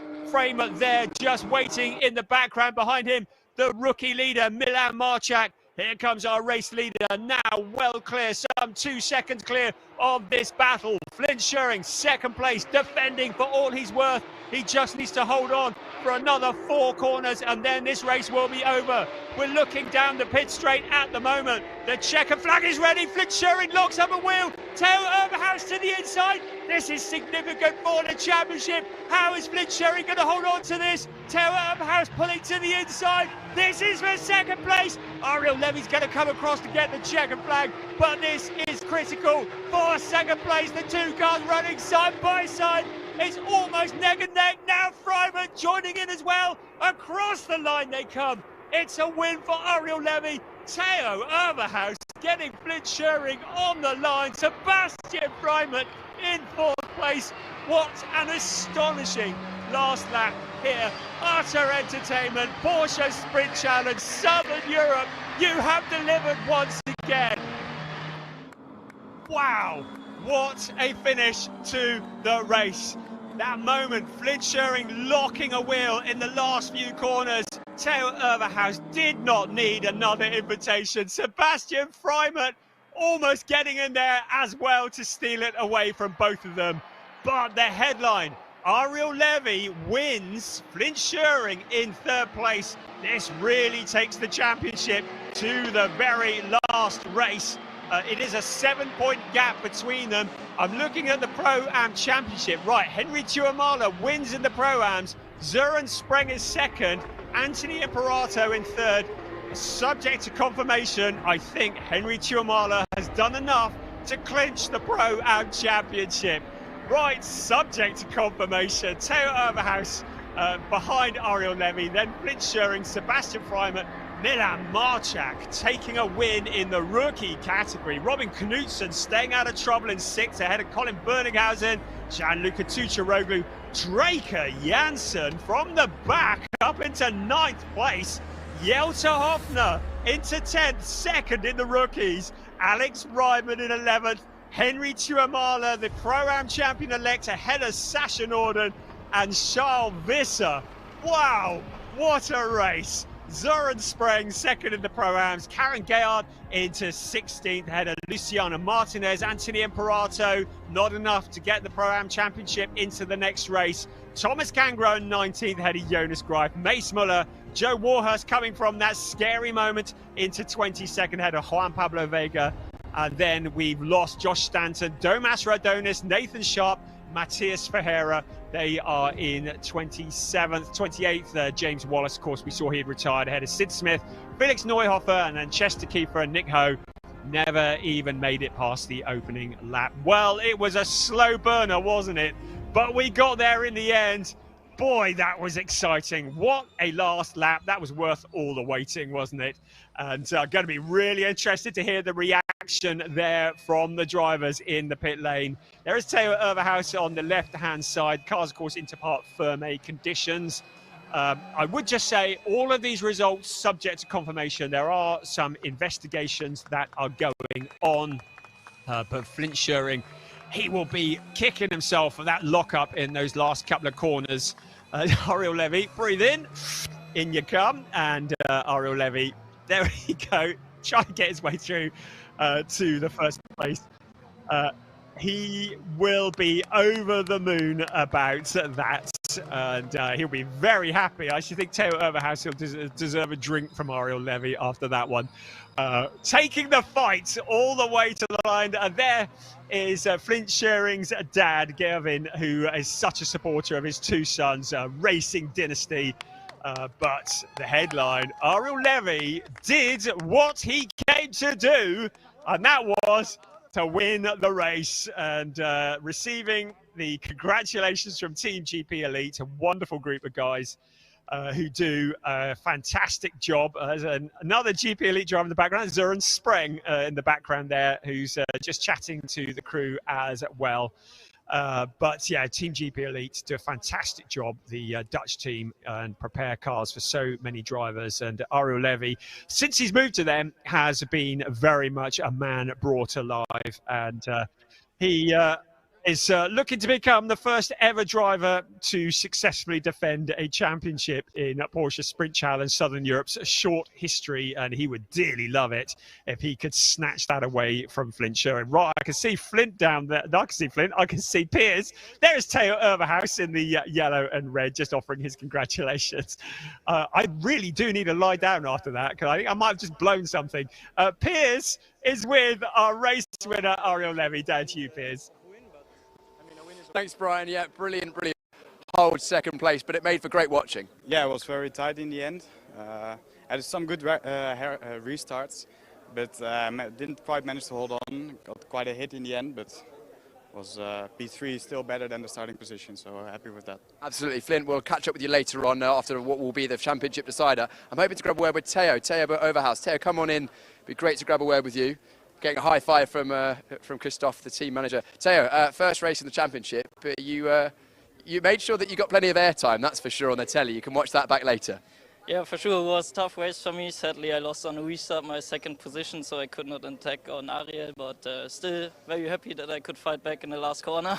Yeah. Was an awesome job, and I think, yeah, we had fun, the viewers had fun, so everything is fine. Yeah, of course. There's a lot of time spent behind the safety car, but when we did go racing, it was pretty hectic, and I don't know whether you know, but from you down to Sebastian Freimut in fourth place was only 0.03 of a second over the line. Yeah, actually I saw it because I was in the car. It was really tight, and I was watching there on the monitor, and I saw, yes, P2, so very happy with that. Very happy indeed, and a good move on the last lap. Thank you very much. Cheers. That is Theo Overhaus, who came second in the end. Hoping to grab a word with Milan and Marchak. Has Milan already gone to the podium? We'll go with Jelta. Jelta, come on in. Are you second? Are you second in rookies, I think? Yeah, I'm second, yeah. Must feel pretty good. Yeah, it was good. The race was a lot of fun. I'm not sure you can really call it a race when there's barely any laps that we really race, but still it was a lot of fun. Jelta, I'll let you go and get ready for the podium, as I think we have to head up and do that very shortly. So I'll let Brian talk you through what was, I say highlights. It wasn't a lot, but anyway, here's the final lap. Thank you, Piers.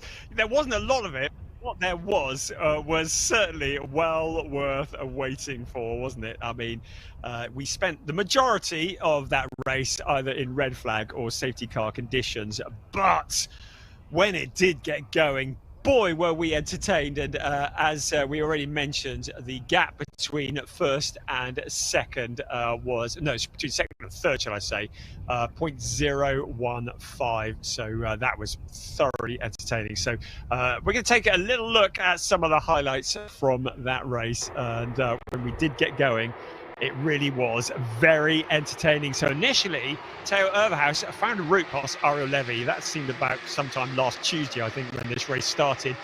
But we had drama. It was Nick Ho was the first to fall. Damage to the front right steering. You could see there a bit of contact from somebody into turn one, and that brought out safety car initially. And then it turned into a red flag, the car needing a bit of effort to get it removed. So everybody came back to the pit lane.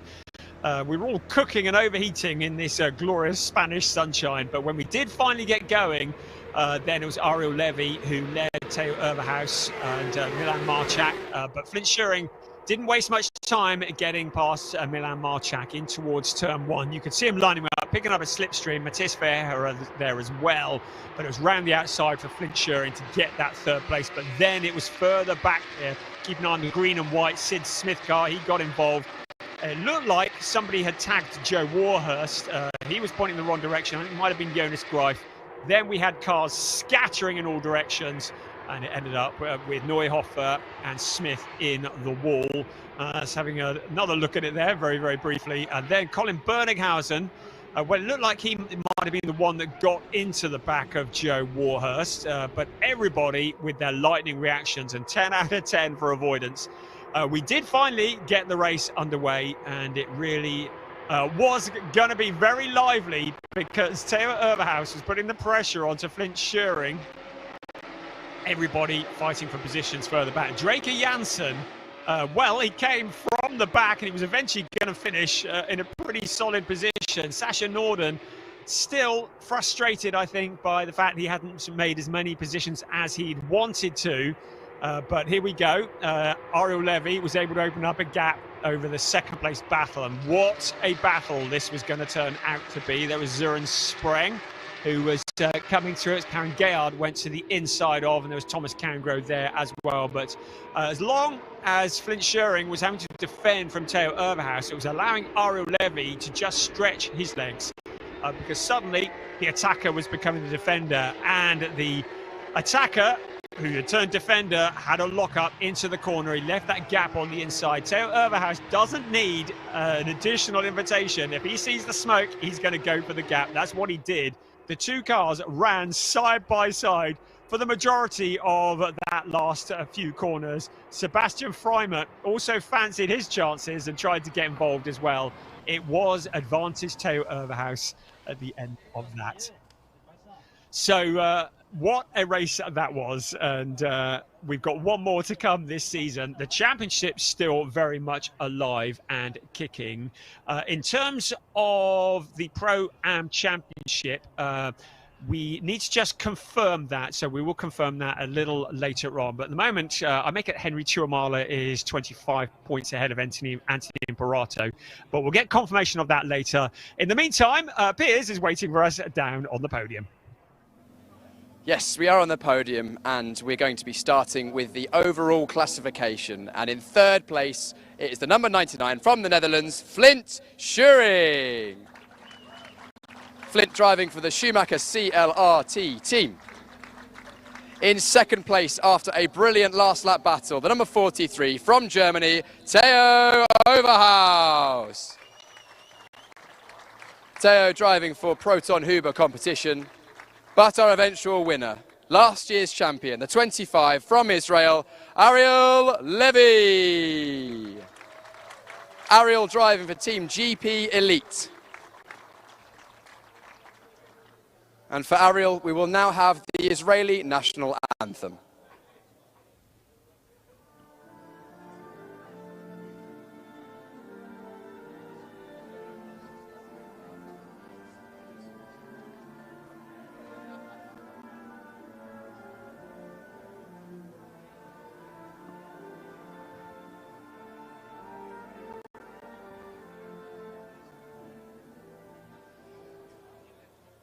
Congratulations to our winner, Ariel Levy. The trophies will now be handed out by Michael Dreisen, Director of Sales for Porsche Motorsports. First up, third place, Flint Schuring, our championship leader. Second place, Theo Overhaus. And our eventual winner, Ariel Levy. Ariel's looking to close the championship deficit to Flint Schuring, and will now have the photos of the top three on the top step of the podium. Of course, still one more race to come this afternoon, so I don't imagine we're going to see much champagne sprayed, but maybe later on. Congratulations, a final round of applause for our top three in the overall classification.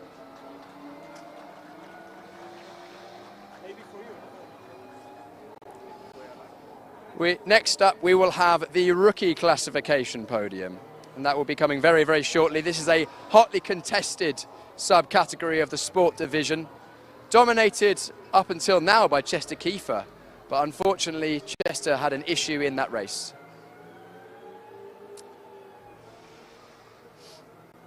The trophies once again for the rookie division will be handed out by Michael Dreisen, Director of Sales for Porsche Motorsport. It's great to have him here. And in third place, the number 7 from South Africa, Charles Visser. Charles driving for Target Competition. Second place, the number 919 from the Netherlands, Jelte Hofner. Jelte drives for MDM Motorsport.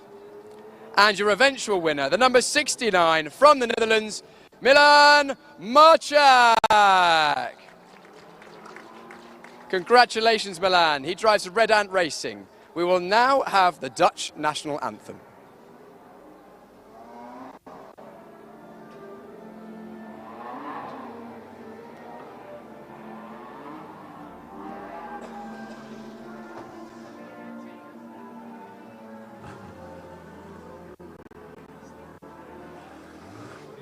Congratulations to our top three in the rookie division. Trophies once again handed out by Michael Dyson. Third place to Charles Visser. Second place, Jelte Hofner. And our winner in only his third race weekend in cars, that is Milan Marchak. Raise the trophy aloft to the applause of Red Ant Racing and the whole crowd. All three rookie drivers now assembling on the podium for the professional photograph before what I would imagine will be the informal photograph by Jelte himself. Making it a thing. Here we go. Don't go anywhere, lads. You've still got Jelte's photo. We'll be seeing that on social media later on. Congratulations to the top three in the rookie classification, the sport division, round 7 here at the Circuit de Barcelona, Catalunya. All that's left in this podium ceremony is the Pro-Am classification. That will be in just a moment's time.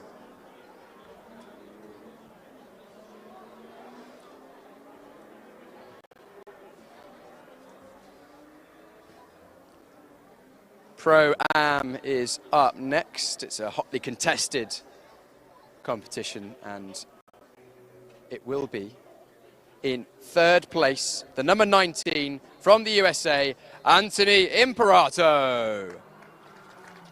Anthony drives for the Ombra Racing team.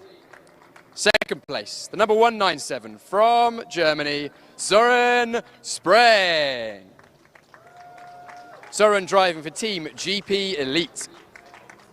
And our eventual winner, the 123 from Finland, Henry Tuomala.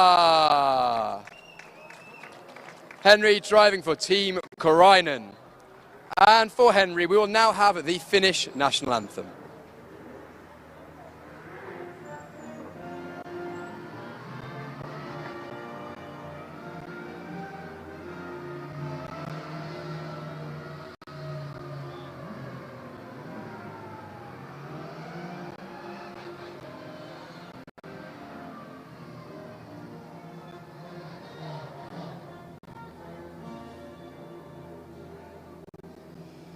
Congratulations once again to our top three. Trophies handed out by Michael Dyson, again, Director of Sales of Porsche Motorsport. And in third place it was Anthony Imperato. Second place, Søren Spreng.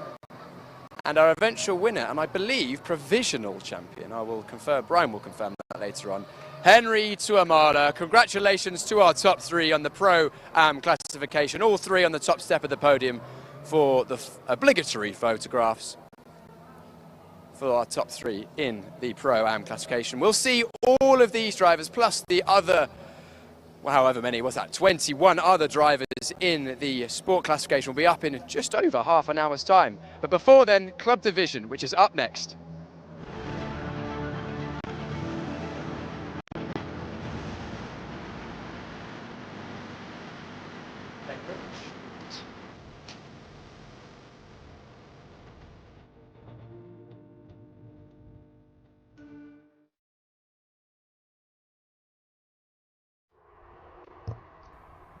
So after what was a spectacular round 7 for the sport division in Porsche Sprint Challenge Southern Europe, it took a little while to get going, but when it did, boy, was that something special.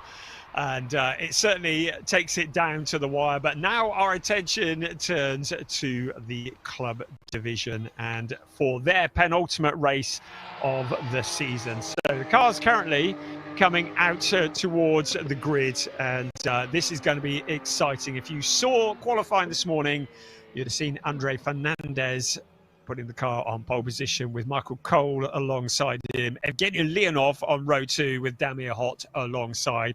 It's going to be another exciting race. Unlike the previous race, the cars will have a rolling start. It's not a standing start for the club division. And the cars are also equipped with ABS. We also have on the grid the Porsche Cayman GT4 RS Club Sport cars. The championship really is getting close to being concluded with one race to go, because Philip Wills leads the way in the overall championship. He's 80 points clear of Angelo Fontana. And Philip Wills starts this race in 5th place, Angelo Fontana in 6th. That is going to be quite a scrap. But it will be very much advantage Philip Wills, and in the AM Championship he leads Fontana by 40 points. And by my calculations, if Philip Wills finishes in 6th place, whatever, he will become the champion. So Piers is waiting for us. We've got him running around today, haven't we? He's back down on the grid and he's going to have a chat to a few drivers. Over to you, Piers. Thank you, Brian. Yep, I've had to actually take my my second Porsche jacket off. I've only got one on now. I had lots on this morning, but the sun is out, track temperature's rising, and the racing is hotting up, as we saw in the second half of that sport division race. We've got club division up next. Andre Fernandez starting on pole position. We spoke to him earlier on the inside of the front row of the grid. Outside of the front row of the grid is Michael Cole, and I'm hoping to grab a quick word. Michael, can we have a quick chat? Brilliant.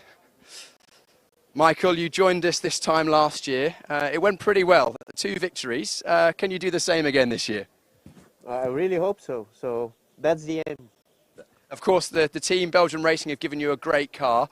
Track temperature's rising. Is that going to affect you in any way? I think it will be better for us because it looks like the speed comes at the end of each session. So I think it's better for us.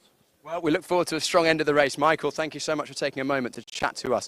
Great to see Michael back on the grid. Very, very strong here last year. Of course, strong in qualifying. He's right end of every session. Actually, as the sessions went on over testing yesterday, he just got quicker and quicker building into the race weekend.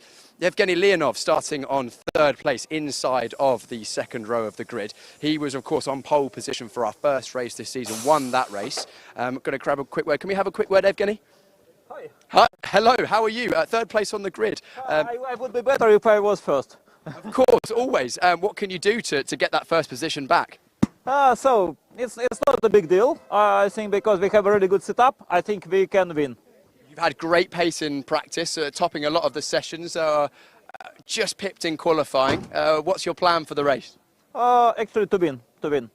It's quite simple. Simple. Keep it easy, lovely. Evgeny Leonov for Volcano Motorsport. Very distinctive car. They're brilliant colours on that one. I enjoy looking at that one on circuit. A new driver this weekend, starting on the outside of row number 2, Damir Hott from Canada. Let's have a quick word with Damir. Hopefully he won't mind chatting to us. I've never spoken to Damir before, so I'm going to introduce myself. Damir, can we have a quick 1 minute chat? Quick, 1 second. Damir, it's great to see you on the grid. Good starting position. What can you do in this race? You know what? I'm going to try and keep it clean and have fun. We'll see. Absolutely. Do you think the win is on the cards? For somebody. For you? We'll see. Damir, thank you so much. He's keeping his cards close to his chest. I think that's all mind games. He knows the other drivers can hear that. I've got time for one more chat, I think. The 1 minute ball is about to go up. Quick word from Angelo Fontana. No, he's actually focused. I've been told no. Good luck, Angelo. Double thumbs for Angelo. Actually, I think that is all we have time for. 1 minute board's about to come out. So I'll hand you over to Brian Oliver once again for the round 7 of the club division. Thank you, Piers. Good job done there, and it's always hard work having a chat to drivers when they're on the grid and they're kind of focusing, and we really appreciate the drivers taking their time to talk to us.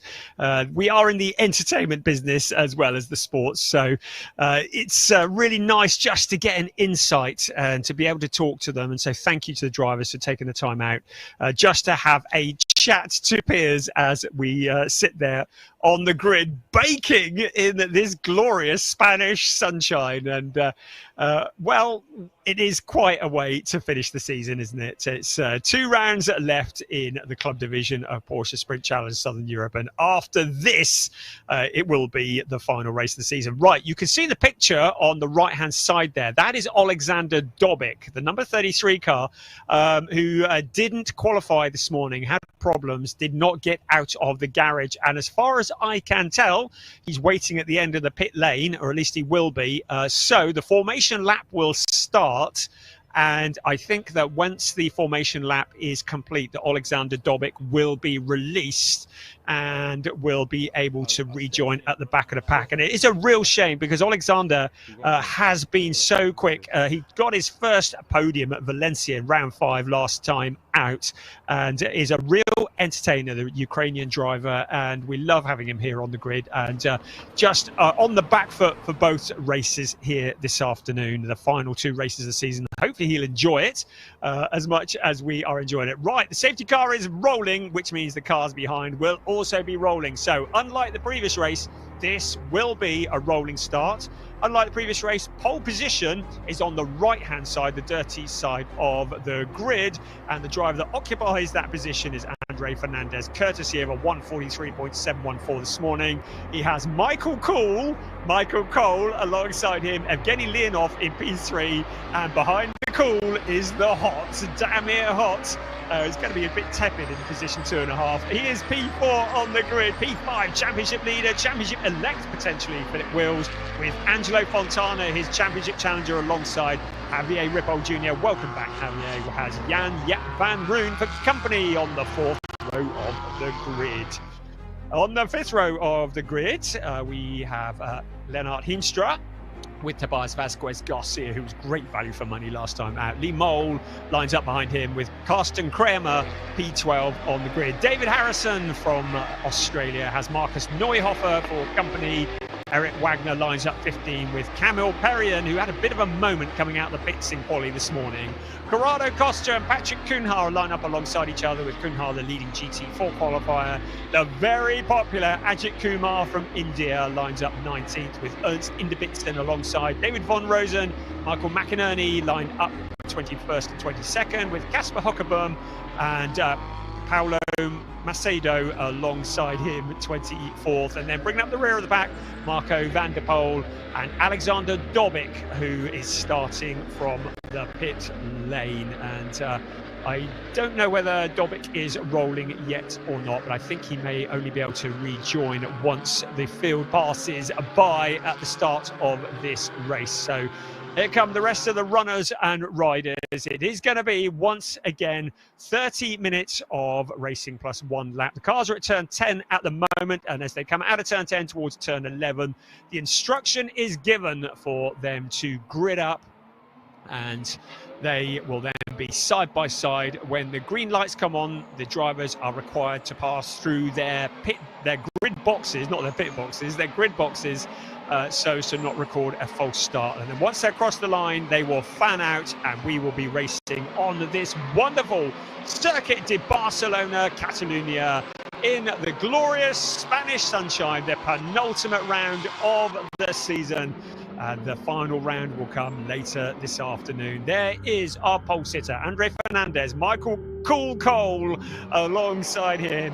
And there's Alexander Dobic, who is now rolling and able to rejoin at the back of the pack. So side by side they come in towards turn 14. Then the safety car will disappear off into the distance, and it will be the job of Andre Fernandez to lead them across the line. Keep an eye on Evgeny Leonov in the number 16 car. He has proven to be very racy. We heard from him earlier, and he has plans on the top step of the podium. Philip Wills on the eve, potentially, of a championship. We are ready. Round 7, Porsche Sprint Challenge, Southern Europe. Club division is go, and across the hill, up over the hill they come, steaming towards turn 1. It's a great start from Cole into turn 1, a clear lead. He won both races here this time last year, but I said Leonov would be worth watching, and he gets together. Cole goes scattering, and also in there Javier Ripoll Jr. This is going to bring out a safety car. I have no doubt about that.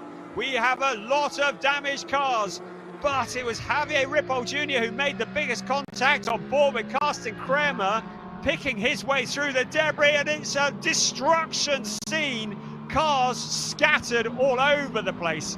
We're full course yellow. Well, it's going to go safety car. This may well go to a red flag. There's a lot of damaged cars out on the track. That's Eric Wagner that I can see there in the 23 car. Alexander Dobik will be pleased that he started such a long way back because he was able to avoid all of that lot. But we have lost a number of cars, and that even the number is obscured. That is, just trying to see who that actually is. I think it's that. No, that is the Damir Hot car, isn't it? So yeah, Damir Hot car. So yeah, that car looking very hot as the steam pours from it. And that was exactly the kind of start we didn't want, is the kind of start we feared might happen. In all of that, Angelo Fontana got up into second place, but I have a feeling there may be a little bit of juggling that goes on here, because I cannot see, well, it's going to be hard work for this to go the distance without even a red flag. Safety car is out on track at the moment. Andre Fernandez, he managed to avoid any of that drama, but he got beaten off the line by Michael Cole. And who knows who survived out of that lot. We'll see when they've crossed the line who the winners and losers are, and we'll get a rundown of what's what. So, Andre Fernandez, Angelo Fontana, Lee Mole is registering up in third place at the moment. So it was that great start from Michael Cole at the very first corner, but then it all came unravelled after that. So they're crossing, they're still circulating at the moment. I've had no indication that we're going to see a red flag as things stand at the moment. So look at that. It looks like a scene out of a scrapyard, doesn't it? Lots of Porsche damage in the corner, and that's going to take a little bit of moving. So as things stand at the moment, the timing screens is all that we can go on, saying that Andre Fernandez is the leader. Angelo Fontana in second. Lee Mole up into third place. He'll be happy if we can keep this one going. Philip Wills into fourth. Lennart Heemstra into fifth, ahead of Jan-Jaap van Roon. Carsten Kramer in seventh, ahead of Tobias Vazquez Garcia. And then Patrick Cunha, Corrado Costa, and Ajith Kumar up into P11.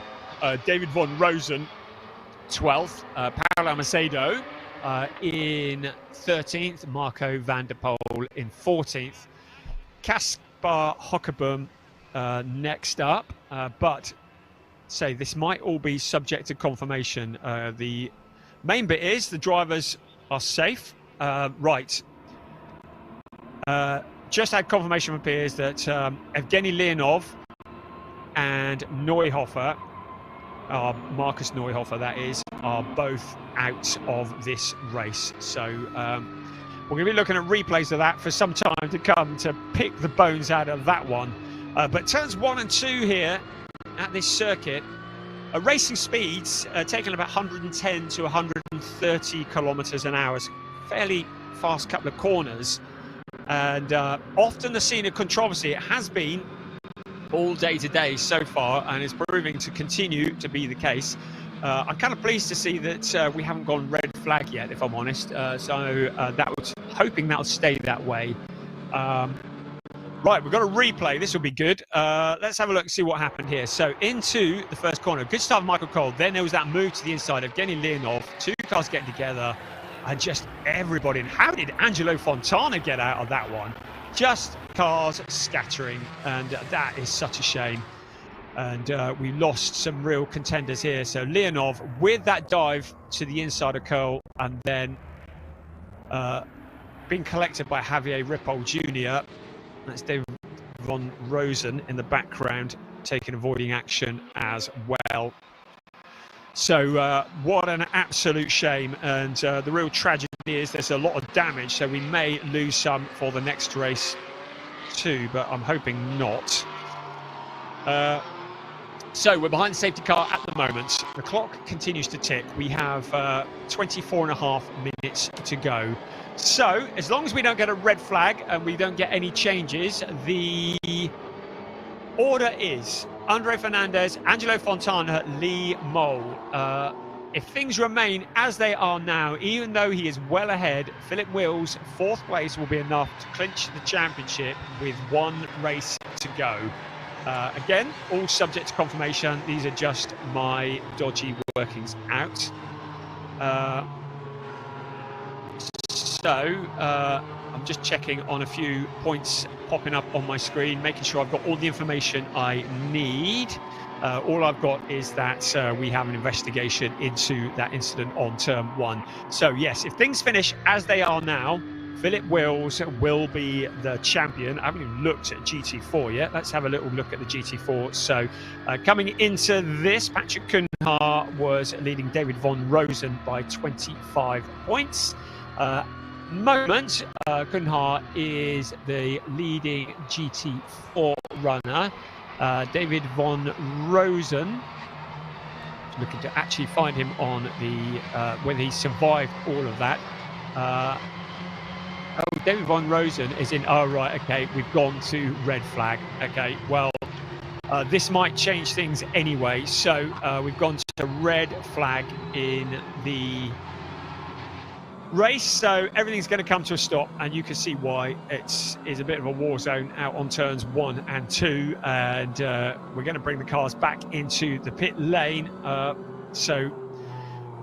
It's going to take a little bit of clearing up. So the stewards have clearly tried to keep it going, but have decided that we need a red flag to clear this up. And again, we don't want to be using up valuable race time just circulating behind the safety car. So with 23.25 minutes remaining, we're looking at Ajith Kumar, and he'll be able to just get out of the car for a couple of moments and just get a breather while they clear the track. And then we'll get a bit of warning as to when the restart will be.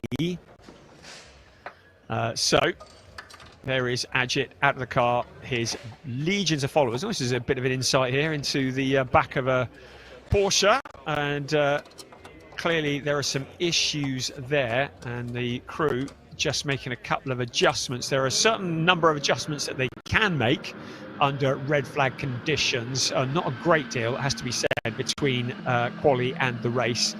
I wonder what Ajith, it looks like maybe he is just out of the race. I don't know, because the rest of the field is still circulating. So potentially we may have lost Ajith Kumar from this one.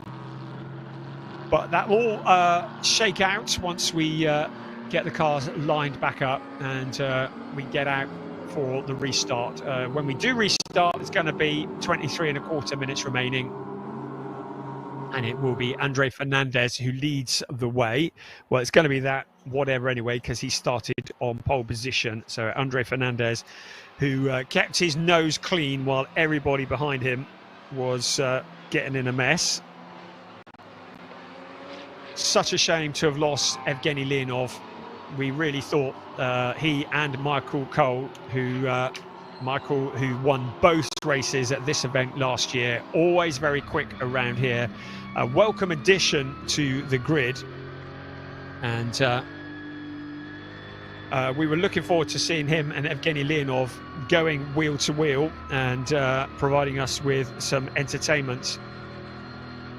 Michael Cole, who last year was in Porsche Sprint Challenge Benelux in 24 and came second in the 992 category. Evgeny Leonov, who's come very much through GT Cup Open in Europe. Originally started out in TCR, if I'm correct, in Europe and Italy, Spain, and has been looking really good here in Porsche Sprint Challenge. And we only saw him at the season opener in Portimão, but he won from pole position in the opening race of the season and got a 4th place. So it was looking good for a podium, but for that incident. And there will be lots of people who will be trying to decide whose fault it was, and we always have lots of opinion and people who are very sure, but the stewards are the ones that make the decisions, not the commentator, that's for sure. So we'll let them decide whose fault it was, and if they feel as though there is a punishment to be dished out, they will do that, as is often the case, and they have angles that we don't have. They will take lots of looks at that, and they will decide whether there's any penalties to be dished out. But whichever way you look at it, we've lost both Michael Cole and Evgeny Leonov. So whatever race penalty might be thrown at either of them, it's not really going to make a lot of difference to the outcome of this race. Piers, I believe, is down in the pit lane. So have you got any news for us, Piers? No news as of yet, Brian, but of course everyone just coming into the pit lane right now to reassemble the grid, allow the Marshall team to clear the circuit. Dramatic start to the race. It's a shame to have so many red flags. We'll want to go racing again soon. Was hoping to grab a word with Angelo, but unfortunately they think we want to keep in the zone, and also I don't want to open the door in case that gets stuck.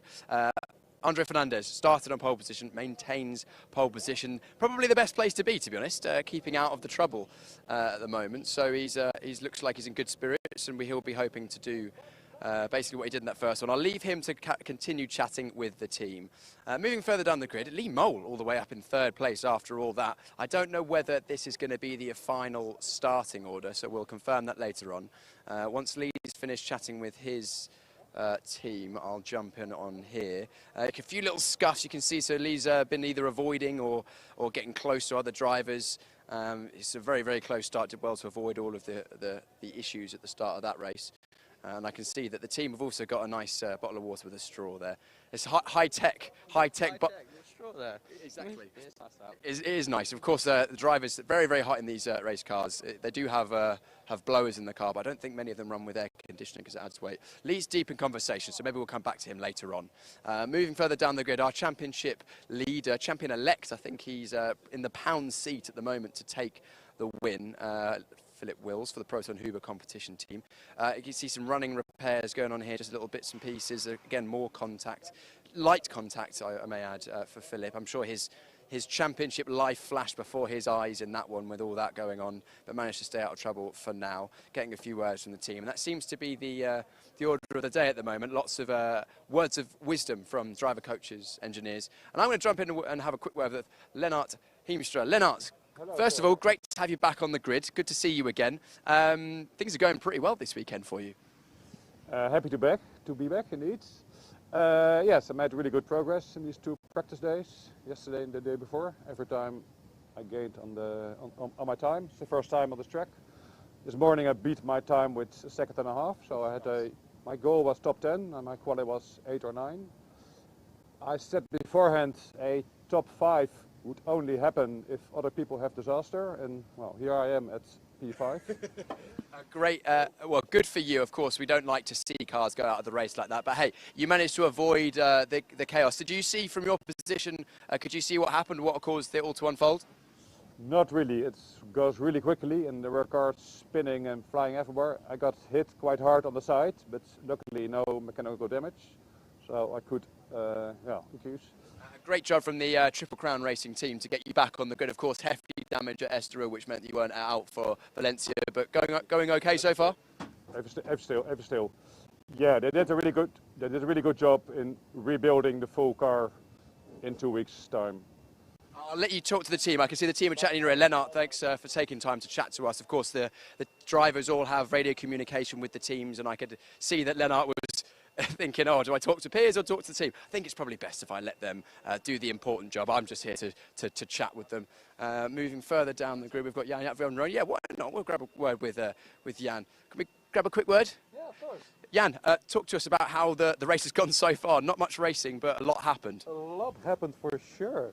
I started on the outside line on P10, and the guy in front of me didn't really accelerate much, so I took the inside. I was like, okay, I don't want to be stuck behind him, and I went to the inside, and the guy next to me just dive bombed. I was like, if I'm here on the inside and I see you out braking, like how? So that I think was the start of the crash, and then I just decided to stay all the way to the right, because yeah, this was bound to happen. It was clearly a good decision to stay over to the right because we lost a few cars, unfortunately, which is the cause of the red flag. As far as we're aware, everyone is okay, but some of the cars maybe not so much. Of course, we're resetting. We've got another race start. You've moved up. Well, I say you've moved up. What's your outlook for the second half of this race? I really want to take that position back. Corner 4, he overtook me. I didn't see that coming. So I'm really eager to get that one back. And then we'll see it from there. I have Karsten behind me. I know him well from the VLNs. So I know he's fast. I know he's aggressive. So it's a challenging restart, for sure. We look forward to this little group of cars then for some good racing. Jan, thanks very much for chatting to us. Great to see Jan on the grid again, and always a good character to talk to, and very, very well, good racing. And we've also got Karsten Kramer here. Karsten, can I have a quick word? Karsten was just chatting to Jan van Rooyen in front of you, and he was saying that he knows you from the VLN races, he knows you race, and he's looking forward to the race ahead. Yes. No, we know us very well. He was also driving with me together, and I like him, and it's good fun, yes. Absolutely, but talk us through that chaotic first start from your perspective. Yeah, I took the exit through the gravel. It was like a bomb which exploded, and it was really a mess. Yeah. But car's all okay for the second start? Yeah, I stayed away out of all the trouble, and everything fine, yes. Brilliant. Karsten, good luck in the second part of this race. Great to chat to Karsten as well. Team owner and driver Karsten Kramer, of course, with the K Kramer Racing Team. His teammate Tobias Vasquez right behind him. Wondering if I can grab a quick word, Tobias. Can we have a quick chat? Brilliant. Tobias, your teammate Karsten right in front of you. Looking forward to the second half of this race? Yeah, I didn't saw the green light, so now he's in front of me. But I think the second half of the race should be better, and I hope I can gain some positions. It looks like it's pretty close between the top drivers in the club division this weekend. In practice, all the times were close together, so I'm looking forward to a close second half of the race. What do you think you can do in this in the second part of this race? Yeah, I don't know if top 3 is possible, but I try my best, and yeah, let's see how it will be end. Top 3 would be a very good drive from this position, but good luck, Tobias. It sounds like a couple of cars are firing up. I don't know whether that's because we're going racing or whether it's just they're cooling down. I think we're still good to keep wandering our way down. Patrick Kuna here in the GT4, current leading GT4 driver at the moment. Unfortunately, I don't speak a huge amount of Portuguese. In fact, I speak no Portuguese, and Patrick is not the most proficient in English. So we grabbed a word with him in Portuguese at one of the previous rounds, and I'm just going to walk further down the grid. Corrado Costa getting some advice there. Carry on, please carry on. Please carry on. It's good to see what you guys talk about, and of course a bit of information and coaching from the team here. Great to see them working so well together. Of course, the drivers are on circuit on their own, but they of course lean on their teams heavily for both help in terms of the car setup, but also in terms of how to position themselves on circuit, the mindset and racecraft as well. David van Rooyen joining us is the next car. He's currently sitting second in the GT4 classification. David is fairly new to racing, I believe. He's, I think it may be his second or third or fourth race weekend. Can I jump in with David? Sure. David, can we have a quick word for the live broadcast? How are you going? This was a pretty chaotic start to the first race. Quite a chaotic start, but I actually enjoyed it. I like the first adrenaline coming into the body. So no, I thought it was a good start, but let's see what comes now. Patrick only a couple of places ahead of you in the GT4s. Is he on your in the crosshairs? Let's see. I think he's quite more experienced than me, but obviously I'll try to stay as close as possible. Let's talk about that experience. You haven't got a huge amount of racing experience, I don't believe, before this season. No, this is like the third or fourth race. I've been car racing now for 1 year exactly. I started last February. Wow, so you've made a lot of progress in a short amount of time. I'm sure the team are helping you with that a lot. Yeah, they do. A great team, great instructors, so very happy. Amazing. Thank you so much. Well, good luck in the second part of the race. David van Rooyen there, doing very well considering his relative lack of experience in racing. Of course, a lot of these drivers take to racing maybe later on in life. Who knows, they may well have been professional drivers in another life if they'd started earlier. Let's walk a little bit further down the grid. We've got Marco van der Poel, a new driver this weekend, Casper Högboom. Casper, I think, is currently... Are we okay to have a quick word, Casper? Can we have a chat? No, it's okay. It's okay. It's fine. We'll get you later. We'll chat to Casper later. Right. I think I've got time for one more interview. Can I have a quick word with Michael? Are we okay to have a quick chat, Michael? Yep. Brilliant. Michael McInerney we caught up with in the lunch break. Michael, chaotic start to the first race this weekend. What are you expecting from the second half? I think actually I better go. I think the cars are starting up. Time to go racing. So Brian, back over to you. Good job, Piers. Don't get run over. Yeah, you don't speak Portuguese, but I'm told you speak very good Dutch. At least you did yesterday. Right, okay.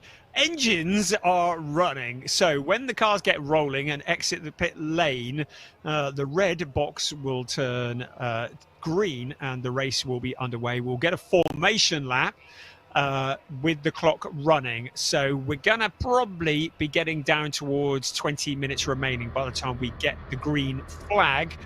We are on board there with Carsten Kramer, who we spoke to, clearly enjoying it. It's so good. People racing this because they love racing, and there are some drivers who are just doing this because they are enthusiastic. Living the dream, I think, is what we say. And there are some who are really serious about getting to the top step of the podium. We potentially have a championship on the line here. So we've got our eyes on that. So if things remain as they are now, Philip Wills will become the champion of the club division for Porsche Sprint Challenge Southern Europe. If things remain as they are now, Patrick Cunha will take the championship in the GT4 race as well, because coming into this, he had 70 points. David Von Rosen has 45. So a win would give him 25 points, 20 points for David Von Rosen, and that would mean a 30-point deficit between first and second. So we are potentially on the cusp of sorting, well, potentially 3 championships in this race. But of course, they've got to get to the end. We've still got 23 minutes and counting now as the clock starts to tick down of this race. And as you have already witnessed, all day today, getting to the end is a challenge in itself. And if we can get them all round turns 1 and 2, I will be doing a private little dance here in the commentary booth, because turns 1 and 2 have certainly been the areas of controversy, let's say here. This corner that we're looking at here, sequence of corners, they are second gear sequence of corners, taken 110 to 130 kilometers an hour. Then they're into the third gear, where turn 3, so building up speed to about 140. And if they can get round to that turn 3, then that's a bit of a win in my book, and we just need to get essentially the first couple of laps under our belt, and then we might be able to get this thing to the end. We're approaching shortly the 1/3 point of the race, and cars are running. We have lost Michael Cole, Damir Hott, Javier Ripoll Jr., Eric Wagner, Campbell Perrion. No surprises about any of those. Safety car will be in on this lap, by the way. The Ajith Kumar fans, I'm afraid to say that Ajith is also been shown as in the pits, as is Evgeny Leonov and Markus Neuhofer. So it looks as though it's going to be a not-start for Ajith Kumar, the driver who spent a bit of time upside down at the last round in Valencia. But don't be disheartened, because it doesn't look like anything too major on Ajith's car. So hopefully he'll be back out for the second race for the club division a little later on this afternoon, round 8 of the season. But he's clearly not going to be taking the restart of this one.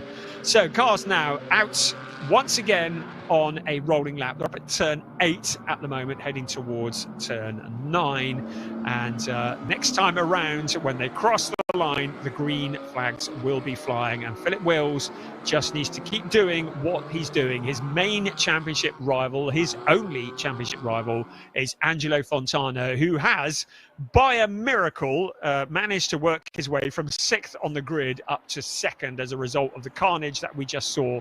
A very rapid driver is Angelo Fontana, so he certainly knows how to pedal one of these Porsches, but he needs more than just a win. He needs something to befall Philip Wills to drop him out of the top 6.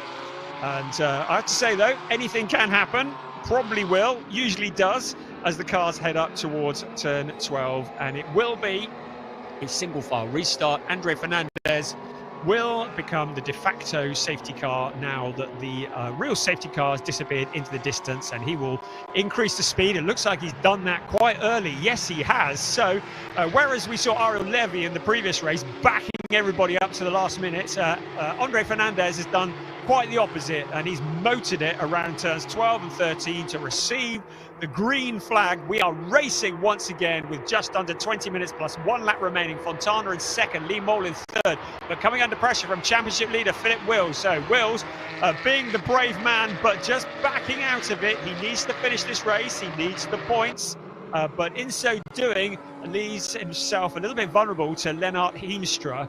Through the tricky turns 1 and 2. Yes, we made it. Well, almost everybody's through now and in towards turn 3. So we've got a good chance of this one actually completing a lap.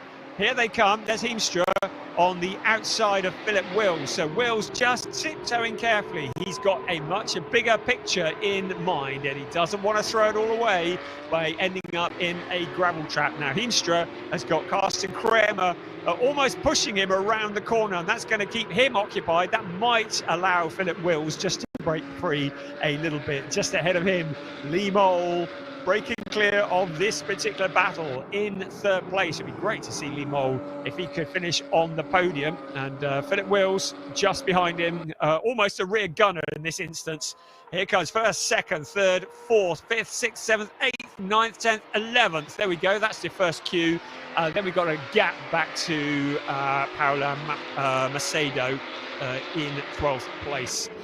Again, the challenges come thick and fast. Carsten Kramer on Lennart Heemstra. Heemstra in the white and black car. Carsten Kramer just exploring the limits of adhesion with the back end of the car. He's got his teammate, the Tobias Vazquez Garcia, the very pretty black and gold car. We'll just point out that Carsten is the team boss, so Tobias probably not going to be trying too hard, although he does duck out of the draft, out along the pit straight.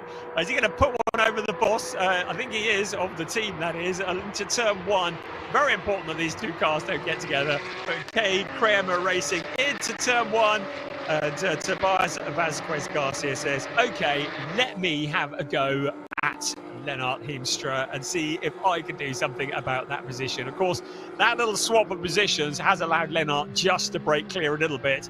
And Carsten Kramer now looking at the back end of his teammate's car, having surrendered that 6th place. At the front, Andre Fernandez very much in control with the fastest lap of the race. Angelo Fontana in 2nd place, the championship challenger, the only championship challenger. Lee Mole in 3rd place. Philip Wills with one hand on the trophy. Just got to do what he's doing, keep it together for the next 17 minutes and 10 seconds plus 1 lap. In the GT4 race, Patrick Kuhnhart in 10th place. David Von Rosen just behind him, though, in 11th place. So that's going to be one to keep an eye on. And that's David Harrison, a little excursion into the scenery, saying hello to the aforementioned squirrels. He rejoins. Doesn't look like he's got any damage, just out onto the grass. Now Lee Mole coming under pressure for 3rd place. So Philip Wills, try telling a racing driver to settle for 4th place. I don't think so. And Lee Mole certainly feeling the pressure. Philip Wills would love to win his championship by finishing on the podium as well. But as I've mentioned numerous times before, he cannot afford to chuck this one in the gravel trap. So it's tiptoe, keep it all together. Don't do anything stupid. Here's our race leader across the line, 1.627 clear of Angelo Fontana. Here comes Philip Wills to the inside into turn 1. Lee Mole cuts across in front, and a big moment for Philip Wills. His championship flashes before his eyes. Looks like he's managed to avoid any damage. It's allowed him to fall back into the clutches of Lennart Heemstra. That's exactly what Philip Wills needed not to be doing, and that was getting involved and potentially getting damaged. So looks like he's all okay. He's gathered it all up. But now in the clutches of 5th place Lennart Heemstra. If things finish as they are now, Philip Wills will be the champion with 1 race remaining. But he needs to hold it all together. He needs to keep it out the gravel. He needs to keep his head. Lee Mole is clearly not in the mood for giving up a podium position. He knows he's not in this championship hunt. He knows that the car behind him is. So he can afford to slam the door in the face. And that's exactly what he did. So Lee Mole with a bit of breathing room Out we come towards turn 11. Some of the cars exploring the outer limits of track limits as we approach the halfway point of this race. So, halfway, 15 minutes plus 1 lap remaining of this round 7 of an 8-round season. Porsche Sprint Challenge, Southern Europe Club Division. And Philip Wills, with a scary moment, regathers it all up in 4th place, has escaped without any damage. May well be having a long, hard think before challenging Lee Mole, or maybe not.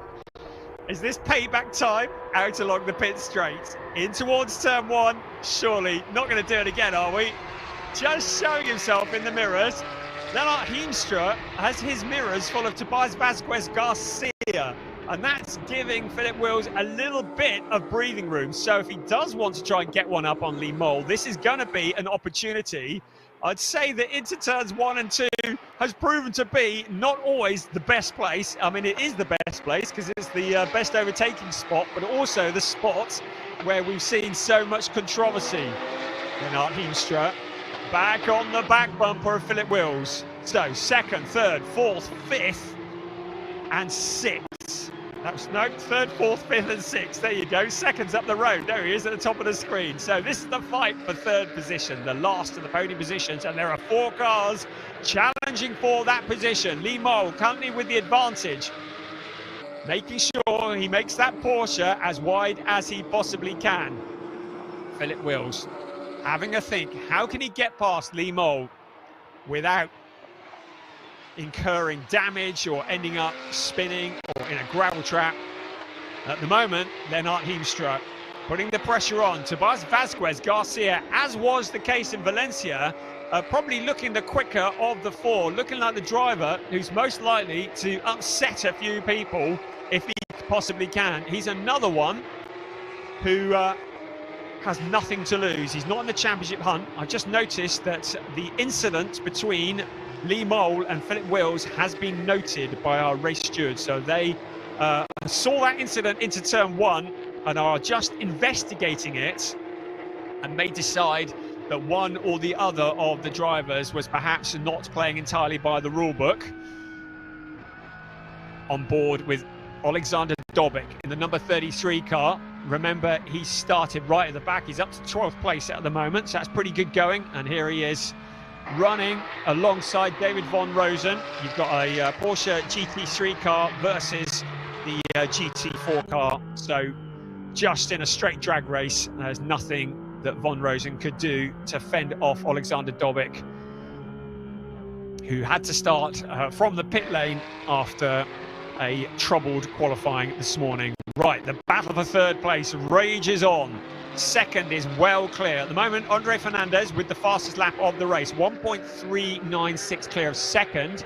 And there's a 4.9 second gap back to this fight that we're looking at here. So 3rd is potentially as far as any of these drivers are going to go, but it is a trophy, it's a podium, and it's valuable points in Philip Wills' case. But he has a lot to lose if he gets it wrong. Here they come once again into turn 10, taken in 2nd gear at about 85 kilometers an hour. And then this next sequence of corners in 2nd gear. Now Philip Wills, a little look to the inside, but the inside becomes the outside. And in so doing, almost surrenders a position once again to Lennart Heemstra. This is really, really tricky for Philip Wills. Around turn 13 and 14 they come, up into 4th gear, then out onto the straight. They exit turn 14 at about 165 kilometers an hour. Then they pick up about another 100 kilometers an hour as they move up into 6th gear along the pit straight before the heavy braking into the 2nd gear, 110 kilometer an hour corner. Again to the inside, having a little look, and this time Lee Mole goes spinning. It's a replay of what we saw a few laps earlier. Philip Wills with his nose in, but Lee Mole trying to shut the door. This time Wills was not going to back out of it, and the 56 car is sent spinning. The stewards have already flagged that as something they're going to be having a look at. It's moved Philip Wills up into 3rd place, Lennart Heemstra up into 4th place. Such a shame for Lee Mole. Was he being a little bit over defensive Well, the stewards will make their decision on that one, but at the moment, subject to confirmation, Philip Wills up into third. Doesn't look as though he's picked up any damage, but winning this championship, doing it the hard way in terms of keeping us on the edge of our seats. He's into third place at the moment, so if the race finished now, the championship would go the way of Angelo Fontana. Third place is enough, and Lennart Heemstra getting it all wrong on the exit of the corner. Keeps it out of the wall, surrenders the place to Tobias Vazquez Garcia. But that was a big moment for Lennart Heemstra there. Bit of a tank slapper. I think that was out of turn 9. He gathered it all together, but that's allowed Garcia through. And Garcia might be perhaps a little bit more robust in trying to find a route past Philip Wills if he can catch him. We know that Garcia really doesn't tend to take many prisoners, and Philip Wills will not be pleased to see the black and gold car in his mirrors, and he'll want to break clear. In the meantime, Angelo Fontana, with the fastest lap, has closed down our race leader, Andre Fernandez, to 0.783. Now, I mentioned this earlier on in qualifying this morning. Tyre preservation is everything. And if the drivers have taken too much out of the tyres, either in qualifying or in the race, they may well be vulnerable at the end. And it might be that Andre Fernandez has just had a difficult lap. Well, his last lap was his best lap. So he doesn't look to have had any issues on the previous lap, but it could be that he might be having issues with grip, or it might be that he's just looking after the car to bring it home. But 0.783 is not exactly a comfortable margin over first and second place. Philip Wills is all the way 9.008 seconds back in that third place. At the back, that is Karsten Kramer, and he has Jan Jaap van Roem, who we heard from in the pit lane earlier. This is the fight for 6th place. 8 minutes and 10 seconds remaining. Let's have a look at the GT4. Still, Patrick Cunha leads the way in 11th overall. David Von Rosen just behind him in 12th place overall. So by my calculations, if things finish as they are now, we will be crowning 2 champions at the end of this race, both the AM champion and the GT4 champion. Make that 3, because it will be the overall championship as well that will be decided. But we've still got 7 3/4 minutes plus 1 lap remaining of this race before anything can be declared, not to mention anything that might be coming from the race stewards. Angelo Fontana continuing with the fastest laps of the race, continuing to close in on our race leader, Andre Fernandez.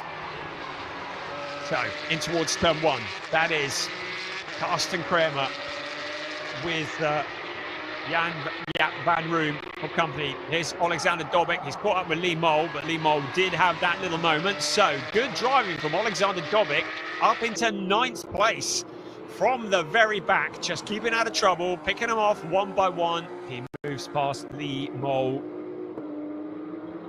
Fernandez, 0.496 at the front, 6 3/4 minutes remaining. Is Angelo Fontana going to make a final dash for points? It won't be enough, because if Philip Wills finishes in 3rd, and even if Tobias Vazquez Garcia gets past him, he will still be crowned the champion with 1 race remaining. On board with Alexander Dobik, just picking off the cars one by one. The Hideka racing car in the resplendent yellow and black livery. You can spot that one on a dark night, can't you? Picking his way through. Ahead of him, Corrado Costa. Great to welcome him back now. Evgeny Leonov, on all that's been going on, I thought we'd actually lost him from the race, but he's been shown up as the fastest driver. So Evgeny Leonov, who's 6 laps down, is the fastest man on the track. So he clearly had rejoined while we were looking the other way after that opening incident. Just showing everybody what might have been had he not got together with Michael Cole on that opening corner. Still with Alexander Dobik, Corrado Costa in 8th place, just ahead of him. Corrado Costa extracting everything he can out of the track limits. And Alexander Dobik just picking his moment. Will he have an opportunity? Picking up a slipstream out along the pit straight in towards turn 1. Is he going to duck out of the draft to the inside into turn 1? Yes, he is. Is he going to make it stick? Yes, he is. So to the inside now. Costa, though, coming back around the outside. It takes my breath away every time we see them on that corner. It is a tricky corner. Dobic losing the back end slightly into turn 2. You get the feeling the tyres on that car might be crying enough. Right, this is for the lead. 5 minutes remaining of round 7. Andre Fernandez has a problem. That problem is Angelo Fontana, who fancies a race win. He's in second place, and now he is up with the race leader. They're up to turn 10 at the moment. It was 4/10 last time. Well, it's not 4/10 now. You can see the gap. I would say that's probably a couple of tenths at best between first and second. So Fontana making a last charge with 4.5 minutes remaining of this race to try and get to the front. Angelo Fontana, who has just one race this year, that was at Estoril back in the early February. Would love to make it a second win. Andre Fernandez has 2 wins so far this season, one in Estoril and one in Valencia.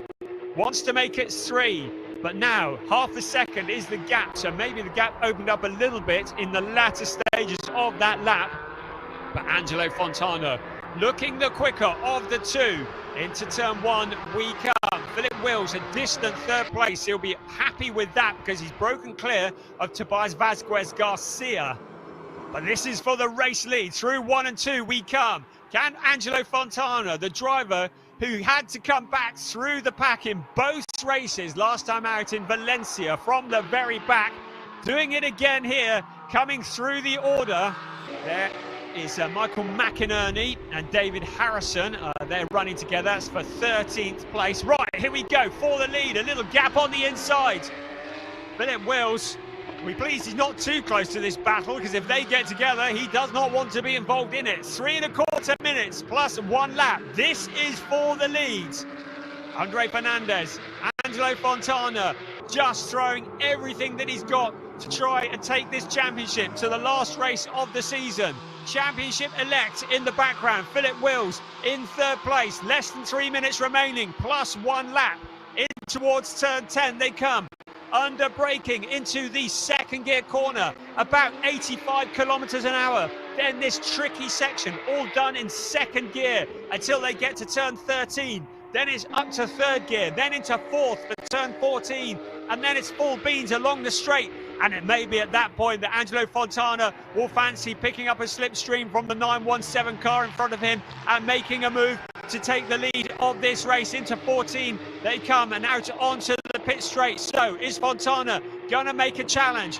Here they come. Is he close enough? Up the hill they come towards turn 1. They'll disappear over the other side, then downhill into turn 1 they come. Under braking, Fontana perhaps just a little bit too far back. He's made up a 10th on the lead in the last lap, but that's not enough to get in front. 2 minutes plus 1 lap remaining of this race. Andre Fernandez, who started on pole position, he kept his head, he kept it all together while everybody was scrapping behind. He wants to turn that pole position into another race win, his 3rd race win of the season. Angelo Fontana wants to steal away his dreams, trying everything that he can. Into turn 5 they come. Once again, Fontana starting to run out of time. Still in the background, Philip Wills on the eve of what could be a championship win. But up ahead of him, the fight still continues. 90 seconds plus 1 lap remaining of this race. Once the clock strikes 0, the cars will have 1 additional lap added to the race. Angelo Fontana will know that time is running out. Towards turn 10 they come. So it's going to be a couple more laps remaining of this race. He's going to start running out of time. He needs to make the move, but he's closer now than he's been at any other point in the race. Around turn 10 they come. In towards turn 11, getting a good exit out of turn 14 will be important, but will he have to wait that long? Fernandez just losing the back end of the car slightly. He holds it together, but the gap appears once again on the inside into turn 13. Now into 14 we come, out onto the pit straight. So the clock at 37, 36, 35 seconds. Here we come towards turn 1. 2 laps remaining of this race. over the brow of the hill, under braking into turn 1. Will Fontana take a look to the inside, to the outside? He does neither. Into turn 1, he's too far back. He's taken another 1/10 of a second out of the lead of Andre Fernandez, but he's still not close enough to make a move.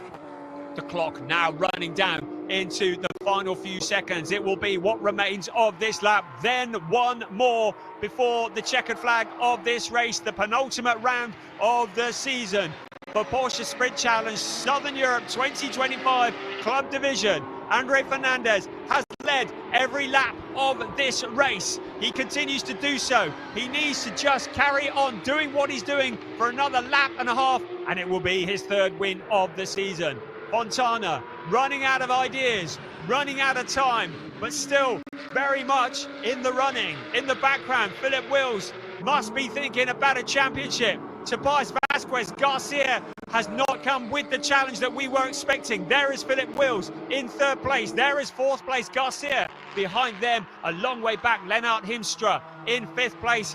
Meanwhile, in the GT4, Patrick Kuhnhaar continues to lead David von Rosen. So, he is also on the eve of his championship win. Here comes Andre Fernandez once again into turn 13. You can see that the tyres on the back of that Porsche are starting to run out of grip. Angelo Fontana really has only one more real opportunity. It's going to be the exit of turn 14 into turn 1. Is it going to be a dive bomb? Is he going to launch everything at it? Or is he going to settle for 2nd place? Out across the start-finish line they come once again for the last second. A 5-second time penalty has been awarded to Andre Fernandez for exceeding track limits. Car 917 has received a 5-second time penalty, which means he realistically cannot win this race. A 5-second time penalty awarded to Andre Fernandez, our race leader, for exceeding track limits. And this means that Angelo Fontana does not need to do anything dramatic to get past. He just needs to stay where he is, and he will take the win, because our race leader, Andre Fernandez, is going to get relegated. There is the 223 car, David von Rosen, moving past the cars in front of him is David Harrison, and there's been a big impact. That's Corrado Costa, who's had a big moment out on the pit straight. The car is stranded. We're going to probably get lots of yellow flags waving here. Fontana is past Andre Fernandez. He was going to win it anyway, but Fernandez going wide across the curbs. The car briefly getting airborne. Our new race leader is going to be Angelo Fontana. There is going to be a lot of yellow flags waving because we've got a car stricken out on the pit straight. But they're into the final lap of the race, the final few corners. Into turn 11 comes Angelo Fontana. The yellow flags are waving up at turn 14. Andre Fernandez was never going to win this one with the 5-second time penalty applied. It is going to be Angelo Fontana who comes out towards turn 14 for the very last time. And he will see the checkered flag race high in front of him. It's going to be a win for Angelo Fontana past the Corrado Costa car. It is out from the wall, but it's a win for Angelo Fontana. Andre Fernandez comes next, and it's going to be a championship for Philip Wills. 3rd place is all he needed to do.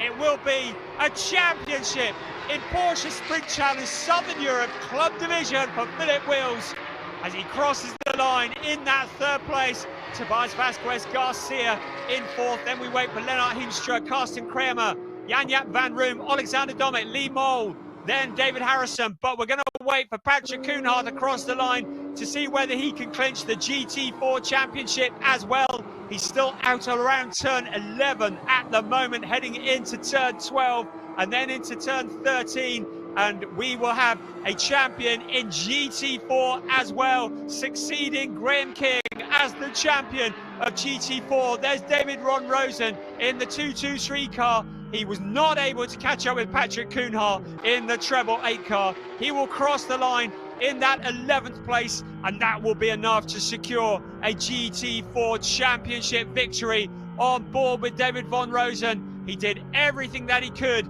but he's not going to be able to catch Patrick Kuhnhaar. Out across the line we come, and Kuhnhaar finishing in 11th place. And brilliant driving from him to win the GT4 championship as well. David Von Rosen did everything that he could, but it was going to be a 15th place and a third in category. Kasper Hockebom getting past David Von Rosen in the closing stages. So that gives the GT4 championship to Patrick Cunha as well. So all the championships decided with one race remaining. It's going to be an AM championship for Philip Wills. It's going to be a GT4 championship for Patrick Cunha and an overall championship for Philip Wills. The race win going to Angelo Fontana. Second across the line, Andre Fernandez, but will have 5 seconds applied. But that will make no difference because Philip Wills was 8.999 behind. So Fernandez will stay in second. Wills in third, the new champion, ahead of Tobias Vasquez Garcia. Lennart Heemstra in 5th place, ahead of Karsten Kramer. Jan-Jaap van Room in 7th, ahead of Alexander Dobic from the back. Lee Mole was in the wars, but brought it home in 9th place, ahead of David Harrison. And Patrick Cunha, your new GT4 champion, in 11th place, ahead of Michael McInerney, Ernst Inderbitsen, and Kasper Hockebom, rounding out the top 14. In 15th place, David Von Rosen gave it all that he could, ahead of Paolo Macedo and Corrado Costa, showing it in 18th, but of course with that big crash.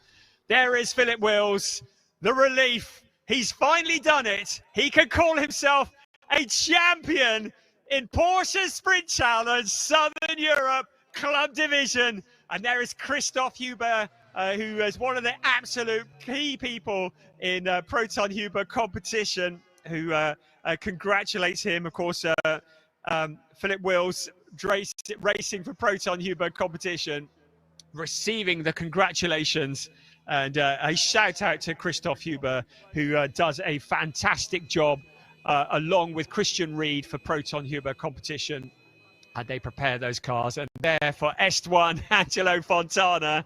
It was a lively race. Surviving was part of it. But he got to the end to take his second win of the season. The driver from Venezuela working hard, and he nibbled away at Andre Fernandez. Fernandez, by my calculations, despite the 5-second time penalty, will keep his second place because he had that gap over Philip Wills.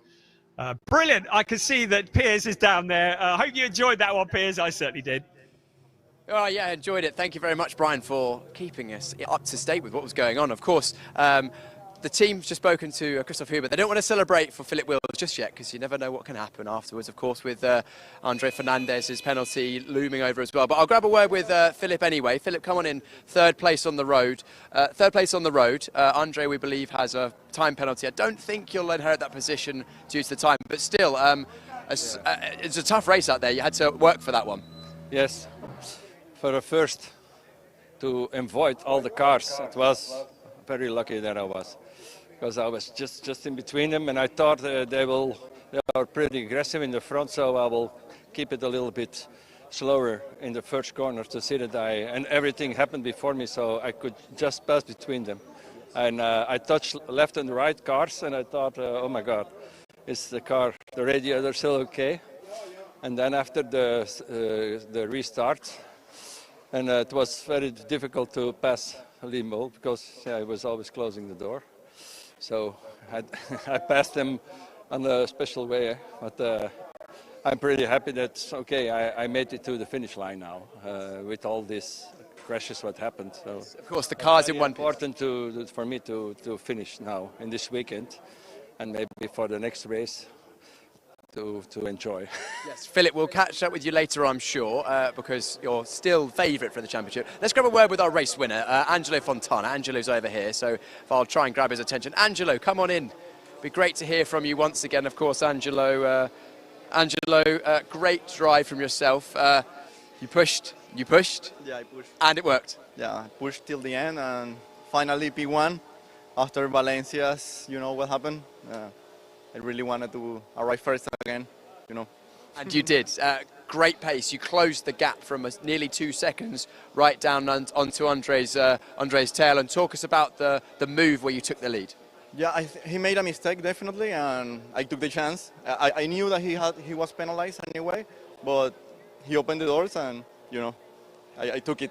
Angelo, congratulations. I see you've got the team flag there. Team flag, Estonia. Congrats. Team Est1, of course, from Estonia, and our second place driver, Andre Fernandez. Andre, can we have a quick word? Quick word, Andre. So close, so close. Yeah, to the last lap, you know, it's racing, but he touched me behind. I started losing my grip with tires, started losing the back, and you know, then he touched me in the back, and then it's racing. Still got one more race to come later on. Let's see if I can win this one. Absolutely, and I'll grab a quick word with Patrick Kuna, who I believe is our provisional champion as well in the GT4. I'll just wait for him to finish it. Patrick, again in Portuguese if you prefer, I believe you're provisional champion. É verdade, somos campeões europeus, estamos muito felizes. Foi uma corrida que no início com muitos toques e arrancamos atrás de safety car. Eu queria ganhar um bocado de distância ao segundo para manter o primeiro lugar, foi aquilo que eu fiz. Comecei a andar nas 4, 5 primeiras voltas a tentar fazer os melhores tempos para ganhar um bocado de distância. A partir daí foi só gerir e guardar os pneus para a segunda corrida, como não vamos meter novos e tentar, agora já somos campeões, acabar a corrida. Patrick, congratulations. Obrigado. Obrigado, exactly. Right, well, I'll let Brian take us through some of the memorable moments from that round number 7 of the club division while we get ourselves ready for the podium. Thank you, Piers. Yes, we'll call them champions-elect. They mathematically have won their championships, of course. It is all subject to confirmation because the stewards will be investigating any potential incidents. The cars also have to pass technical scrutineering as well.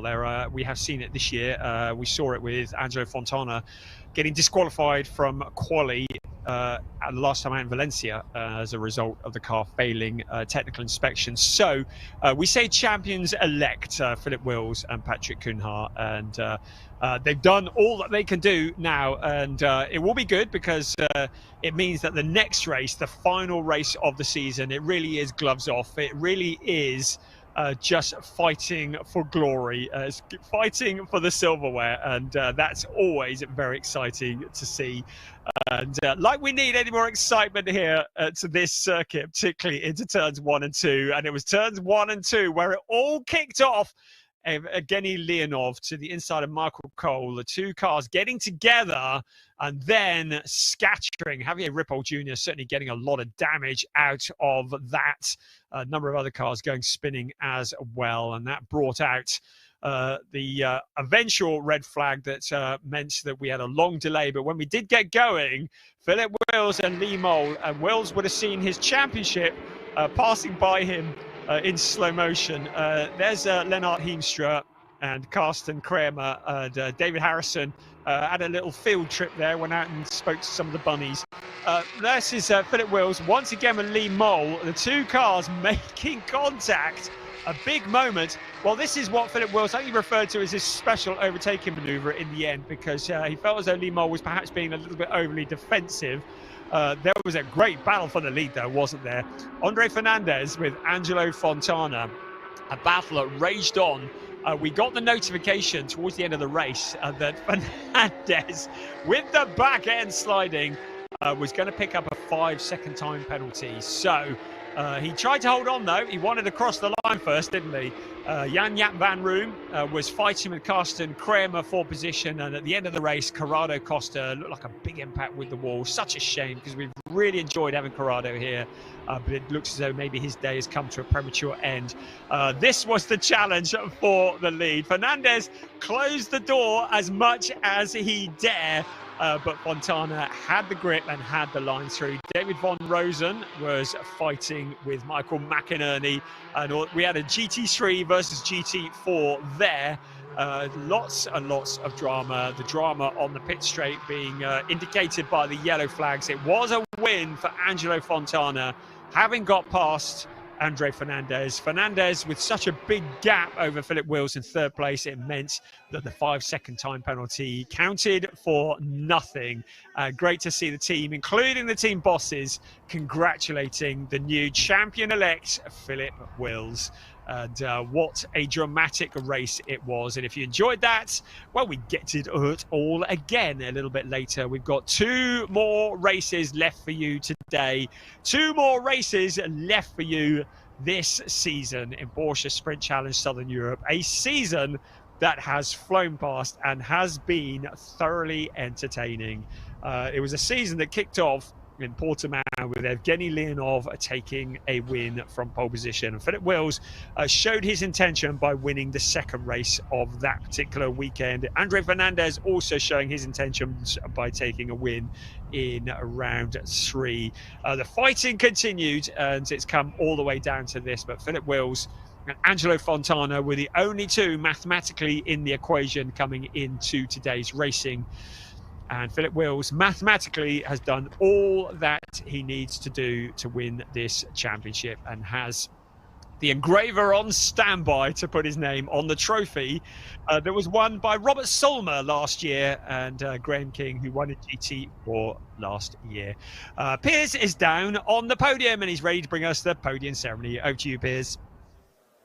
Thank you very much. The podium ceremony now, starting with the AM classification. Our championship leader, and potentially favourite for the championship, the number 912 from Belgium, Philip Wills.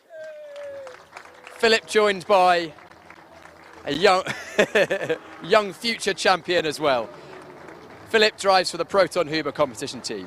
Second place, the number 917 from Portugal, Andre Fernandez. And our eventual winner, the number 80 from Venezuela, Angelo Fontana.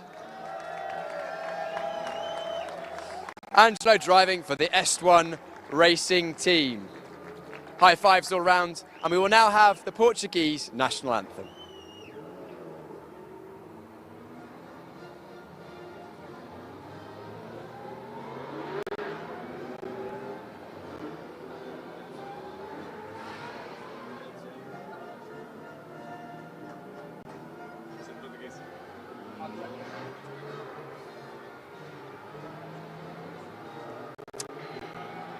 Congratulations to Angelo. My mistake, it's not the Portuguese, it was the Venezuelan national anthem for Venezuela. Third place trophy, Philip Wills from Jose Luis Santa Maria, the director of the circuit to Barcelona, Catalonia. Third place trophy, Philip Wills. Second place trophy will be handed to Michael Dreisen from the director of sales to Porsche Motorsport. Second place, Andre Fernandez. And Jose Luis Santa Maria will present the winning trophy to Angelo Fontana for S1 Racing from Venezuela. A brilliant drive, and the S1 Racing team whooping and hollering. We'll now have all 3 on the podium, along with Jose Luis Santa Maria and Michael Dreisen on the podium for the photos. And any photo opportunities down from the grid as well. Good job, everyone. Congratulations to our podium drivers in the AM classification. Next up, we will be having the GT4s, which has been hotly contested.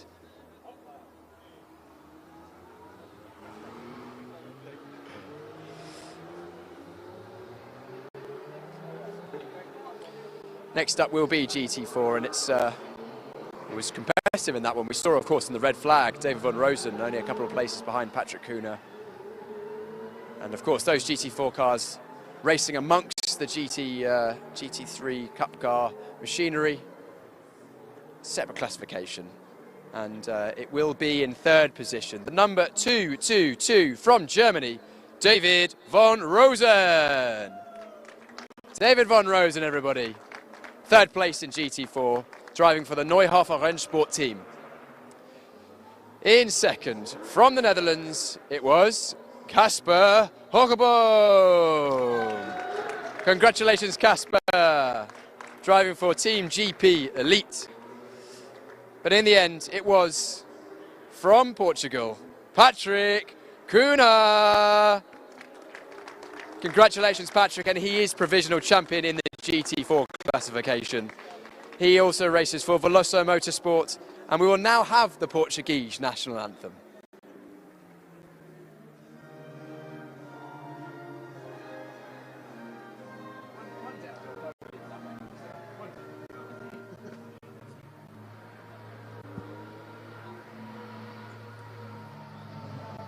Congratulations to our top 3 in the GT4 classification.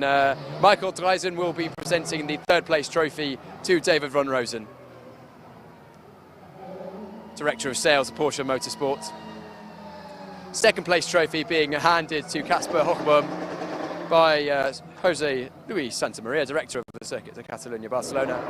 And the winning trophy Michael Dreisen will present to Patrick Kuhner, our champion for Porsche Sprint Challenge Southern Europe in 2025. Great job from all three of these drivers. Everyone on the top step of the podium now for the photo opportunities. To remember this moment, eye line down to the gantry down there, and a final round of applause to our GT4 classification. Congratulations, all three of you. We'll be seeing you very, very shortly for the final round of the season, round number 8. But very, very shortly, we have the final round of the season of the Sport Division, and that's coming up right now.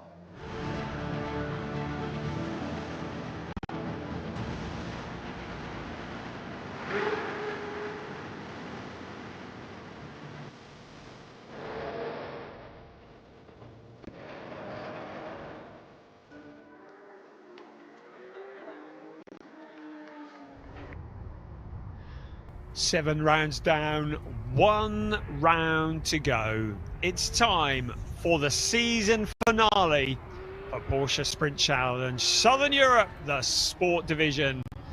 And in theory, in a little over 40 minutes, 50 minutes or so, we should be finding the identity of the champion. Will it be a new champion, or will it be last year's champion? In the Sport Division overall standings, it is between Flint Schuring and Ariel Levy, and it was a win for Ariel Levy and a third place for Flint Schuring in the last race. It means that the gap is now down to 7 points in favour of Flint Schuring. So a lot to play for. The Rookie Championship has gone the way of Chester Kiefer already, with Jelter Hofner jumping up into second place. He's got 107 points to Chester Kiefer's 145. Kiefer cannot be caught. And in the Pro-Am Championship, Henry Tuamala mathematically has that one in hand ahead of Anthony Imperato. So consistently fast laps in qualifying. We saw you can make moves in that last one. You shouldn't have to make any overtakes in this one if everything goes to plan, right? Yeah, that's correct. I hope I get a good launch, first into T1, and then I hope I can control the race at the front. Absolutely, a great start to your Porsche Sprint Challenge Southern Europe career. Of course, so far, second in the first one. Hopefully, I imagine you're hoping to take it one better in this one. Yeah, for sure. The first one I also wanted to win, but sadly it didn't work out. But I'm for sure really working hard for it. That it's worked out now, and I'm quite confident that it will be. What do you reckon the greatest risk from behind is going to be? I think at the start is the greatest risk, get a good launch. I think that is more or less everything is what's needed to defend P1. But we will see if Ariel or Flint Schuring have a great car in the race. Maybe they will also make some pressure in the race then. We look forward to a great race ahead. Hopefully it stays cleaner than the first one. Right, that's Theo Overhaus, of course, the Porsche Junior in Germany. Definitely a star of the future, one to watch for certain. Great to have him in the championship. A star of the future, well, and the present really, Ariel Levy, of course, our champion last season, starting in second place in this one. Ariel, second best starting position in this one. Of course, we know Theo had a good pace in that last one, but I also know that you were very confident with your pace in race one. Well, we did not have a lot of laps, but when we were driving, I think I was really comfortable with what I was, yes. What do you reckon your best chance of winning this race is? Well, I cannot know what will happen in the race, but I would say usually race starts are really crucial, so I will have to have a really good start, and then we'll see what happens later. Ariel, of course, last season, this time last year, you were champion already. Of course, it's very close between you and Flint as well. Of course, I imagine you're going to be giving your all. Are you thinking about the championship? What's your mindset going into this one? My mindset is that I'm so thankful and privileged to have such a competitive season in the winter, because I'm learning so much, and it's not even summer yet, so I'm just thankful. Ariel, good luck in the race. We'll see where you finish up at the end of the race. Of course, Ariel will always be going for the win. We know he's a very competitive driver, and I'd like to grab a word with our current championship leader and Ariel's championship challenger, Flint. I've spoken to him a couple of times already today, but that's only right considering he is currently leading the championship. Just spoke to Ariel. Of course, he is going for the win, as always, but he's just saying that he's so grateful that he's got such a competitive series before the main season has even started, and he's been enjoying the fight between yourself and him. Yeah, so far it's been a hard but fair fight. So definitely great preparation for the summer season. And let's talk about that championship. Of course, Ariel starting alongside you there. What are you thinking about?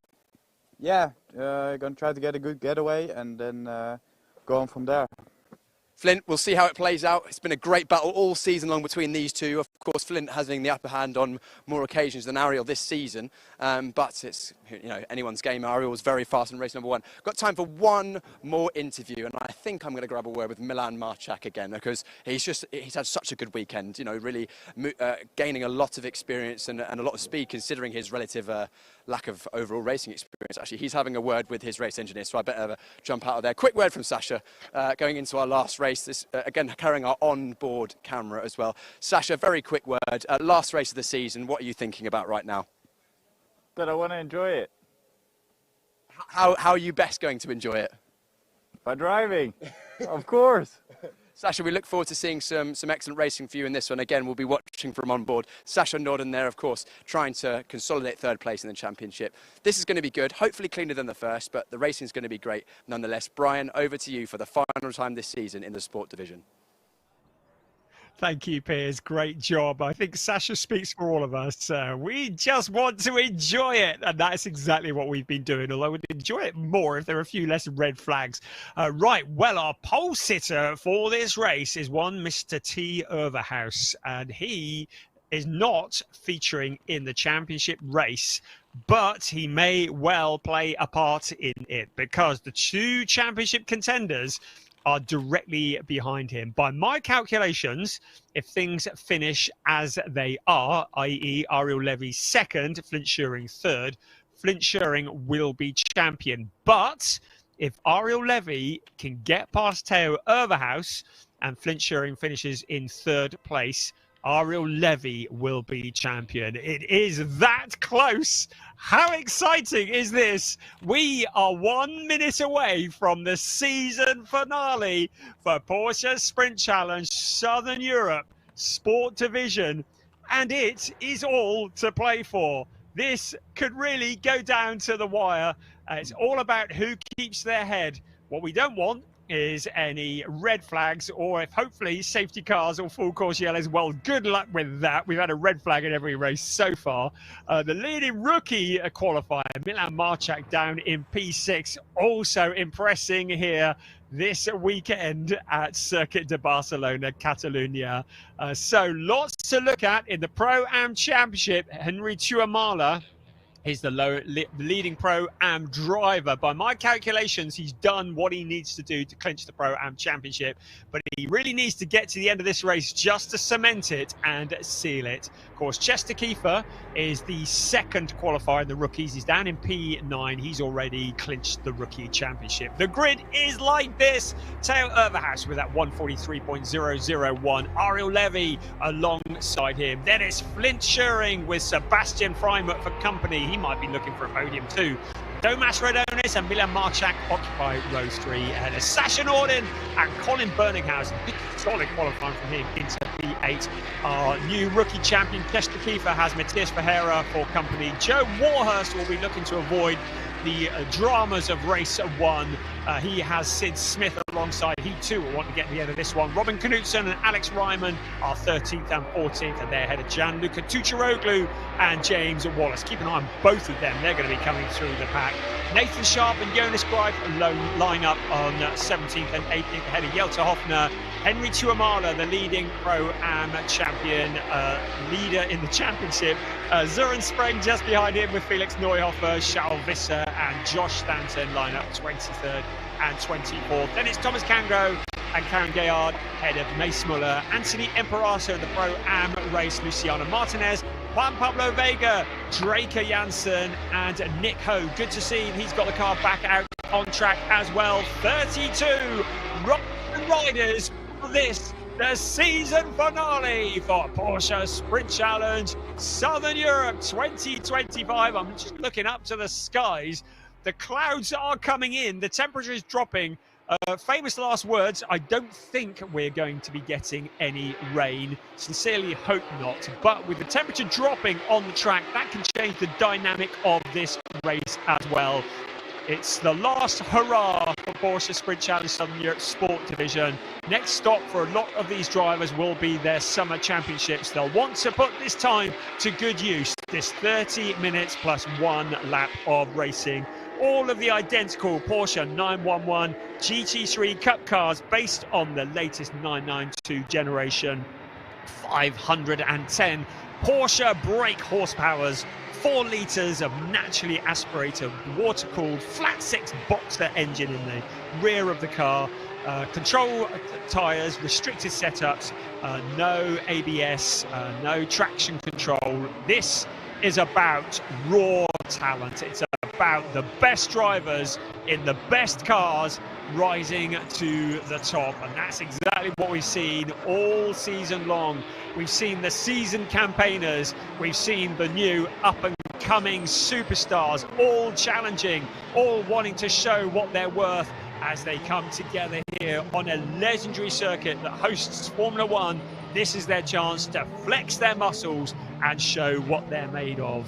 Apparently the wind has dropped down, so we shouldn't have any issues with tailwinds, but the temperature also dropping too. The cars are now forming on the grid. The heartbeats will be racing. The palms will be sweaty as Zoran Spreng just gets the 197 car into exactly the right position. And then the silence falls around Circuit de Barcelona, Catalunya. And then the indication from the back that all is good. The engine notes will start to rise. Are you ready for one last dance? Porsche Sprint Challenge Southern Europe is go for the final race of the season. And it's a drag race in towards turn 1. Get out of my way, says Ariel Levy. He's got his elbows out. Flitch looking as well, but he's going to be Levy into turn 1. Tail of the house dropping into that second place, but is he going to come back? There's a couple of cars that have cut across the runoff area. What is going to happen there? Ariel Levy and Tail Overhouse running side by side. Looks as though Overhouse might have gone wide. He's back into the lead. Ariel Levy will want to come back. Overhouse giving up that lead position because he knew he exceeded track limits. Blindschuring in that third place. If the championship finished now, if the race finished now, it would be championship Ariel Levy. But Blindschuring looking eager. The rest of the cars jostling for positions behind, all fighting over the scraps. Out towards turn 7 they come, and that is Henry Tuamala, who's got off into the gravel trap. He's able to keep it going. There's Karen Gayard there as well, who got involved. Tuamala looks like he's able to rejoin on board with Matas Ferreira in the number 27 car. But a dramatic first lap, as always is the case here. And that's Draker Janssen into the gravel trap. This may well bring out their safety car. Our race leader, Ariel Levy, second. Theo Overhouse, third. Blindschuring. But I have a feeling a caution may be incoming. The rest of the cars heading around turn 13 and 14. Another spinner, there's Mace Muller pointing in the wrong direction. Able to rejoin, and Nick Ho once again in his old car. But looks like that is stranded as well. So a couple of cars stranded at the side of the track. This is surely going to bring out a full course yellow. And across the line we come. I think the race stewards want to get a lap in the board so that we don't have a complete restart. It's Ariel Levy with 7/10 over Theo Overhouse. Blindschuring in that third place. Sebastian Freimut in fourth ahead of Domas Radonis. We're still racing at the moment. Still no cautions showing at this point. There's Karen Gayard in the 85 car, able to rejoin. And now we go for yellow flag at turn 5, but we're still in racing conditions. 30 minutes plus 1 lap is the length of the race. At the moment, Ariel Levy leading the way. Theo Overhouse, now we go to full course yellow. So Ariel Levy will drop the speed down to 80 kilometers an hour. Really important. There's no overtaking. Søren Spreng now backing out of the power. The start is under investigation. So the race stewards will be taking a look at that. I'm now just going to double check my maths while we're here. So if the race finished now, Ariel Levy would have a 2-point advantage over Flint Scheuring. I said to you that Theo Overhaus was going to play a critical part in this championship, even though he's not part of it. That is proving to be the case as Karen Gayard's getting pulled back into the garage. And there's Nick Ho in the more familiar yellow, black and white car that we've seen him all season long. We saw that the blue car that he was running this morning had taken a little bit of a beating, and it looks like there may be 2 damaged cars that are going to be heading back to the PG Motorsport garage. Safety car is out, so the clock carries on ticking. Right, just looking at the various screens to make sure there's no penalties that have been awarded that I can see. So as far as I'm aware, it is very much as you see it out on track. Theo Overhaus did get past Ariel Levy. We saw him going wide, and then we saw him backing out of it just to give that position back because he had taken the lead of the race, having gone into the runoff area. So very fair from Theo Overhaus, and if he hadn't done that, the stewards may well have penalised him, and he could have picked up a penalty that would have been a lot greater than just letting the lead car back through. So there is the Nick Ho car. So we've lost Nick Ho and we've lost Karen Gayard.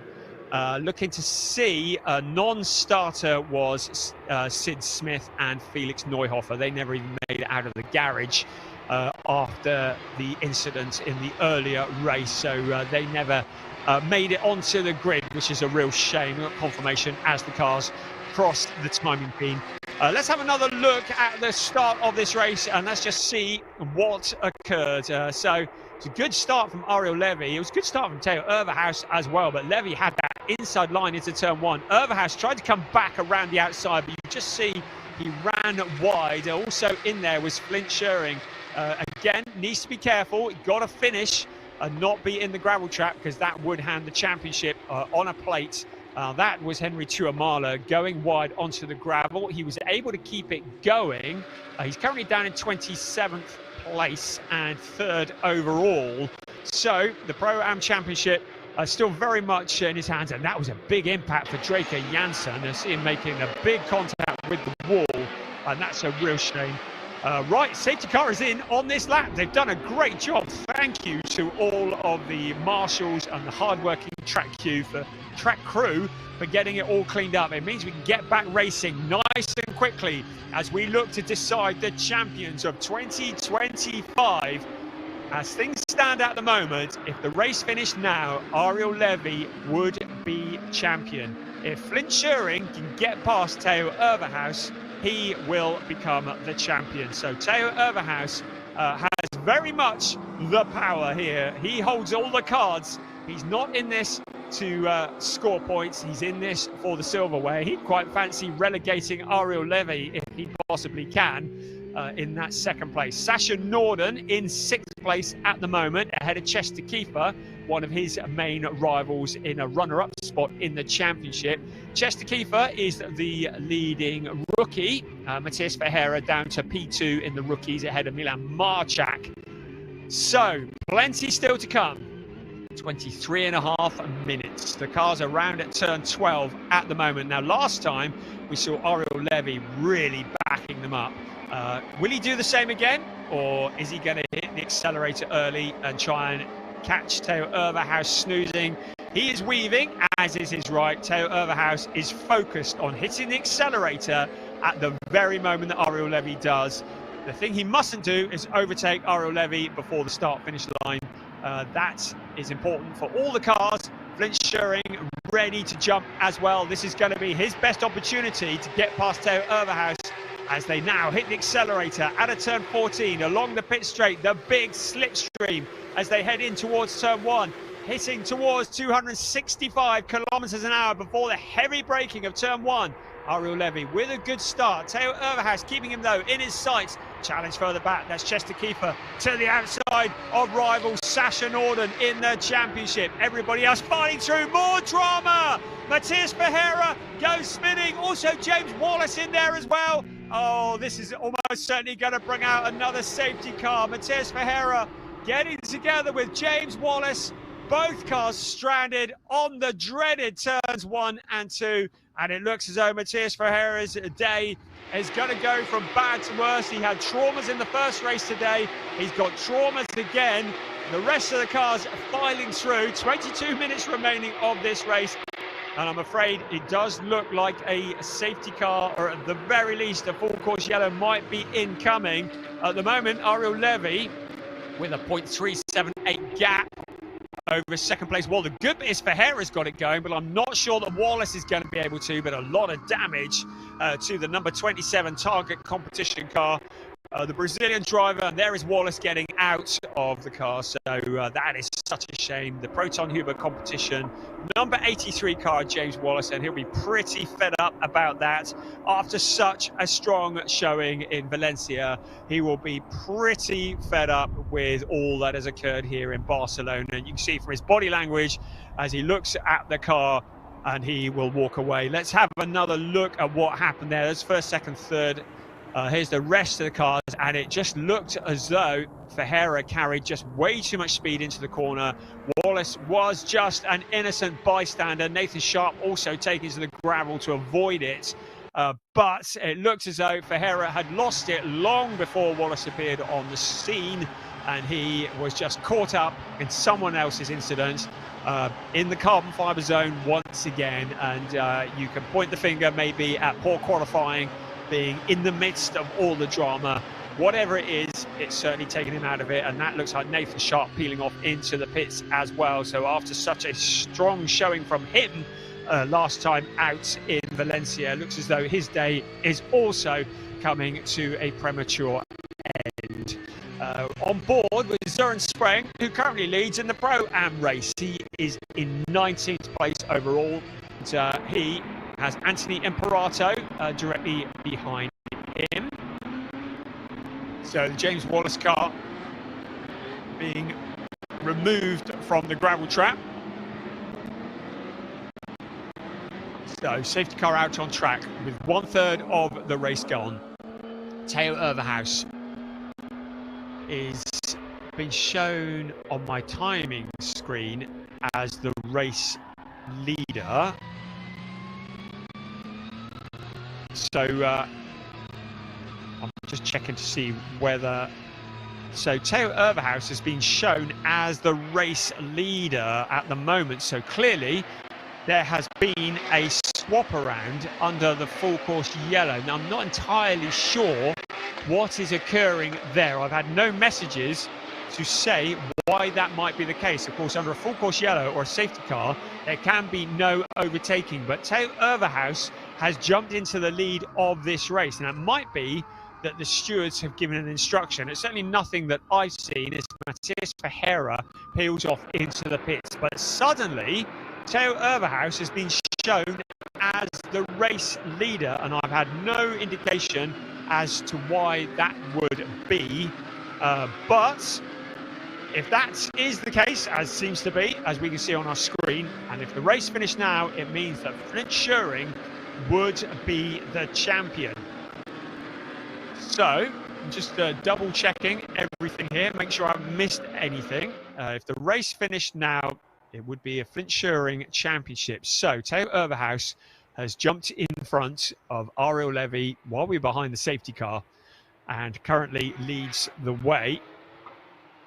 Sounds to me as though it may have been an instruction that had been given. So that has changed the dynamic of the race. Suddenly, Ariel Levy has all the work to do to get past the number 43 car in front of him. Once again, Theo Overhaus playing a significant part on the outcome of this championship. There's absolutely nothing on the timing screens to indicate why that might have happened, but with 18 minutes remaining, things remain as they are. It will be championship to Flint Schuring by the slimmest of margins. Certainly not had the kind of dominant weekend that we saw him have at Valencia.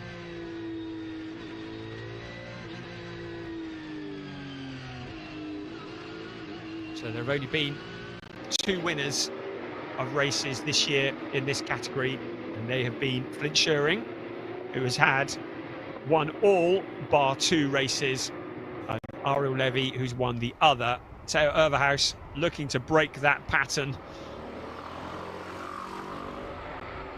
So still trying to keep the heat in the tyres, keep everything in the window as the cars circulate behind the safety car. So the drama keeps on coming. Theo Overhaus, somehow, behind the safety car, has been promoted into the lead, and it can only be on the instruction of the stewards. But it means that Ariel Levy has a lot of work to do now, because he is going to have to work his way past the lead car if he wants to retain the championship that he won here this time last year. Still no indication of when the safety car is going to come in, but I would expect it's going to be very soon. Safety car is going to be in on this lap. So, indication that safety car is in on this lap, which means we will back racing. There is Henry Tuamala, the champion-elect of the Pro-Am category. So out to round 5 at the moment. Theo Overhaus holds all the cards to decide who will become the champion of the sport division in Porsche Sprint Challenge Southern Europe. Sasha Norden has made progress. He's up into P6 at the moment. His main rival for position in the championship, Chester Kiefer, is behind him, and he wants to keep it that way. So here we come, the snake of cars. Theo Overhaus, the Porsche Junior driver who has been very much making the headlines for the last couple of years, getting himself up to speed before his 2025 season. I haven't seen what he's going to be racing this year, but now he backs the pack up. It's his turn to decide when to go. Now it's the turn of Ariel Levy to be the person who has to do the guessing. Up into turn 12 they come. Flint Schuring, focused, ready to pounce as soon as he can. Overhaus went, then he didn't, now he's going. Looks like he's up to speed. The gaps open up between first and second. Ariel Levy falling into the clutches of Flint Schuring. If Schuring can get past Ariel Levy, that will be enough for the championship for sure. Out of turn 14 they come, along the pit straight. A couple of cars kicking up some dirt. Out towards turn 1, weaving to try and get the heat into the tyres and into the brakes. We're past the halfway point of the final race of the season. Into turn 1, Flint Schuring flashing the lights. There's Colin Berlinghausen taking a different line into the corner. On the inside, Chester Kiefer in there as well. The rest of the cars filing around turns 1 and turns 2. What is going to happen in the last 14.5 minutes of this race? At the moment, advantage Theo Overhaus, advantage Flint Schuring in the championship standings. Ariel Levy in second place, about half a second back. What can he do about the number 43 car in front of him? Sebastian Freimuth there. Look at Sasha Norden looking to challenge Domas Radonis. He's been doing that all season long in Porsche Carrera Cup Benelux. Also a challenge further back, there was Joe Warhurst in there. Also Gianluca Tucharoglu also fighting for position. Sasha Norden, we're on board with him at the moment in that 6th place. Sebastian Freimuth in front of him, which means that Norden is up into 5th place. He's broken clear of one of his main challengers, Chester Kiefer, down into P9. First and second, breaking clear. Flint Schuring doesn't look to have the pace to get with the leaders at the moment. 13.5 minutes remaining. It's all about whether Ariel Levy can find a route past Theo Overhaus. Levy, who led for much of this race, somehow Theo Overhaus was able to get past. Now he leads the way. There's Chester Kiefer, Alex Ryman behind him, Gianluca Tucharoglu there as well in the 911 car. They're fighting over 9th place. Here come the race leaders out onto the pit straight once again, flat out up into 6th gear. Then it's the heavy braking, having reached 265 kilometers an hour, reducing all the speed down to 110 kilometers an hour. Second gear through turn 1, second gear into turn 2. Alex Ryman, Gianluca Tucciaroglu. It's Tucciaroglu challenging on the outside for 10th place. Drops back in behind around turns 1 and turns 2 they come, and in towards turn 3, a third gear corner taken at 140 kilometers an hour.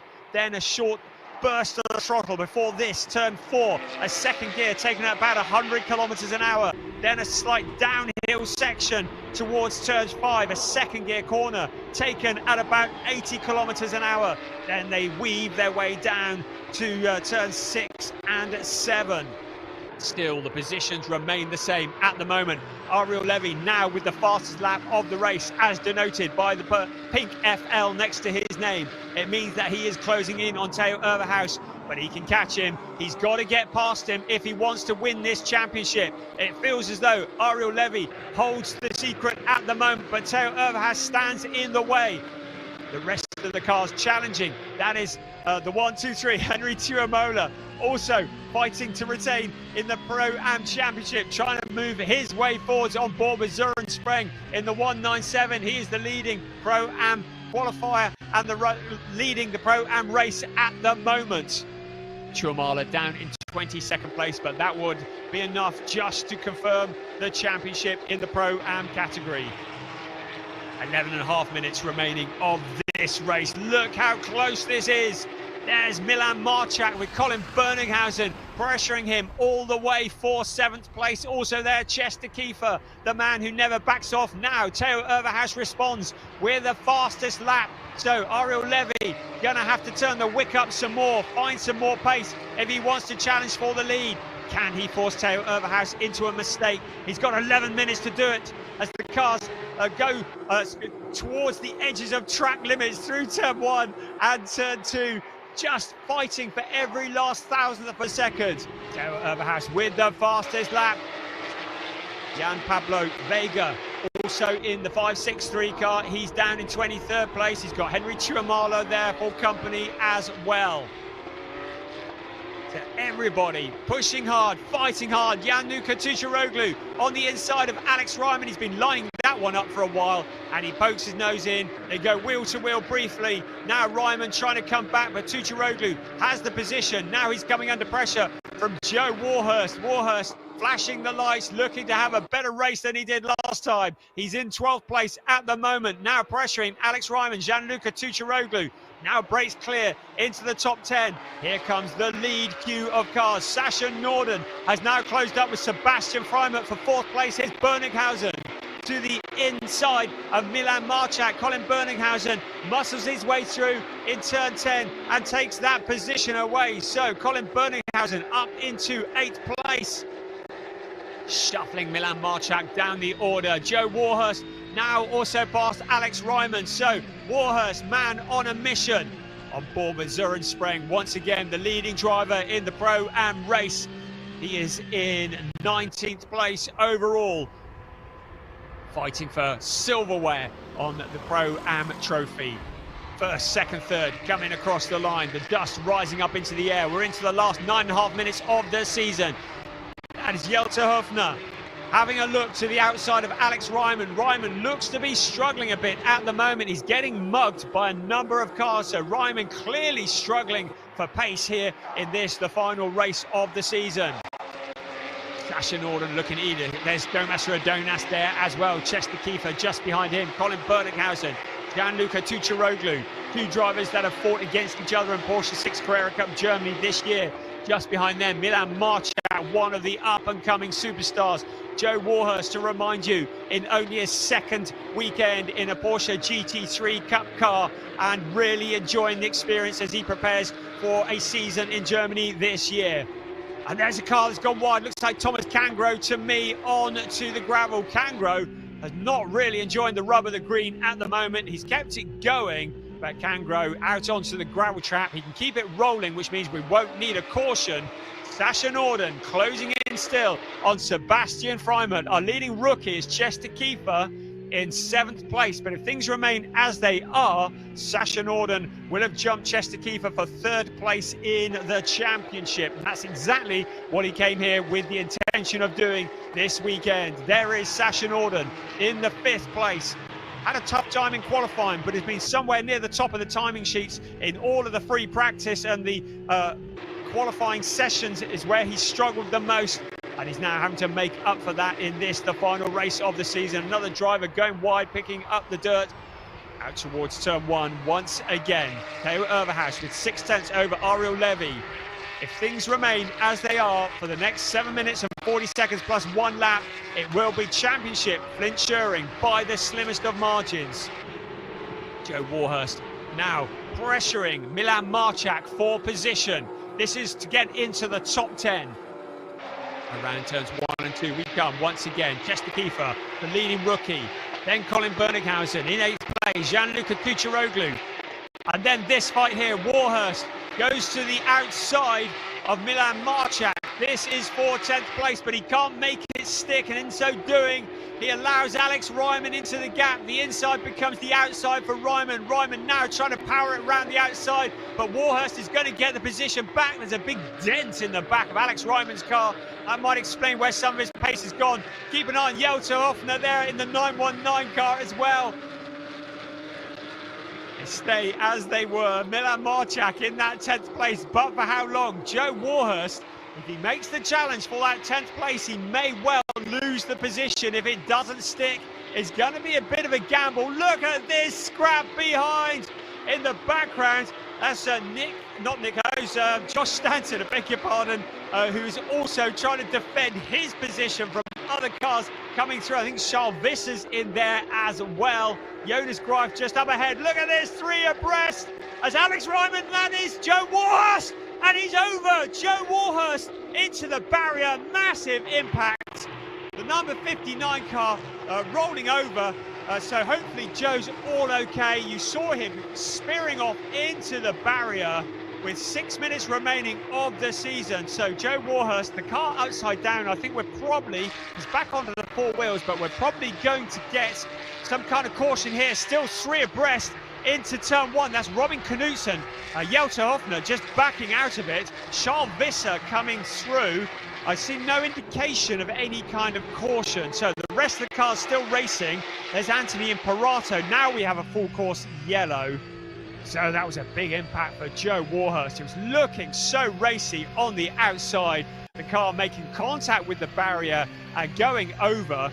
We don't often see rollovers in Porsche Sprint Challenge Southern Europe. And we saw one last time out for Ajith Kumar in the club division, and Joe Warhurst doing exactly the same. It was a big impact, so the safety crews will be just checking that he's all okay. I think it was on the exit of turn 14 that he went in, a fairly fast part of the track as well. So we're just going to wait for news on that, and the cars now reducing their speed to well, it was 80 kilometers an hour. Safety car is out now. That will bunch the field up to 4 3/4 minutes remaining.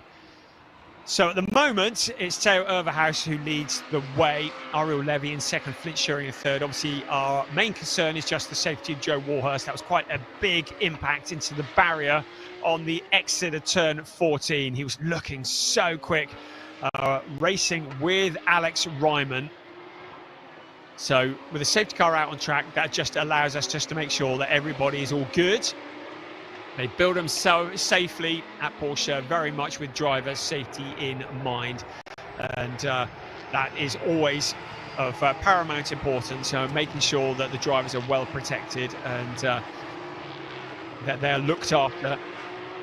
So he is just being attended to, Joe Warhurst in the car, and we've got a thumbs up from Joe Warhurst. So I know there's a lot of people watching in the UK who would have been holding their breath. We've got a thumbs up from Joe Warhurst. So really pleased to say thumbs up from Joe Warhurst that he is okay. A scary moment, a big impact. So driver is okay. I've got confirmation through. So I know a lot of people, there he is getting out of the car, and he got his nice new seat insert. I mentioned earlier he had to hand carry it through customs at Heathrow when he was coming out here to Barcelona. It was a whopping big box. It's done him justice because it held him in position. Not done the car a lot of favours. That is such a shame. He was looking so quick. We're really excited that we're going to see him in Porsche Carrera Cup Germany this year. That's not quite the baptism he was looking for into Porsche GT3 racing. Right, with the clock ticking, we breathe a sigh of relief that all is well with Joe Warhurst, and a replay would be wonderful if we've got one. I think our director might have one. I'm not sure that Joe Warhurst or indeed his family will want to see this. So you go and put the kettle on. We're going to see what happened here. He was alongside Alex Ryman, the two cars, and Jelte Hofner was in there as well. It was 3 abreast, and that was never going to work, was it? And Hofner just gave the squeeze, and I think maybe the tyres touched, maybe the wheels touched, whatever it was. It was a big impact. The barrier, the Tech Pro barrier, doing exactly what it's built to do, and that is to absorb the impact. But the car getting flipped over onto the lid. I think we might struggle to get this one back into green flag conditions. It'll be a real shame if the season does finish behind the safety car, but we have to make sure the track is safe before we go back to green flag conditions. If things remain as they are now, it will be Flint Schuring who will take the championship by 3 points from Ariel Levy, the outgoing champion he will be. And with less than 2 minutes plus 1 lap remaining, the chances of Ariel retaining this starting to look a little slim. I'd love to know how Theo Erbhaus got into the lead of this one, and I'm hoping we will find out.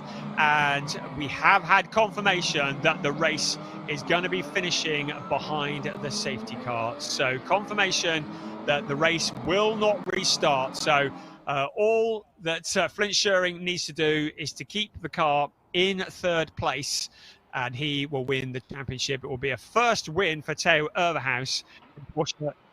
Oh, no, I've just heard safety car is in this lap, so the new decision has been made. So we are going to get some racing. We thought it was going to be all over. Safety car is going to be in on this lap. They're at turn 11 at the moment. If they can get to the line before the clock strikes 0, we'll get 2 minutes, 2 laps of racing remaining. So still all to play for. Theo Erbhaus won't be in a hurry to get to the start-finish line, because if he can drag it out so the clock strikes 0 before he gets to the start-finish line, he'll only have to do 1 more lap of racing to take the win.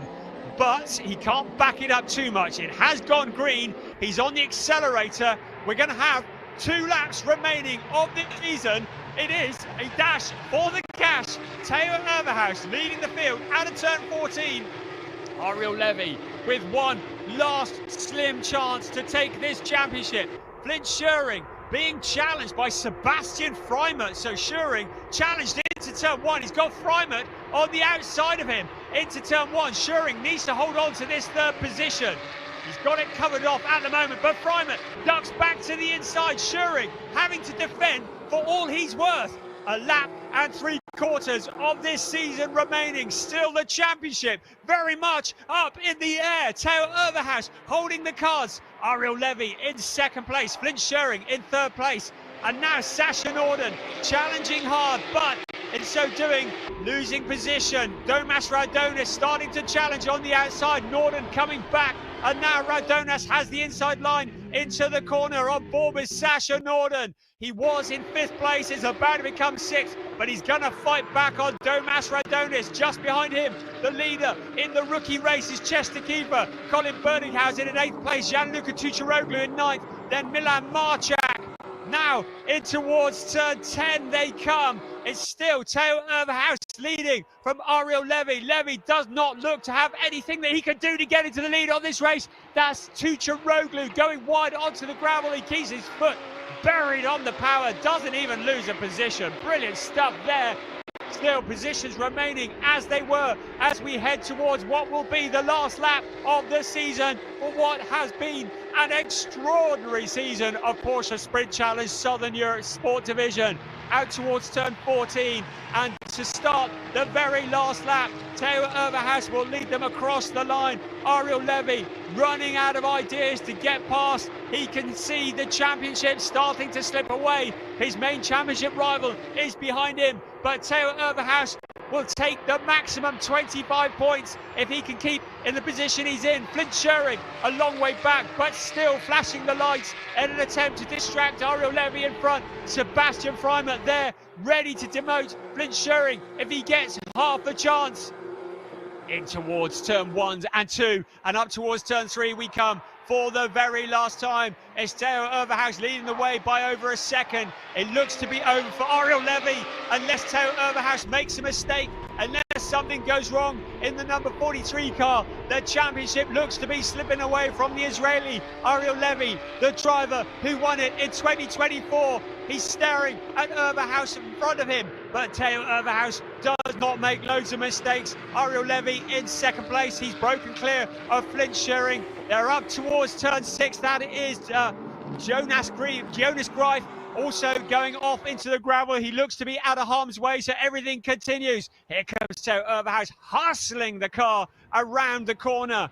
In towards turn 7 they come. Ariel Levy there, keeping him in sight, but still with nothing that he could do. No, beg your pardon, turn 10 is on to turn 11 now. So our race leader heading up towards turn 12 for the very last time. He has a big gap over Ariel Levy. It's going to take a mistake to lose that, but it doesn't like mistake is incoming. Theo Overhaus into turn 13, round to turn 14 for the very last time. Out onto the pit straight. It's going to be a first win in Porsche Sprint Challenge Southern Europe for Theo Overhaus. Ariel Levy in second place. It's going to be a championship for Flint Schuring, with third place Sebastian Freimer in fourth, ahead of Domas Radonis. Sasha Norden staying in front of Chester Kiefer, who wins in the rookie category. Colin Berninghausen in 8th place, ahead of Milan Marchak, who is second in the rookies. Gianluca Tucharoglu rounding out the top 10. Zoran Spreng is going to win in the Pro-Am race. Anthony Imperato second. Henry Tuamala in third. That just confirms Henry Tuamala's position in the championship as the Pro-Am champion. Brilliant stuff. What a final few laps that was. Theo Overhaus held all the cards and stole the dream away from Ariel Levy at the final moments. Wow, great stuff. What a way to finish the season in Porsche Sprint Challenge Southern Europe Sport Division. Theo Overhaus, what a time to take his first win. Second place to Ariel Levy, ahead of Flint Schuring, Sebastian Freimer, Domas Radonis. Sasha Norden did what he intended to do, stayed ahead of Chester Kiefer. Chester Kiefer wins in the rookies, ahead of Colin Berninghausen. Milan Marchak second in the rookies, 9th overall, ahead of Gianluca Tucharoglu. Josh Stanton, solid drive to 11th, ahead of Robin Knudsen. Draker Janssen, despite the dramas earlier on, coming home in 13th place. Good job there. Zoran Spreng winning the Pro-Am race in 14th place, ahead of Alex Ryman. Anthony Imperato second in the Pro-Ams. Henry Tuamala third in the Pro-Ams is enough to secure the championship, ahead of Mace Muller, Thomas Cangro, and then Juan Pablo Vega, Luciano Martinez, Jonas Greif we saw in trouble, and then Jelter Hufner after that incident with Joe Warhurst coming home in 23rd place. Charles Visser, Joe Warhurst, Nathan Sharp, Matthias Ferreira all coming in as non-finishers, and of course Joe Warhurst exiting in spectacular style ahead of James Wallace also into the gravel trap, and Karen Gayard that we saw retiring to the garage. Amazing stuff. What a race that had a little bit of everything, including that dramatic rollover for Joe Warhurst, and pleased to say once again he's all well, no problems there. So gosh, that was exciting, wasn't it? And I'm just checking there are no messages, nothing that's going to change any headlines here. I don't think that I can see anything that might cause any problems. I think we can safely say that Flint Schuring will be crowned as the champion by just 3 points. Chester Kiefer, the rookie champion, and Henry Tuamala, the Pro-Am champion. And the driver taking the top step of the podium on his guest outing here. Mind the front door. There we go. Theo Overhaus exiting the number 43 Proton Huber competition car to take the win. He had a second place earlier today. There's Flint Schuring. The news has filtered through to him that he's done all that he needs to do to win the championship. The team congratulating him at Schumacher CLRT, and there is Flint's dad with the glasses on, embracing his son. He's already seen his older son. There's Larry Tenforder, and there is Maurice Schuring, the older brother of Flint Schuring and winner of Le Mans 24-hour race GT category. They got the T-shirts printed already. That was a bit brave, wasn't it? They congratulate Flint Schuring on his championship win. Some would say that's a dangerous thing, getting the T-shirts printed in advance, but the team now celebrates, and what a team of Schumacher CLRT, Koen Ledegaard and Eduardo Schumacher, who head up that team, celebrating with their champion. Piers is down there enjoying the celebrations in the pit lane. Yes, just watching the Schumacher CLRT team celebrate. I'll give Flint a moment to get his kit off, compose himself as our champion. But our race winner, Theo Overhouse. Theo, you did it. You did it. Yeah, finally. First race didn't went my way. This race went even more my way. Ariel slipped out on the oil on the track, and I took the chance, go on the inside on T9, and yeah, from there on I managed it. I had not the start I wished for, but I had the race I wished for. Absolutely, yeah. And you said there was some oil on circuit. We didn't see that. Yeah, actually on the safety car I nearly spun twice because it was so slippery, so you had to find out on the safety car where are the slippy points. And I think I managed a bit better than Ariel because he slipped out of the track a bit, so I managed to overtake him there, so I'm really happy. Absolutely, a great job by the team as well.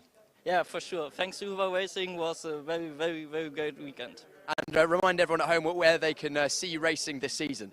Yeah, this year you can support me at the Super Cup and in the Carrera Cup Deutschland. Right, Theo, congratulations on winning the championship on your first weekend. Well done. Second place on the road, Ariel Levy. I'm sure he'll be happy with the result, but sad about the overall. Ariel, second place, a good drive, but not quite enough, unfortunately. Yeah, not quite enough. There was some crash, and in the first safety car we had some water in turn 7, 9 and 12. And then when we had the restart in 7 it dried up, and in 9 it did not. So I thought it would be dry, but it was not. Yeah, so that was too big of a risk, apparently, and yeah, I lost it. Unlucky, of course. It's tricky when the conditions are not ideal on circuit. We didn't actually, us at home and in the commentary box, didn't see any of the water on circuit, but heard from Theo that even under safety car conditions, it was tricky out there. Well, if you look on the restart on us when we were behind the safety car, you'll see that even when we were doing 50, 40 kilometers per hour, we almost lost the car. So we were driving probably the slowest ever, but it was still sliding, so that was scary.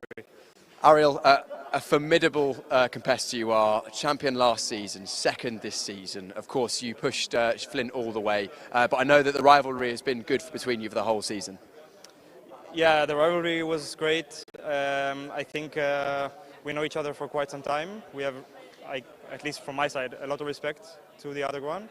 And also I think to have such, I said it before, but to have such a competitive season and rival in the winter is the best thing I can wish for, and yeah, I learned a lot this season, and let's see what we can do in the summer. The best possible preparation for the season ahead. We wish you the best of luck in your future Porsche Carrera Cup, Germany and Mobil 1 Super Cup endeavours. Thank you very much. Ariel, hopefully see you next year. Hopefully see you next year. And let's grab a word with third place driver and our champion, provisionally, of course, Flint Schuring. Flint is right there. I'm going to just dive in and interrupt. He's getting congratulations from pretty much everyone, and it'll be great to catch a word with our champion. Can I interrupt? Sorry. Flint, champion in 2025. That must feel pretty good. Yeah, it feels great. It was a very difficult race. Some unexpected moments, but managed to bring it home. Absolutely. At one point it looked like it was slipping away. Of course, then the safety car, we heard from Theo and Ariel that we didn't know as viewers, but apparently there was quite a lot of oil and water on circuit. Yeah, in T7 to T9 there was quite some water or something on the circuit, which made it quite difficult and but also exciting. So.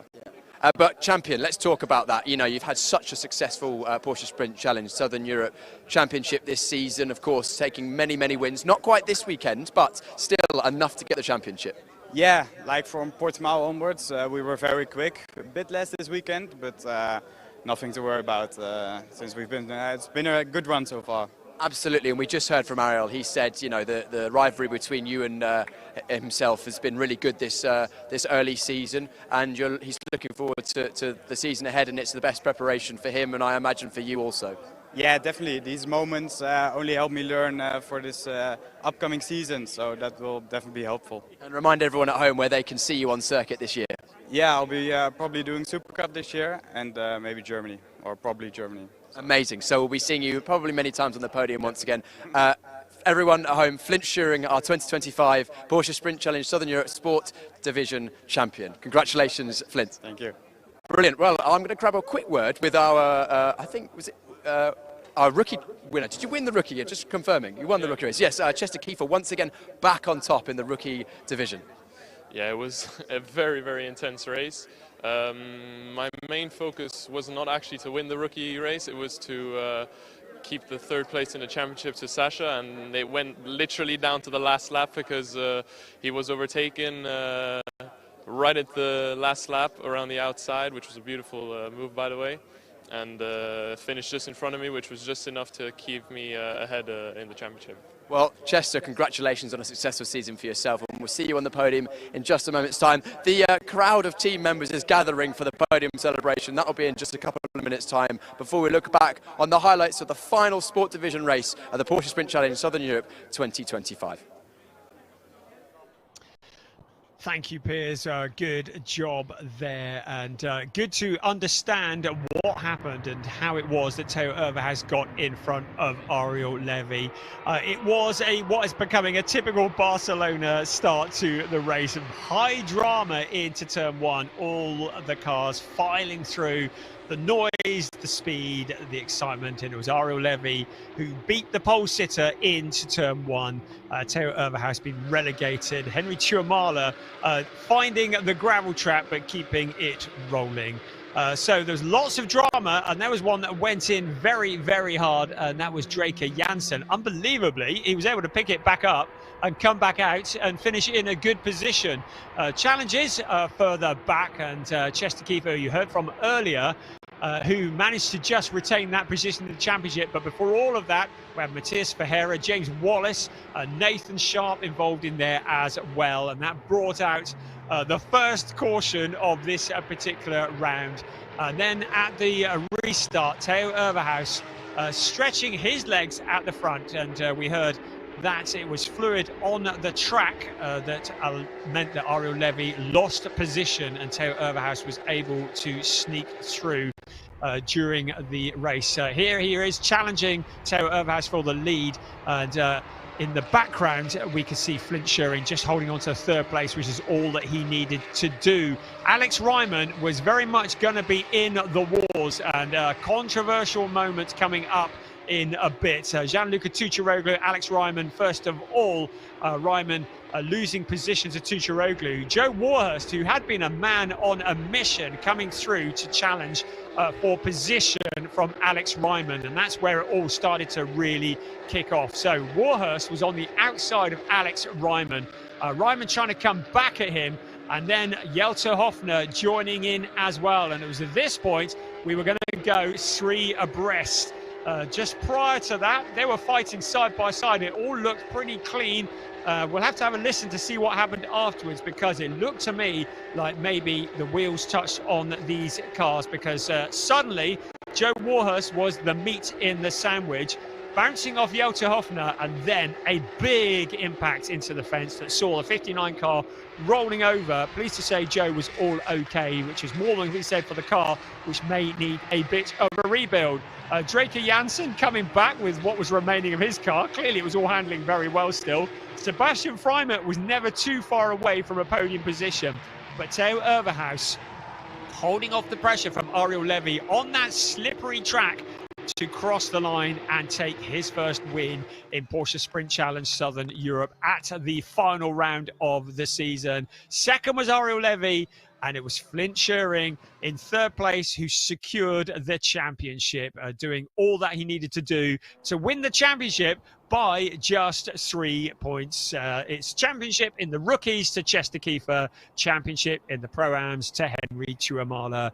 I believe that Piers Pryor is down on the podium, so we're going to throw down to him for the final podium ceremony of the sport division for 2025. Well, what a finale that was in the sport division. And we'll be having the podium for the overall classification first. First up, our champion overall, the number 99 from the Netherlands, Flint Schuring. Congratulations, Flint, driving for the the Schumacher CLRT team. In second, last year's champion, the 25 from Israel, Ariel Levy.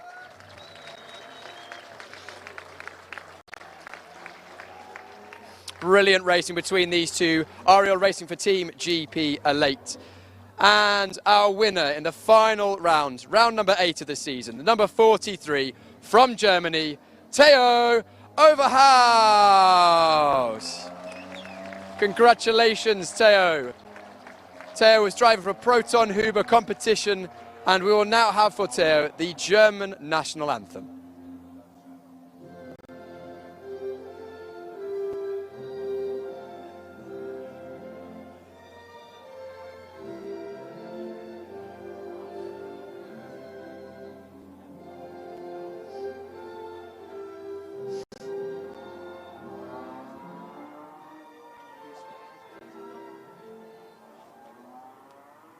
Congratulations to our podium drivers.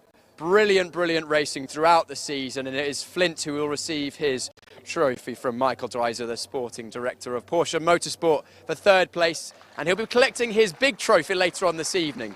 Second place, Jose Luis Santamaria, the circuit director here at Circuit Barcelona de Catalunya, presents second place to Ariel Levy, and our winner, Theo Overhaus, collects his first place trophy, smiles as he should, and we'll have all three drivers on the podium, top step of the podium, for their photo along with our trophy prize givers.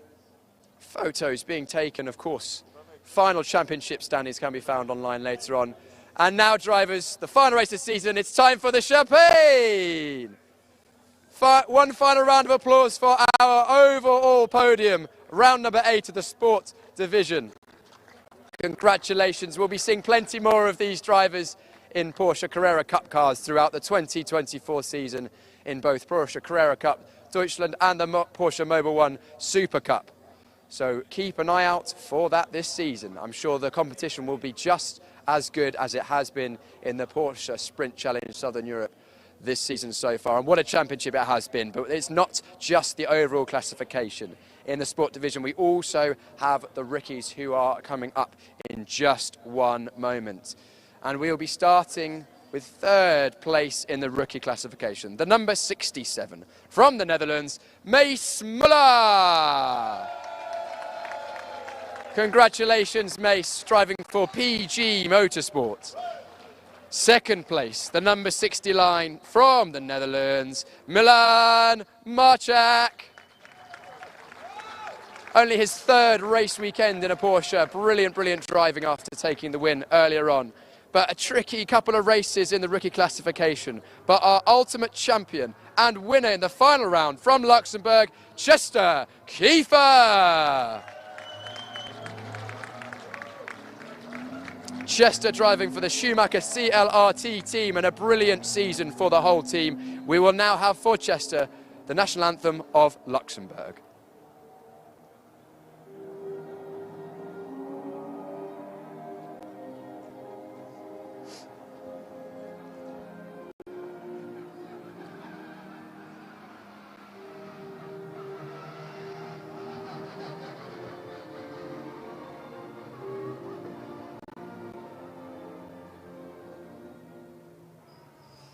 Brilliant, brilliant season from all three of these drivers and the rest of the rookies in the sport classification. Third place trophy by Jose Luis Santamaria goes to Mace Muller, second place.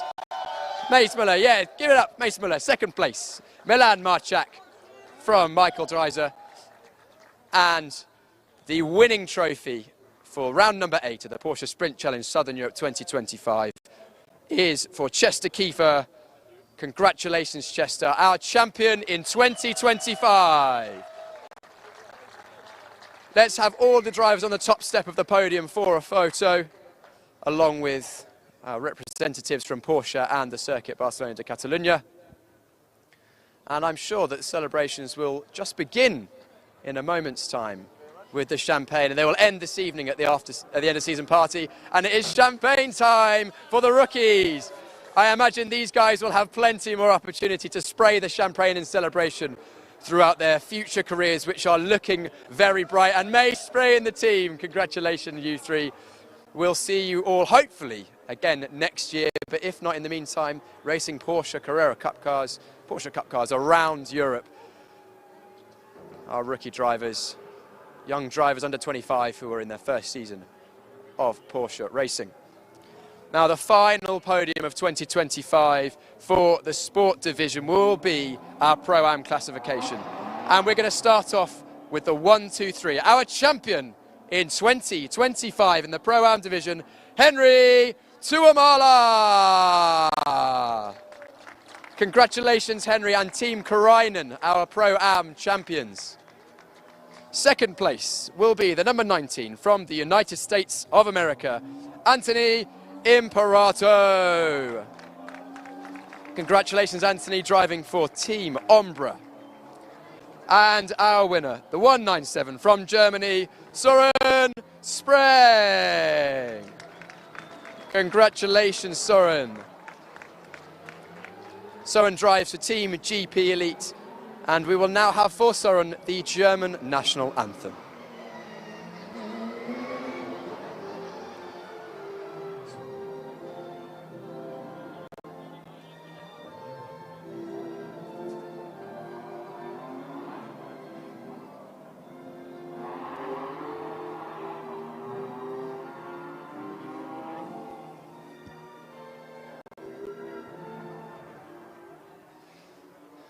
Our prizes, trophies being handed out once again by Jose Luis Santamaria as the director of the circuit Barcelona Catalunya, and Michael Dreiser, sporting director for Porsche, sales director for Porsche Motorsports. Third place trophy to Henry Tuomala, second place Anthony Imperato, and our winning trophy, Søren Spreng. If we could have all three of you on the top step of the podium along with our trophy prize givers for a photo down by the starting line. Congratulations to the Pro-Am drivers in the round 8 of the Porsche Sprint Challenge Southern Europe 2025. You may celebrate with the champagne if you wish, or you can just drink it. I think they chose drinking. That's it for the sport division of the Porsche Sprint Challenge Southern Europe. All that's left is the club drivers, and that's up in just a few moments.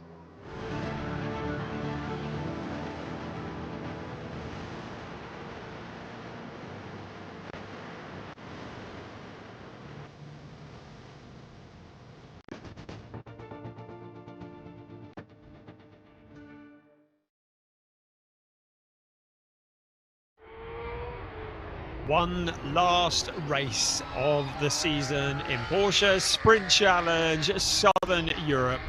One last race in what has been an extraordinary season of racing in both the sport division and the club division. It is the 16th race that we've witnessed this year in Porsche Sprint Challenge Southern Europe, and this could be exciting because the gloves are off. Championships are all set and decided. It's all about the glory. They're going to be going for the silverware. They're going to be going for the podium. We saw earlier this afternoon Philip Wills clinch the championship, but we saw his main championship rival, Angelo Fontana, take the race win. He did everything that he could, but now Philip Wills mathematically not able to be caught in the championship standings. We also saw Patrick Koenhaas secure the GT4 title, and in the overall title it was Philip Wills once again who secured that. It does mean the drivers can go out and very much enjoy everything that they've got ahead of them in this race. We're not worrying about points for the championship, although there are still a number of runner-up positions that are to be decided.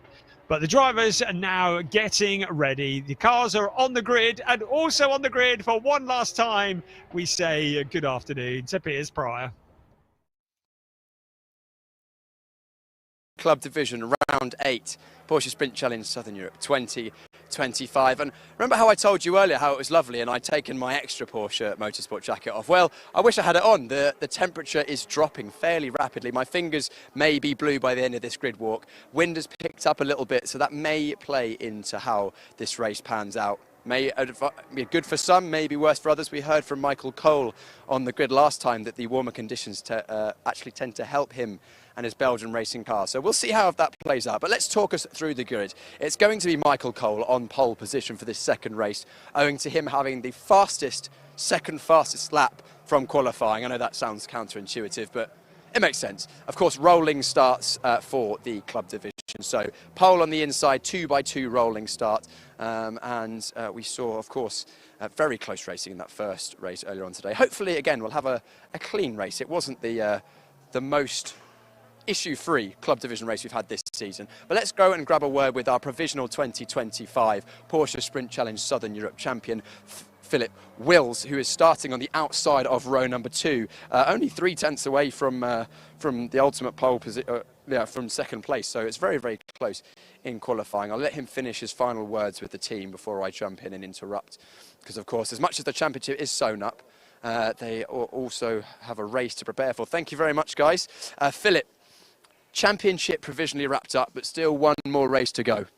Yeah, it's pretty exciting for the moment, so a little bit nervous, but I have to stay to myself, to my business, and stay calm to do your thing, because it can, if you're thinking, then it's finished. You have to drive and don't think.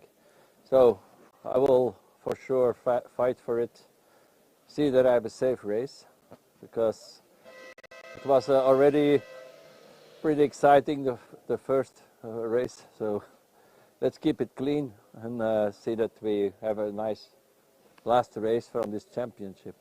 I second those thoughts, Philip. Good luck in the final race. We hope for a clean, safe, but close and entertaining race. Good luck. That's Philip Wills, provisional champion so far. Of course, he wants to go out with a proverbial bang. Not a literal one. He wants a safe race. Let's grab a word with Andre Fernandez, who actually managed to finish second on the road last time. I don't know, after all the penalties played out, where he finished in the end in the classification, because he received a 5-second track limits penalty and then another 5-second penalty after the race. Andre, can we have a quick word? Sorry, I'm going to just jump in. Andre, a close race in that previous one, but not exactly the result you wanted. Last race of the season, what's your hopes for this one? My hope is P1 is the only hope I can get it for the last race. This way I can finish in the high. But let's see, if I can handle the pressure to the end. Sometimes I drive too much with the mirrors, but let's see another race. All part of the learning process, I'm sure. Always enjoy talking to you, because I can see you love your racing. Always a smile on your face, no matter how things go. Yes, you got to be happy, If you sad all the time, it don't make you any happy anyway. Andre, words to live by. Good luck in this race. We're just waiting for our front row drivers, actually. Neither of them are on the grid quite yet, so maybe we'll just keep walking down. I'm hoping that everything's okay with both of them. Can't see them. We're supposed to have Michael Cole on pole position, Damir Hott in second place, but potentially they were both involved in crashes in race number 1 today, so maybe we might not have either of them. I'll keep you posted as I know more. Evgeny Leonov was also involved in a crash, but got out again. Let's have another chat with Evgeny. Evgeny, final race of the season in Porsche Sprint Challenge Southern Europe. It was a dramatic one for yourself. You did manage to get back out after the team fixed the car, and you set the fastest lap at one point, so clearly the car's ready to go in this one. So, you better not ask for plans. So, yeah, the idea is to use the situation as much as possible. We are third because there are no two cars in front, so I think we have quite good chance for podium, but let's see. Let's see, Evgeny. Let's see how it goes. Good luck in this one. Angelo Fontana, doors open, so I'm going to use this opportunity to butt in because earlier on they didn't want to risk me getting the door stuck because I think they've had a couple of issues with the door latch mechanism. Angelo, final race. Yes. What are you thinking? This one is going to be more fun, I think. We'll try to look for victory again, hopefully.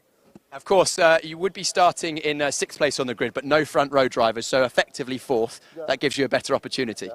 Much better, easier to pass. Angelo, you always like a pass, so we look forward to that. I think I've got time for one more word. Let's grab a word with Javier Ripoll Jr. I was hoping to catch up with him this weekend, haven't been able to so far.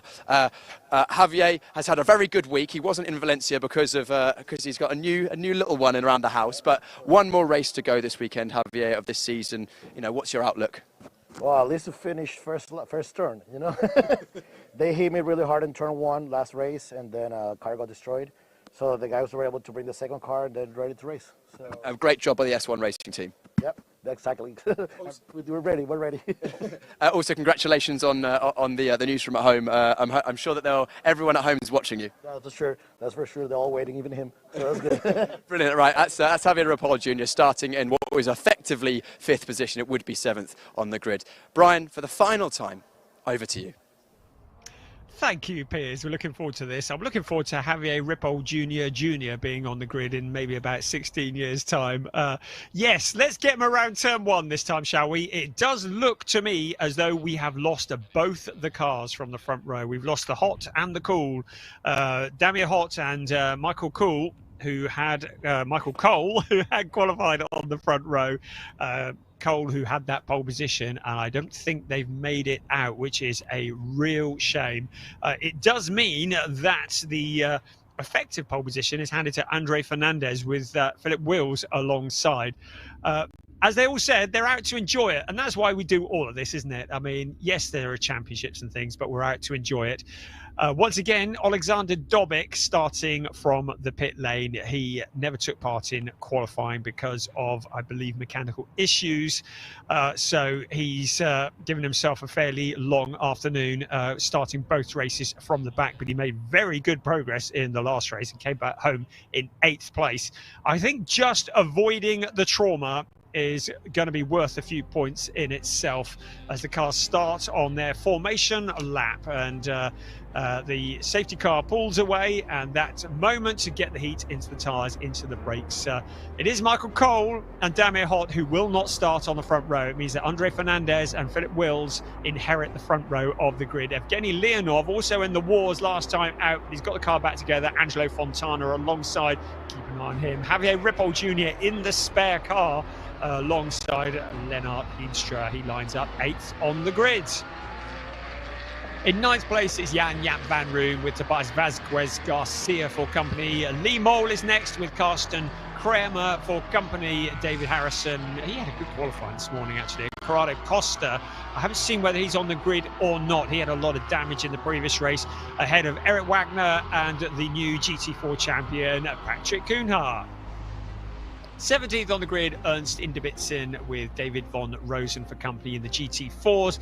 Ajith Kumar and Casper Hockerboom are on 19th and 20th ahead of Michael McInerney, Paolo Macedo and Marco van der Poel with Alexander Dobic from the pit lane. I'm just looking for confirmation whether Ajith Kumar is also on the grid. I know it is quite a depleted grid. Yes, Ajith is on the grid. So a lot of people who are watching in India will be cheering and shouting to see what he can do from there. But it is a slightly depleted field after what was a slightly bruising round 7 earlier on today. For the last time this weekend, we say Circuit de Barcelona, Catalunya 4.16 without any safety cars or full course yellows. It would be a true celebration of all things good. The temperature is dropping. Poor old Piers with blue fingertips because we are in Spain, but when the sun starts to go down or behind the clouds, the temperature does drop rather quickly, and that's what's happening here. So that could be an issue generating the heat as important as ever. No tyre warmers allowed, so the weaving and the braking really important to make sure that when the cars arrive at that very troublesome turn 1, they're going to have something with which to brake, steer and grip the surface with. There is one of the GT4 cars, that Patrick Cunha, with the hazards flashing, and looks like Cunha might have a bit of a problem here. He's got the hazards going. We saw that earlier on the lap, and I'm wondering whether he's going to be peeling off into the pit lane, because clearly there is something amiss with the car there. No such problems up front. So the new pole sitter, effectively, Andre Fernandez, challenging for the lead. That looked like Vasquez Garcia going wide out of turn 2, but everybody's made it. There's Alexander Dobic from the pit lane, but into the lead. Evgeny Leonov challenging. Fernandez coming back at him. The two cars running side by side for the lead of this race. Philip Wills just holding back slightly, but he's got Angelo Fontana now challenging him on the inside. It's Leonov who takes the lead of the race in the Volcano Motorsport car, and he pulls just a little bit clear of Andre Fernandez. So a good challenge for the lead, a lot more successful than it was in the earlier race. Fernandez relegated into that second place, soon to become third, because now Philip Wills challenging for the second place on the inside of Fernandez, squeezing him on the exit of turn 9. They come, and into second place goes Philip Wills. Fernandez getting swallowed up by the pack. Fontana's through as well.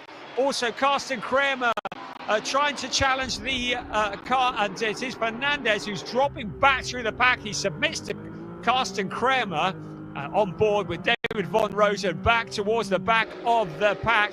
The rest of the cars filing through, picking up a bit of dirt, but at the end of lap 1, it's going to be a lead for Evgeny Leonov. Second will be Philip Wills. Third, Angelo Fontana. He had plans on the top step of the podium. He's got 28 minutes to do something about that. So across the line we come. It is Leonov from Wills, Fontana, Carsten Kramer, Andre Fernandez dropping back. Jan-Jaap van Roon in 6th ahead of David Harrison, Lee Mole, Tobias Vasquez Garcia, Patrick Cunha in 10th place. So maybe it wasn't him who was having those issues on the formation lap. So he looks solid there. In 11th place, David von Rosen and Kasper Hockeboom. Those are your 1, 2, 3 in the GT4s as well. Ajith Kumar up into 13th place ahead of Michael McInerney, Ernst Inderbitzen, and then Paolo Macedo ahead of Marco van der Poel and Alexander Dobic, rounding out the top 18. So the cars filing on through, but Evgeny Leonov doing a sterling job from what was effectively third place on the grid, although it was 5th that he qualified to take the lead of the race. Andre Fernandez looking a little bit vulnerable to Javier Ripoll Jr. in that car that they've replaced the broken one with after the earlier race today. So will be the 30 minutes plus 1 lap, of which we have had 3 minutes already. And that is all that remains of the season for Porsche Sprint Challenge Southern Europe. And we're looking to go out in style. Evgeny Leonov looking to bracket the season with wins. He won the season opener in Portimão. He would love to win the season closer here in Barcelona. So Javier Ripoll Jr. now challenging Andre Fernandez. Fernandez not looking as quick as we've come to see him during the earlier races. Carsten Kramer up ahead of him, breaking clear. Fernandez starting to look a little bit vulnerable. Javier Ripoll Jr. out of 14 and out along the pit straight. Is he going to make a challenge? And we've lost Lennart Heemstra, who has returned to the pit. So another driver that we have lost now, challenging in towards turn 1. Fernandez hasn't covered off at the moment. That is 5th place. Jan-Jaap van Roon in there, and Javier Ripoll Jr. not showing up on my timing screen. So I'm wondering if Javier Ripoll has a problem with his transponder. But the number 91 car that is directly behind Andre Fernandez is on the same lap and is in 6th place. And in fact, Jan-Jaap van Roon is in 7th. Now let's make that a 5th place for Javier Ripoll Jr. So he sails past Andre Fernandez. Fernandez, though, just taking it nice and calm on the corner, able to sail back again. So the 5th place cars are, well, first it was Fernandez, then it was Ripoll Jr., now it's Fernandez again. So Ripoll Jr. having to do it all again. In the meanwhile, Jan-Jaap van Roon just behind them, ready to pounce if he gets the chance. But the graphic on your screen does not show Javier Ripoll Jr., who is challenging once again for that 5th place. Is he going to make it stick this time? Can he get it slowed down around turn 10? No, he can't. Andre Fernandez coming back at him, but this time he has the inside line. He's going to give the 917 car a bit of a squeeze, and that then opens the door for Jan-Jaap van Roon to come through as well. So Fernandez relegated another couple of positions now into the clutches of David Harrison in the FAC Autotech car. Javier Ripoll Jr. in car 91. He's not showing up on any timing screens, so I'm expecting that his transponder has gone kaput in the car that he's running. That is not the same car that he started with today. Out along the pit straight in towards turn 1. Fernandez now looking under pressure from David Harrison. In the background is Tobias Vasquez Garcia. And then there's Lee Mole there as well.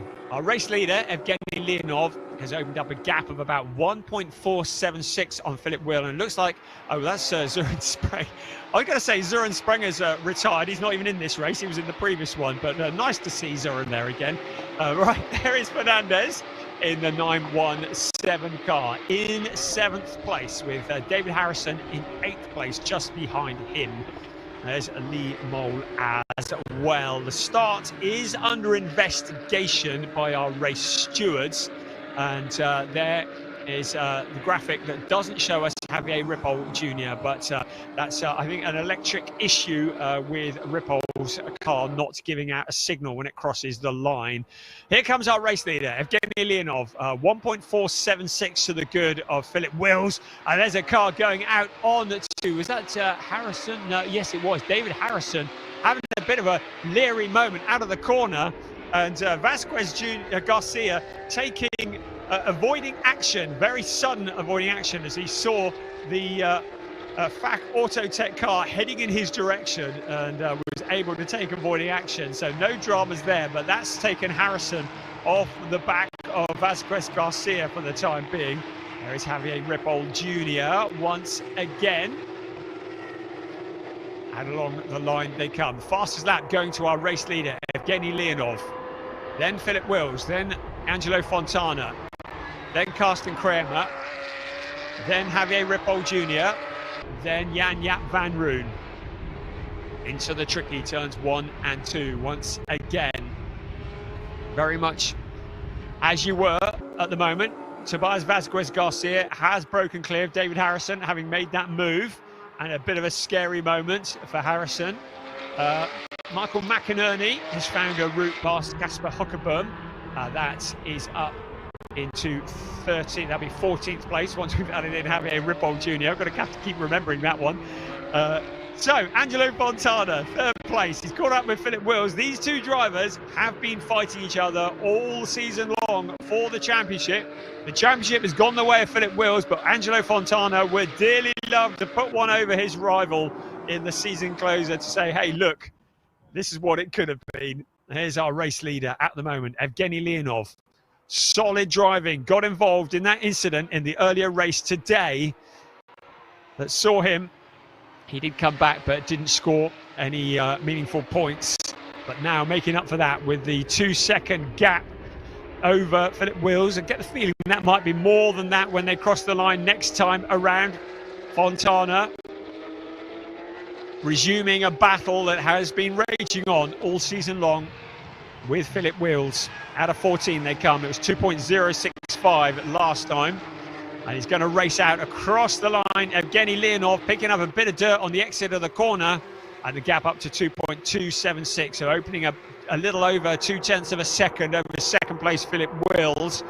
Angelo Fontana breathing down his neck. That is the fight for second place. They're fighting just for the silverware. Points are not an issue here for the top of the championship. Carsten Kramer in 11th place. It is Patrick Kunhar. to remind you, we're missing Javier Ripoll Jr. from the graphic. So everyone behind him, knock them down a position if you want to know where they're at. Right, along the pit straight. That's what it looks like at night time. This is Alexander Dobic coming back. He made great progress in the last race from the pit lane. He's up into 18th place, having found a route past Paolo Macedo, relegating him down to 19th. As Ernst Inderbitzen in the number 9 car, he's in 16th place. So David Von Rosen in 12th place. His main GT4 rival well ahead of him. The car behind him is Ajith Kumar. Kumar is in the GT3 car. He's in the GT4 car. So in theory, Kumar should be able to dispatch him without too much effort. Philip Wills having to put up a lot of effort to defend from Angelo Fontana. Fastest man on the track, still Evgeny Leonov. Still Philip Wills in that second place. David Von Rosen with Ajith Kumar in the unfamiliar silver car after that double rollover last time out at Valencia. Kumar in a different car this time. Now has a little look to the inside of David Von Rosen. Doesn't do anything into turn 10. Round towards turn 11 and 12 they come. And then into turns 13 and 14. And Ajith Kumar will be very keen to get a good exit out of turn 14. And hopefully the car in front will punch a hole in the air and will give Ajith Kumar an aerodynamic advantage as he picks up a slipstream from the green and white machine in front, potentially to make a challenge. We're on board with David Von Rosen. There is Ajith Kumar, who would be directly behind him. Are we going to see him challenging? Heading into turn 1, he has a little look to the inside, but not really close enough to do anything about it at the moment. Behind him, Michael McInerney, too far back to get involved in this battle, so Ajith can just take his time, finding a route past David Von Rosen. Doesn't need to do anything too dramatic at the moment. And not looking vulnerable. Someone who is looking vulnerable, Carsten Kramer, because Javier Ripoll Jr. has closed up to the 4th place car. 5th place, Javier Ripoll Jr. well clear of Jan-Jaap van Roon in 6th place. So Javier Ripoll Jr. able to look to the left, look to the right, not be in a position to lose a place to the car behind. Just taking a nice tight line around the corner. Carsten Kramer has got the 4th place under control at the moment, but for how long? Javier Ripoll Jr. starting to look a little bit impatient. Heading out around turn 14 and onto the pit straight once again. Will Javier Ripoll Jr. make a challenge as they head into turn 1? We're about to find out. Picking up a slipstream out along the pits. He's in the draft, he ducks out of it a little, has a look, but is he close enough to challenge into turn 1? Looks to be a little bit too far back from there. So Kramer still in control. 17 minutes and 10 seconds remaining of this race, plus the obligatory 1 lap on board with Carsten Kramer once again. In 4th place, Angelo Fontana. A fair way up the road from him, about 3.9 seconds clear of him up the road. Fontana still very much glued to the back of the 2nd place Philip Wills. Javier Ripoll Jr. able to take a much tighter line around the corner. Sees the gap on the inside, slots the car in. They go wheel to wheel briefly. A little correction from Carsten Kramer, but Javier Ripoll Jr. now up into 4th place. Kramer doesn't look to have the traction or the grip to respond. Javier Ripoll Jr. able to break clear fairly quickly. And Kramer down into the 5th place. So the fighting further back. Andre Fernandez in 7th place. Got to remember, Tobias Vasquez Garcia has a little look to the inside in the gold and black machine. Fernandez, another who looks to maybe have run out of grip a little bit as the temperature's cooling, but he's coming back. He's got a bit of traction on the inside there, hasn't he? He has been given a warning about track limits, though. So Andre Fernandez, with a warning from our race stewards, has been told he must respect the track limits. Jan-Jaap van Roon in 6th place. Fernandez in 7th.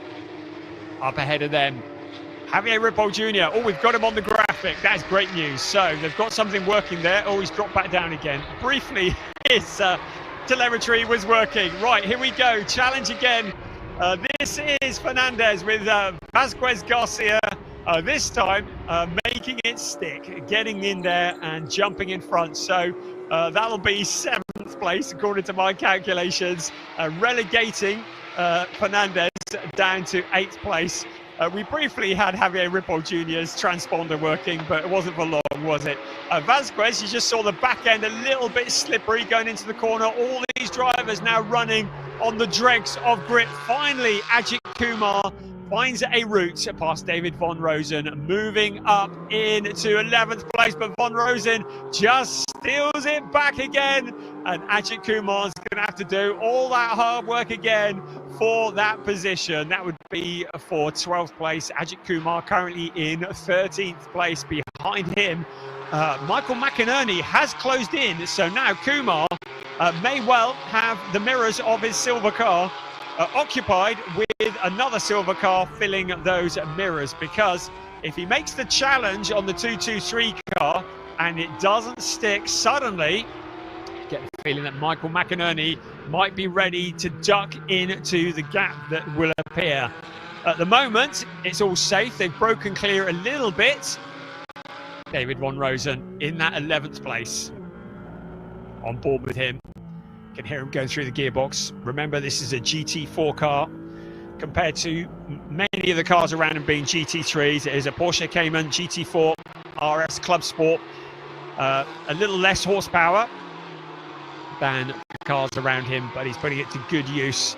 Patrick Cunha, the leader in the GT4 race, up in 12th place, just ahead of him. Around turns 1 and 2 once again.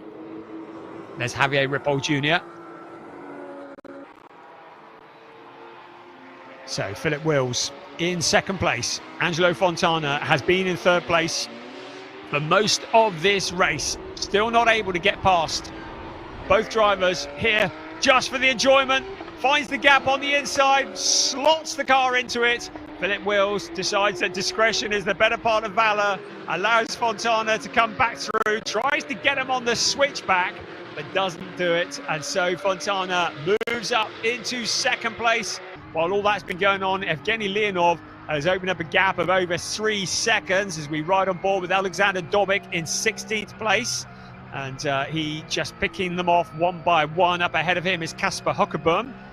Again, it's a GT4 car, so he should be able to dispatch him without too much trauma. And then it'll be Michael McInerney next up the road after that. That's the view from the outside. The Hadeka car that didn't take part in quali this morning, therefore relegating him to a pit lane start. He sees the gap. Hockebom not really putting up too much of a fighter, but that's not what's happening up in front. We can see that Michael McInerney and David Von Rosen are fighting for position, because Ajith Kumar has now got past the 223 car and has broken clear. So now it is David Von Rosen who is being challenged by another silver car. You can see how quickly Ajith Kumar has left David Von Rosen behind. But Alexander Dobik fancies getting involved in this fight, flashing the lights. Michael McInerney is the first to feel the wrath of Alexander Dobik. Going deep, David Von Rosen leaves a big gap on the inside, but he has the momentum around the corner. Michael McInerney now closed the back end, but Alexander Dobik looking the quicker of the 3 cars. So Alexander Dobik in 16th place, challenging the silver car in front of Michael McInerney.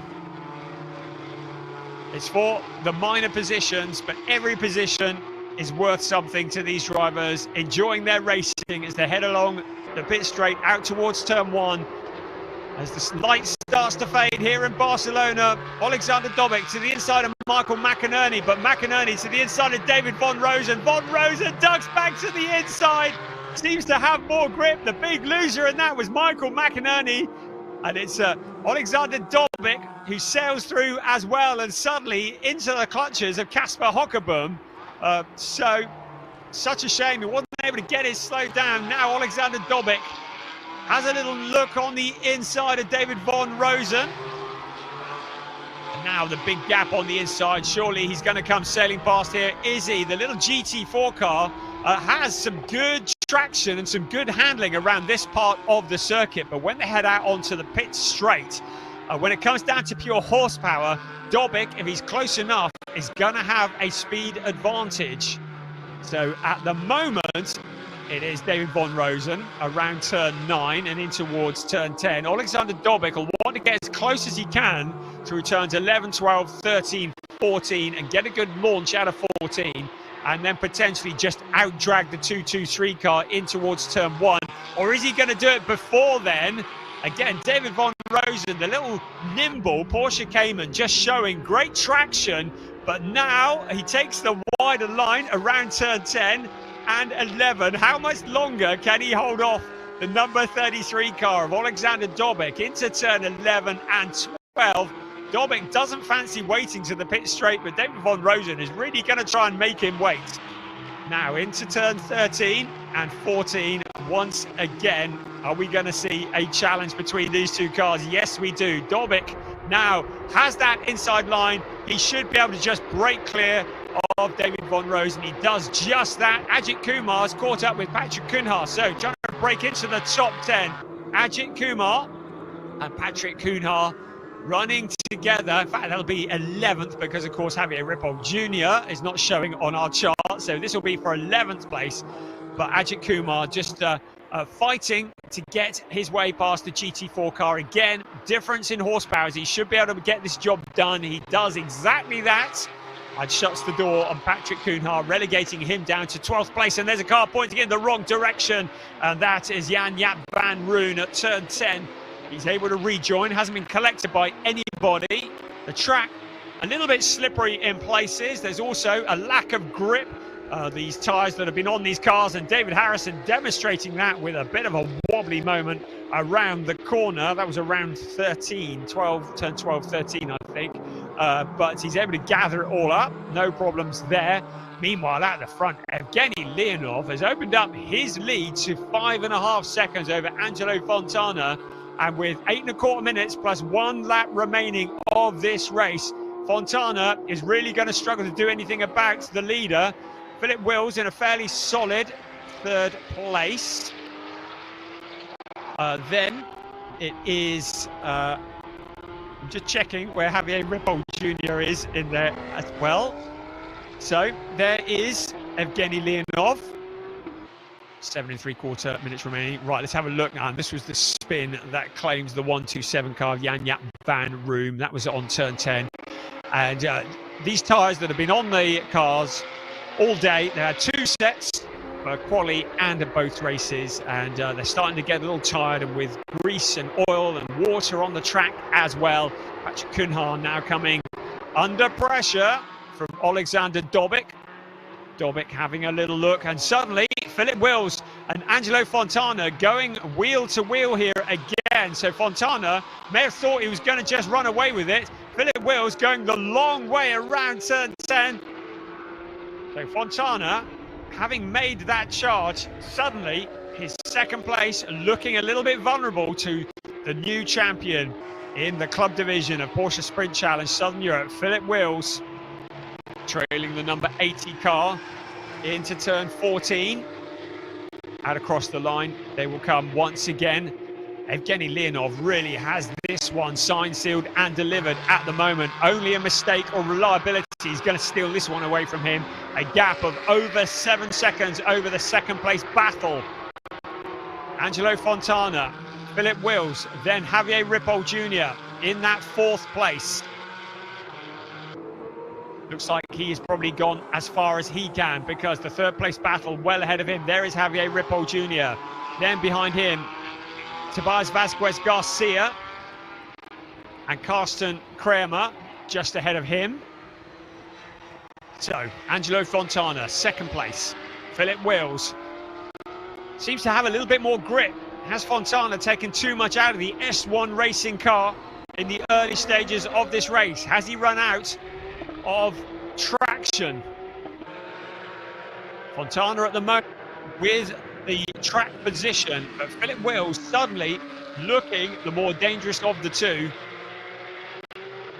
Leonov well clear of this battle at the front. Javier Ripoll Jr. well clear of this battle behind. Behind them, Carsten Kramer, Tobias Vasquez Garcia, the two teammates. So, second place is what we're watching at the moment. Turn 10, taken in second gear at around 80, 85 kilometers an hour. But the driver's having to dig deep to keep the cars stuck to the track. The slick rubber running thin, no treaded tyres unless it's raining. They all run on slick tyres. The surface of the tyre getting hot and sticking to the surface of the track. But the tyres have a very limited life. Here comes our race leader, 7.5 seconds clear of Angelo Fontana. Doesn't need to push it, doesn't need to put a strain on things, but also important to keep the concentration up. Sometimes when you're running on your own at the front and you back out of it, you can lose concentration and make a mistake. A warning flag for driving standards has been shown to Ajith Kumar, and he has been passed by Alexander Dobic. So Dobic continuing his march forwards. Kumar relegated down into 12th place. And the steward's just giving him a warning about driving standards, keeping it on the track, making sure that he's leaving enough space for the cars around him that he's racing. On board with Alexander Dobic. We've seen him coming through the pack in the number 33 car, and there's Kumar having a wild moment out of the corner, picking up the dirt. That was out of 13 and into 14. He's able to gather it up, but that would have given him a little bit of a jump inside the car, and it will take him a few moments to get the gravel off the rubber, and that's allowed Dobic to now clear in 11th place. Fontana have now broken clear of Philip Wills. So Wills looked to be challenging for that second place for a while, but now has fallen back a little. Maybe getting past the back marker car has just thrown them slightly. The GT4 car very kindly getting out of the way, but has meant that the two cars have separated a little bit. We're into the last 3.5 minutes plus one lap of this race. Can Philip Wills do anything about that second place that Angelo Fontana has? It looks like nobody has got anything but Evgeny Leonov. Only a mistake or a mechanical problem now can rob him of a win, because he's nearly 8.5 seconds clear of the second place. Third, Angelo Fontana. Fourth, Philip Wills. Fifth, Javier Ripoll Jr. Fourth, Javier Ripoll Jr. Fifth, Carsten Kramer. Sixth, Tobias Vasquez Garcia. Seventh, Andre Fernandez. So looking towards turn 1 and up the pit straight once again.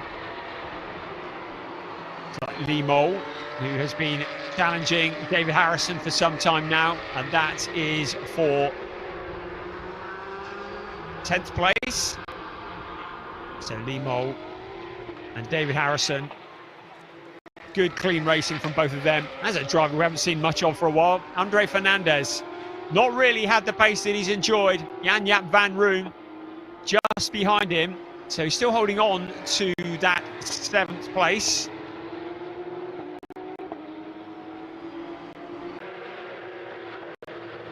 So there's Andre Fernandez. 2 minutes of this race remaining, plus one lap. Evgeny Leonov leading the way. Angelo Fontana and Philip Wills. That's your 1, 2, 3.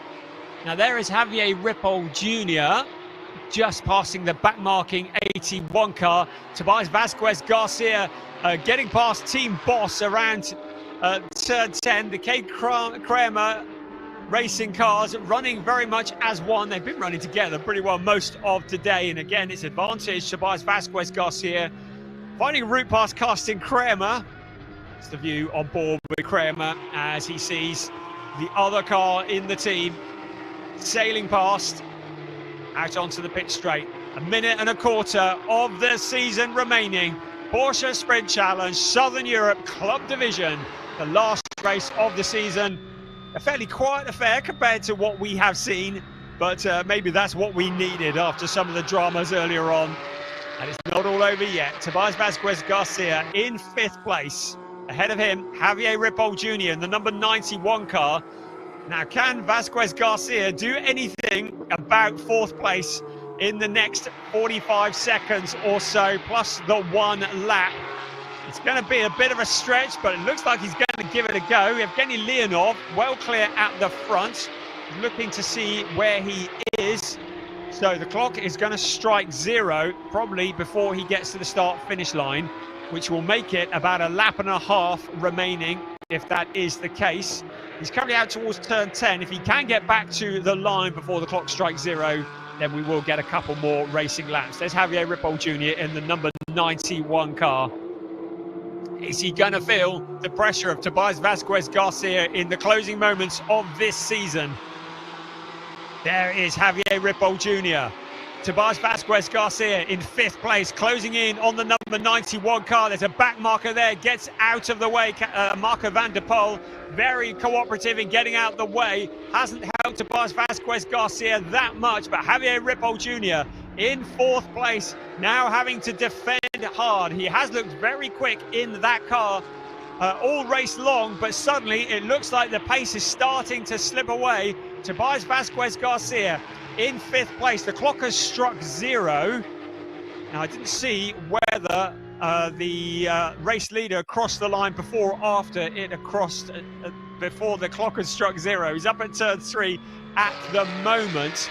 We've had another warning for track limits for Andre Fernandez, but Javier Ripoll Jr. with Tobias Vasquez Garcia putting the pressure on. I think we might be into the last lap of the race. I could do with some confirmation on that, but at the moment, I think the clock may have struck 0 before Evgeny Leonov crossed the line, but I've got no indication that it is the last lap. But there is Javier Ripoll Jr. Whether it's the last lap or the penultimate lap remains to be seen, but he has got a lot of pressure from the 1-2-1 car. This is for 4th place. Javier Ripoll Jr. in that 4th place. Tobias Vasquez Garcia in 5th place, and he's found a route past his teammate Carsten Kramer. Right, here's Evgeny Leonov once again in the number 16 car. He's up at turn 12 and around to turn 13 at the moment, and then it'll be around to turn 14 and he'll head out onto the pit straight towards the start finish line. The driver at the lead of this race. Into turn 14 he comes now, and then out onto the pit straight he comes. Somebody's had a bit of a moment in front. There's a lot of dust in the air, and it's the checkered flag that does come out. It's a win for Evgeny Leonov, the last race of the season. Somebody's had a moment there, pulled off to the side. 2nd place is going to go to Angelo Fontana ahead of Philip Wills. Now, will it be Javier Ripoll Jr.? Yes, it will. All that hard work, and it's a 4th place for Javier Ripoll Jr. ahead of Tobias Vasquez Garcia, then Carsten Kramer next ahead of Andre Fernandez. But we've got, looks like a GT4 car that is parked up at the side of the track. 223 car of David Von Rosen, the car we've been running with for much of the race, and it looked like the car has cried enough on the pit straight in the closing stages of the race. The GT4 race still ongoing. It's Patrick Cunha who's leading the way in 14th place, 13th place at the moment. Casper Huckerboom, we're waiting for him to come out and cross the line. But we've got that car there on the pit straight. It's out of harm's way at the moment, so we'll just wait for the remaining cars to come round. I can see that Ajith Kumar's in 13 at the moment, so we'll wait for him to cross the line as well. The rest of the cars coming through. So Javier Ripoll Jr. in that 4th place ahead of Tobias Vasquez Garcia, Carsten Kramer, Andre Fernandez, Jan van Room, David Harrison in a 9th place ahead of Lee Mole. That's a good solid drive there. Then Alexander Dobik and a 12th place for Ajith Kumar. It is Patrick Cunha who wins in the GT4 race once again ahead of Casper Huckerboom in car number 8. Michael McInerney will be next across the line in just a few moments. We're just waiting for him. Right, Michael McInerney, try saying that after a drink, in 15th place. Ernst Ingebrigtsen in 16th place crosses the line. Then it's going to be Marco van der Poel who will cross the line next. But Evgeny Leonov with a 9.9 second gap at the end of that race. A truly dominant finish to the race for him. and certainly bracketing the season with a win at the beginning and a win at the end. You can see David von Rosen didn't make it to the end. In fact, Marco van der Poel a lap down, also Paulo Macedo as well. So Urs Inderbitzen, the last driver on the same lap. It brings to an end what has been a sensational season of Porsche Sprint Challenge Southern Europe 2025. We're going to have a little look, see what happened to David von Rosen, I think, on board. Let's have a listen. Don't know whether... Oh! Got out onto the gravel. Oh, and he made contact with the wall, so it wasn't mechanical. Out onto the gravel at turn 14 and rearranged the camera as well. Pleased to say that he's all okay, but that would have been a scary moment for him as we look. Oh, they've got the board up already. There we go. But solid job from Evgeny Leonov. It has brought to an end what has been a sensational third season of Porsche Sprint Challenge Southern Europe. A season, a championship that has gone from strength to strength. And we started 3 years ago, then last year, and then this year, and hopefully this is going to be an ongoing championship as Philip Wills gets absolutely covered in the champagne from his team. The celebrations, everybody was a bit nervous to celebrate too early on, but Philip Wills, the champion in the club division, climbs aboard his car to receive the applause and the champagne, and now he can come down and I should think he'll be buzzing. And there is Christoph Huber once again giving him a big hug, and the rest of the Proton Huber team congratulating him.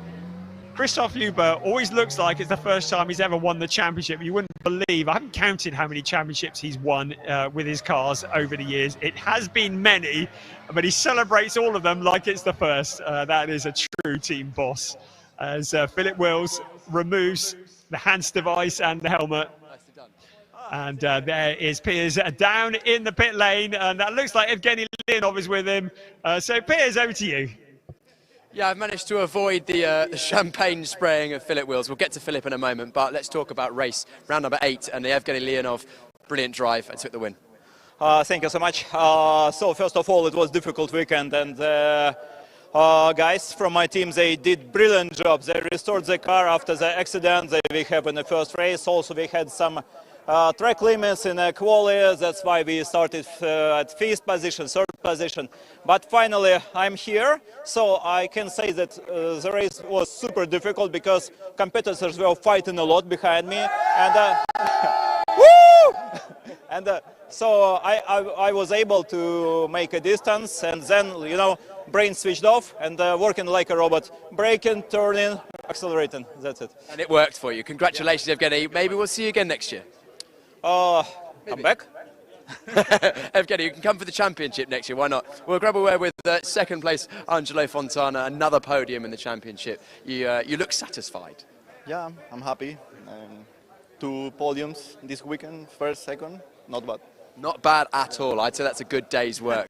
Just remind everyone what you're going to be racing this season, so where they can see you. Well, I'm doing some long endurance races, 6 hours here in Barcelona, maybe 12 hours in Spa. See what happens. Angelo, you've been a great addition to the championship this season. Hopefully we'll see you back next year. Sure. I hope to be back. Angelo, 2nd place and 3rd place in what was round A, and our champion in the club division. You saw the celebrations just a moment ago. Here is our champion, Philip Wills, the car covered in champagne. Brilliant driving from him all season. Consistency has been the reason why he's been champion this season. The number 912, he's had 2nd, 1st, 4th, 2nd, 1st, of course, this morning, and then another podium. Philip, we danced around the subject of the championship after race 7. Yes. You've done the celebration, you're covered in champagne, you absolutely stink of alcohol, but that's good, it's good. Yeah, it's great. I'm so happy that we made this. It was the goal that we tried to win this championship. So we worked hard for it. We had a very good team, a very good coach, Clem van Parijs, very good coach. Good team works, and I did for sure everything what I had in me to win. So, and team also needs the good energy, full energy to win, and everybody wants to win. So that's why we are where we are. It's amazing to see. It's also great to see your little accomplice on the podium earlier on. Is that your relative? That's my grandson. My grandson, he's there. There he is. What's his name? My daughter. He's 7. Hey, Jeroen, you are coming with me to the podium. Are you proud of Grandad? Trots op Bompa. Yeah. Exactly right. We'll let you celebrate with the team. Celebrate now and enjoy it. So it was a great championship. So. Absolutely. And hopefully we'll see you back again next year. And we'll grab a quick word with Patrick Kuna, but I think Patrick may have already gone to the podium. So, right, let's look back at some of the best parts of the final round in the club division of the Porsche Sprint Challenge Southern Europe 2025. Thank you, Piers, and a good way to finish the season. And under the fading light here in Barcelona, the cars all fanned out along this straight and over the crest of the hill here in the sport division, the final round of the season. And it was a side-by-side battle. Evgeny Leonov, though, getting the job done in the first few corners. Andre Fernandez didn't really have anything that he could fight with today. Philip Wills was there as well, as was Angelo Fontana. But Andre Fernandez getting swallowed up by the pack. And there was Javier Ripoll Jr., also Carsten Kramer getting past, and then Javier Ripoll making it stick, and Fernandez getting relegated further down the pack. He put up quite a fight, but you get the feeling that maybe he didn't quite have the grip that he'd enjoyed earlier on. Some wild moments there, some avoiding action by Tobias Vasquez Garcia, as David Harrison had a wild and leery moment. The lead looked to be never in doubt, Evgeny Leonov, but the fight for second was going on for a long time. Ajith Kumar enjoying his first full season here in Porsche Sprint Challenge Southern Europe and getting quicker and quicker, working his way through the traffic. Carsten Kramer had Javier Ripoll Jr., the man who was on a charge throughout that race for company, and Javier Ripoll Jr. putting the pressure on, finally finding that gap on the inside and squeezing the 91 cars through. Andre Fernandez continued his journey the wrong way through the pack, with Tobias Vasquez Garcia looking very quick. It was an interesting drag race into turn 1, and under-braking Vasquez Garcia just muscling his way in front. Ajith Kumar found a route past David Von Rosen. Von Rosen, who was going to have a lively end to the race, but was fighting back hard here on Ajith Kumar. He really made the Indian driver work hard for it. And Angelo Fontana worked hard to find his route past Philip Wills. Wills defended as hard as he dared, but Angelo Fontana eventually getting through. Alexander Dobic, who started from the pit lane, was working his way through the pack, and he soon caught this battle, relegating Michael McInerney at the same time. Angelo Fontana wasn't going to leave Philip Wills in his wake, though. So Wills was coming back and putting the pressure on all the way. It was a lively moment for Ajith Kumar. He had flashbacks from the last round after that, I should think, but he gathered it all up and made it out onto the pit straight with no harm done. The 2K Kramer racing cars running together with Tobias Vasquez Garcia, clearly the quicker of the two, and it was his turn to mount the challenge on Javier Ripoll Jr. Javier perhaps having used up a lot of tyres early on in the race, but he was able to hold on to that position. The smoke and the dust was rising through the air because David Von Rosen had found the wall on the inside of the pit straight on the exit of that corner, and his race had come to an end. It was a truly dominant performance from Evgeny Leonov. It was a championship for Philip Wills as he jumped on the bonnet of the car. It has been the conclusion of a fantastic season for Porsche Sprint Challenge Southern Europe as the champagne is sprayed. It has been my absolute privilege to bring you the commentary for the second year in Porsche Sprint Challenge Southern Europe, albeit from a distance. I do hope that you have very much enjoyed all that you have seen this year. The champions have all been crowned. The partying is about to start. For the very last time, we're going to hand down to Piers Pryor, who's on the podium. Thank you very much, Brian. Thank you so much for taking us through all of the racing action this season. It's been amazing, both in the sport and club division. And all that's left to do is the club division podium. And we're going to start with the AM classification. And in third place, it is our champion, the number 912 from Belgium, Philip Wills.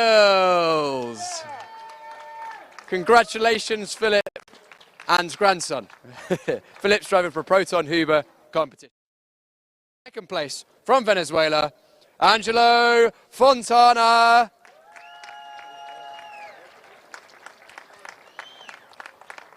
And our eventual winner, the number 16, Evgeny Leonov. Evgeny driving for Volcano Motorsport. The trophies are handed out by Michael Dragon, Director of Sales at Porsche Motorsport, and Jose Luis Santamaria, the Managing Director of Circuit Barcelona, Catalunya. Congratulations to all three drivers. Trophies being handed out now. Third place, Philip Wills, our champion in 2025. Second place, Angelo Fontana, driving for Est1 Racing. And our eventual winner, Evgeny Leonov. Congratulations, all three, raising the trophies aloft. If you could come together on the top step of the podium.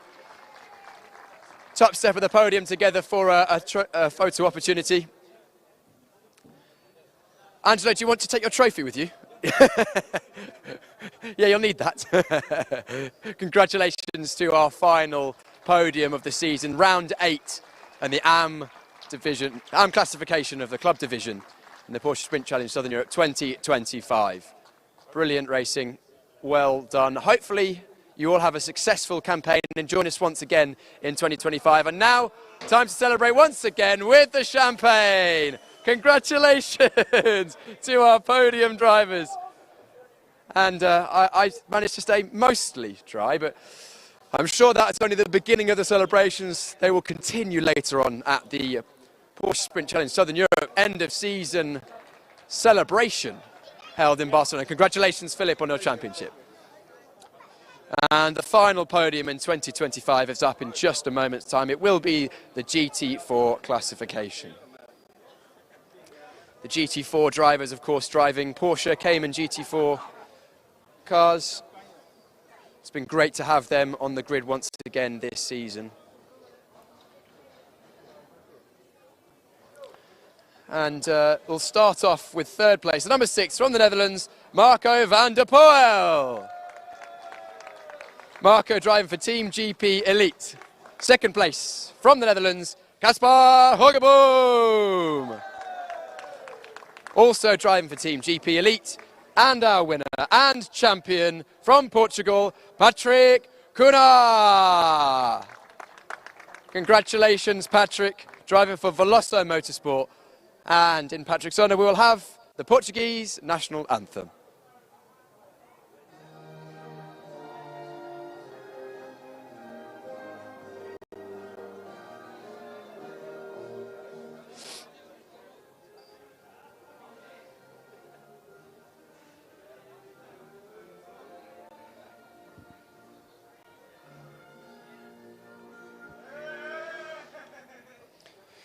Congratulations to our top 3 drivers, Marco, Casper and Patrick. Trophies will once again be handed out by Michael Dreisen, Director of Sales at Porsche Motorsport, and Jose Luis Santamaria, the Managing Director of Circuit Barcelona, Catalunya. Great to have all of you on the grid. And thank you to our trophy presenters, of course, representatives of Porsche and the circuit. Wonderful. We'll get all 3 of you on the top step of a podium for a photo. Casper, your trophy. Don't forget your trophy. Photos, of course, important to preserve the memory of these wonderful races and the success of these drivers. That is the final podium of 2025, and now the GT4 drivers will have their champagne celebrations, and I'm just going to head out of the way ever so slightly so I can avoid getting absolutely soaked in champagne. Great job, team. Great to see the camaraderie between our GT4 drivers. Congratulations to Patrick, our champion, and all of the other drivers. What a wonderful season it has been. Thank you so much to Brian Oliver for taking us through all of the racing. A wonderful commentator and great to call the shots. We've also had an amazing crop of drivers and teams this season, so thank you to everyone who's taken part and provided the entertainment on circuit. We've also got the organisation team from Pro Speed. They've managed to put together a wonderful championship once again. Also, let's not forget the marshals, stewards and race directing teams, everyone who works behind the scenes to make sure the racing runs flawlessly, and also the Alpha Live team who have put together the broadcast you're watching right now. And if you are watching on YouTube, drop us a like. You know, if you've enjoyed the racing, it's been pretty full on today, so I'm hoping you've enjoyed that. And also finally, thank you to everyone who's watched at any point throughout the 8 rounds of both the sport and club division. We've enjoyed every moment. We hope you have too, and we'll see you again next year.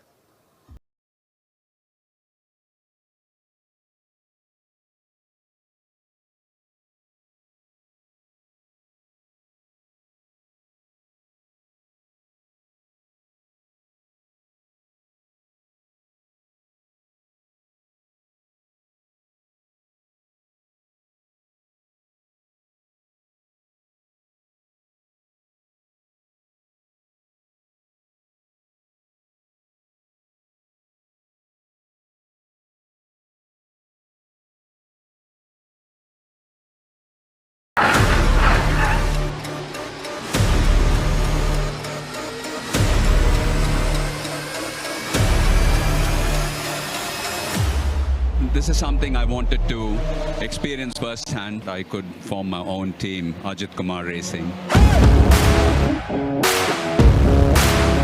Number 901 car, every single time it passes the pits. This is the Ajith Kumar racing car. You see these guys?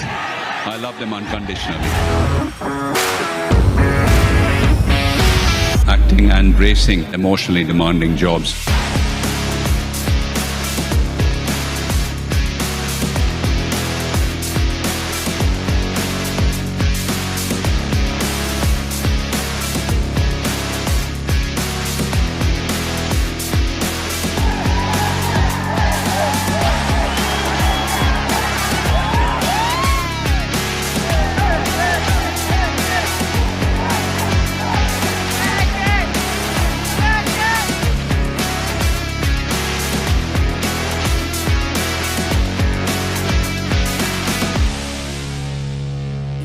Period என்னதான் பண்றது? உங்க பிரச்சனைகளை கட்டுப்படுத்த lion date syrup தினமும் 2 spoon. Summer holidays வந்தாச்சு, நம்ம GT ஹாலிடேஸும் வந்தாச்சு. GT Holidays, South India's #1 travel brand. Unlock your child's potential at SV High School, where learning meets excellence. Enroll now.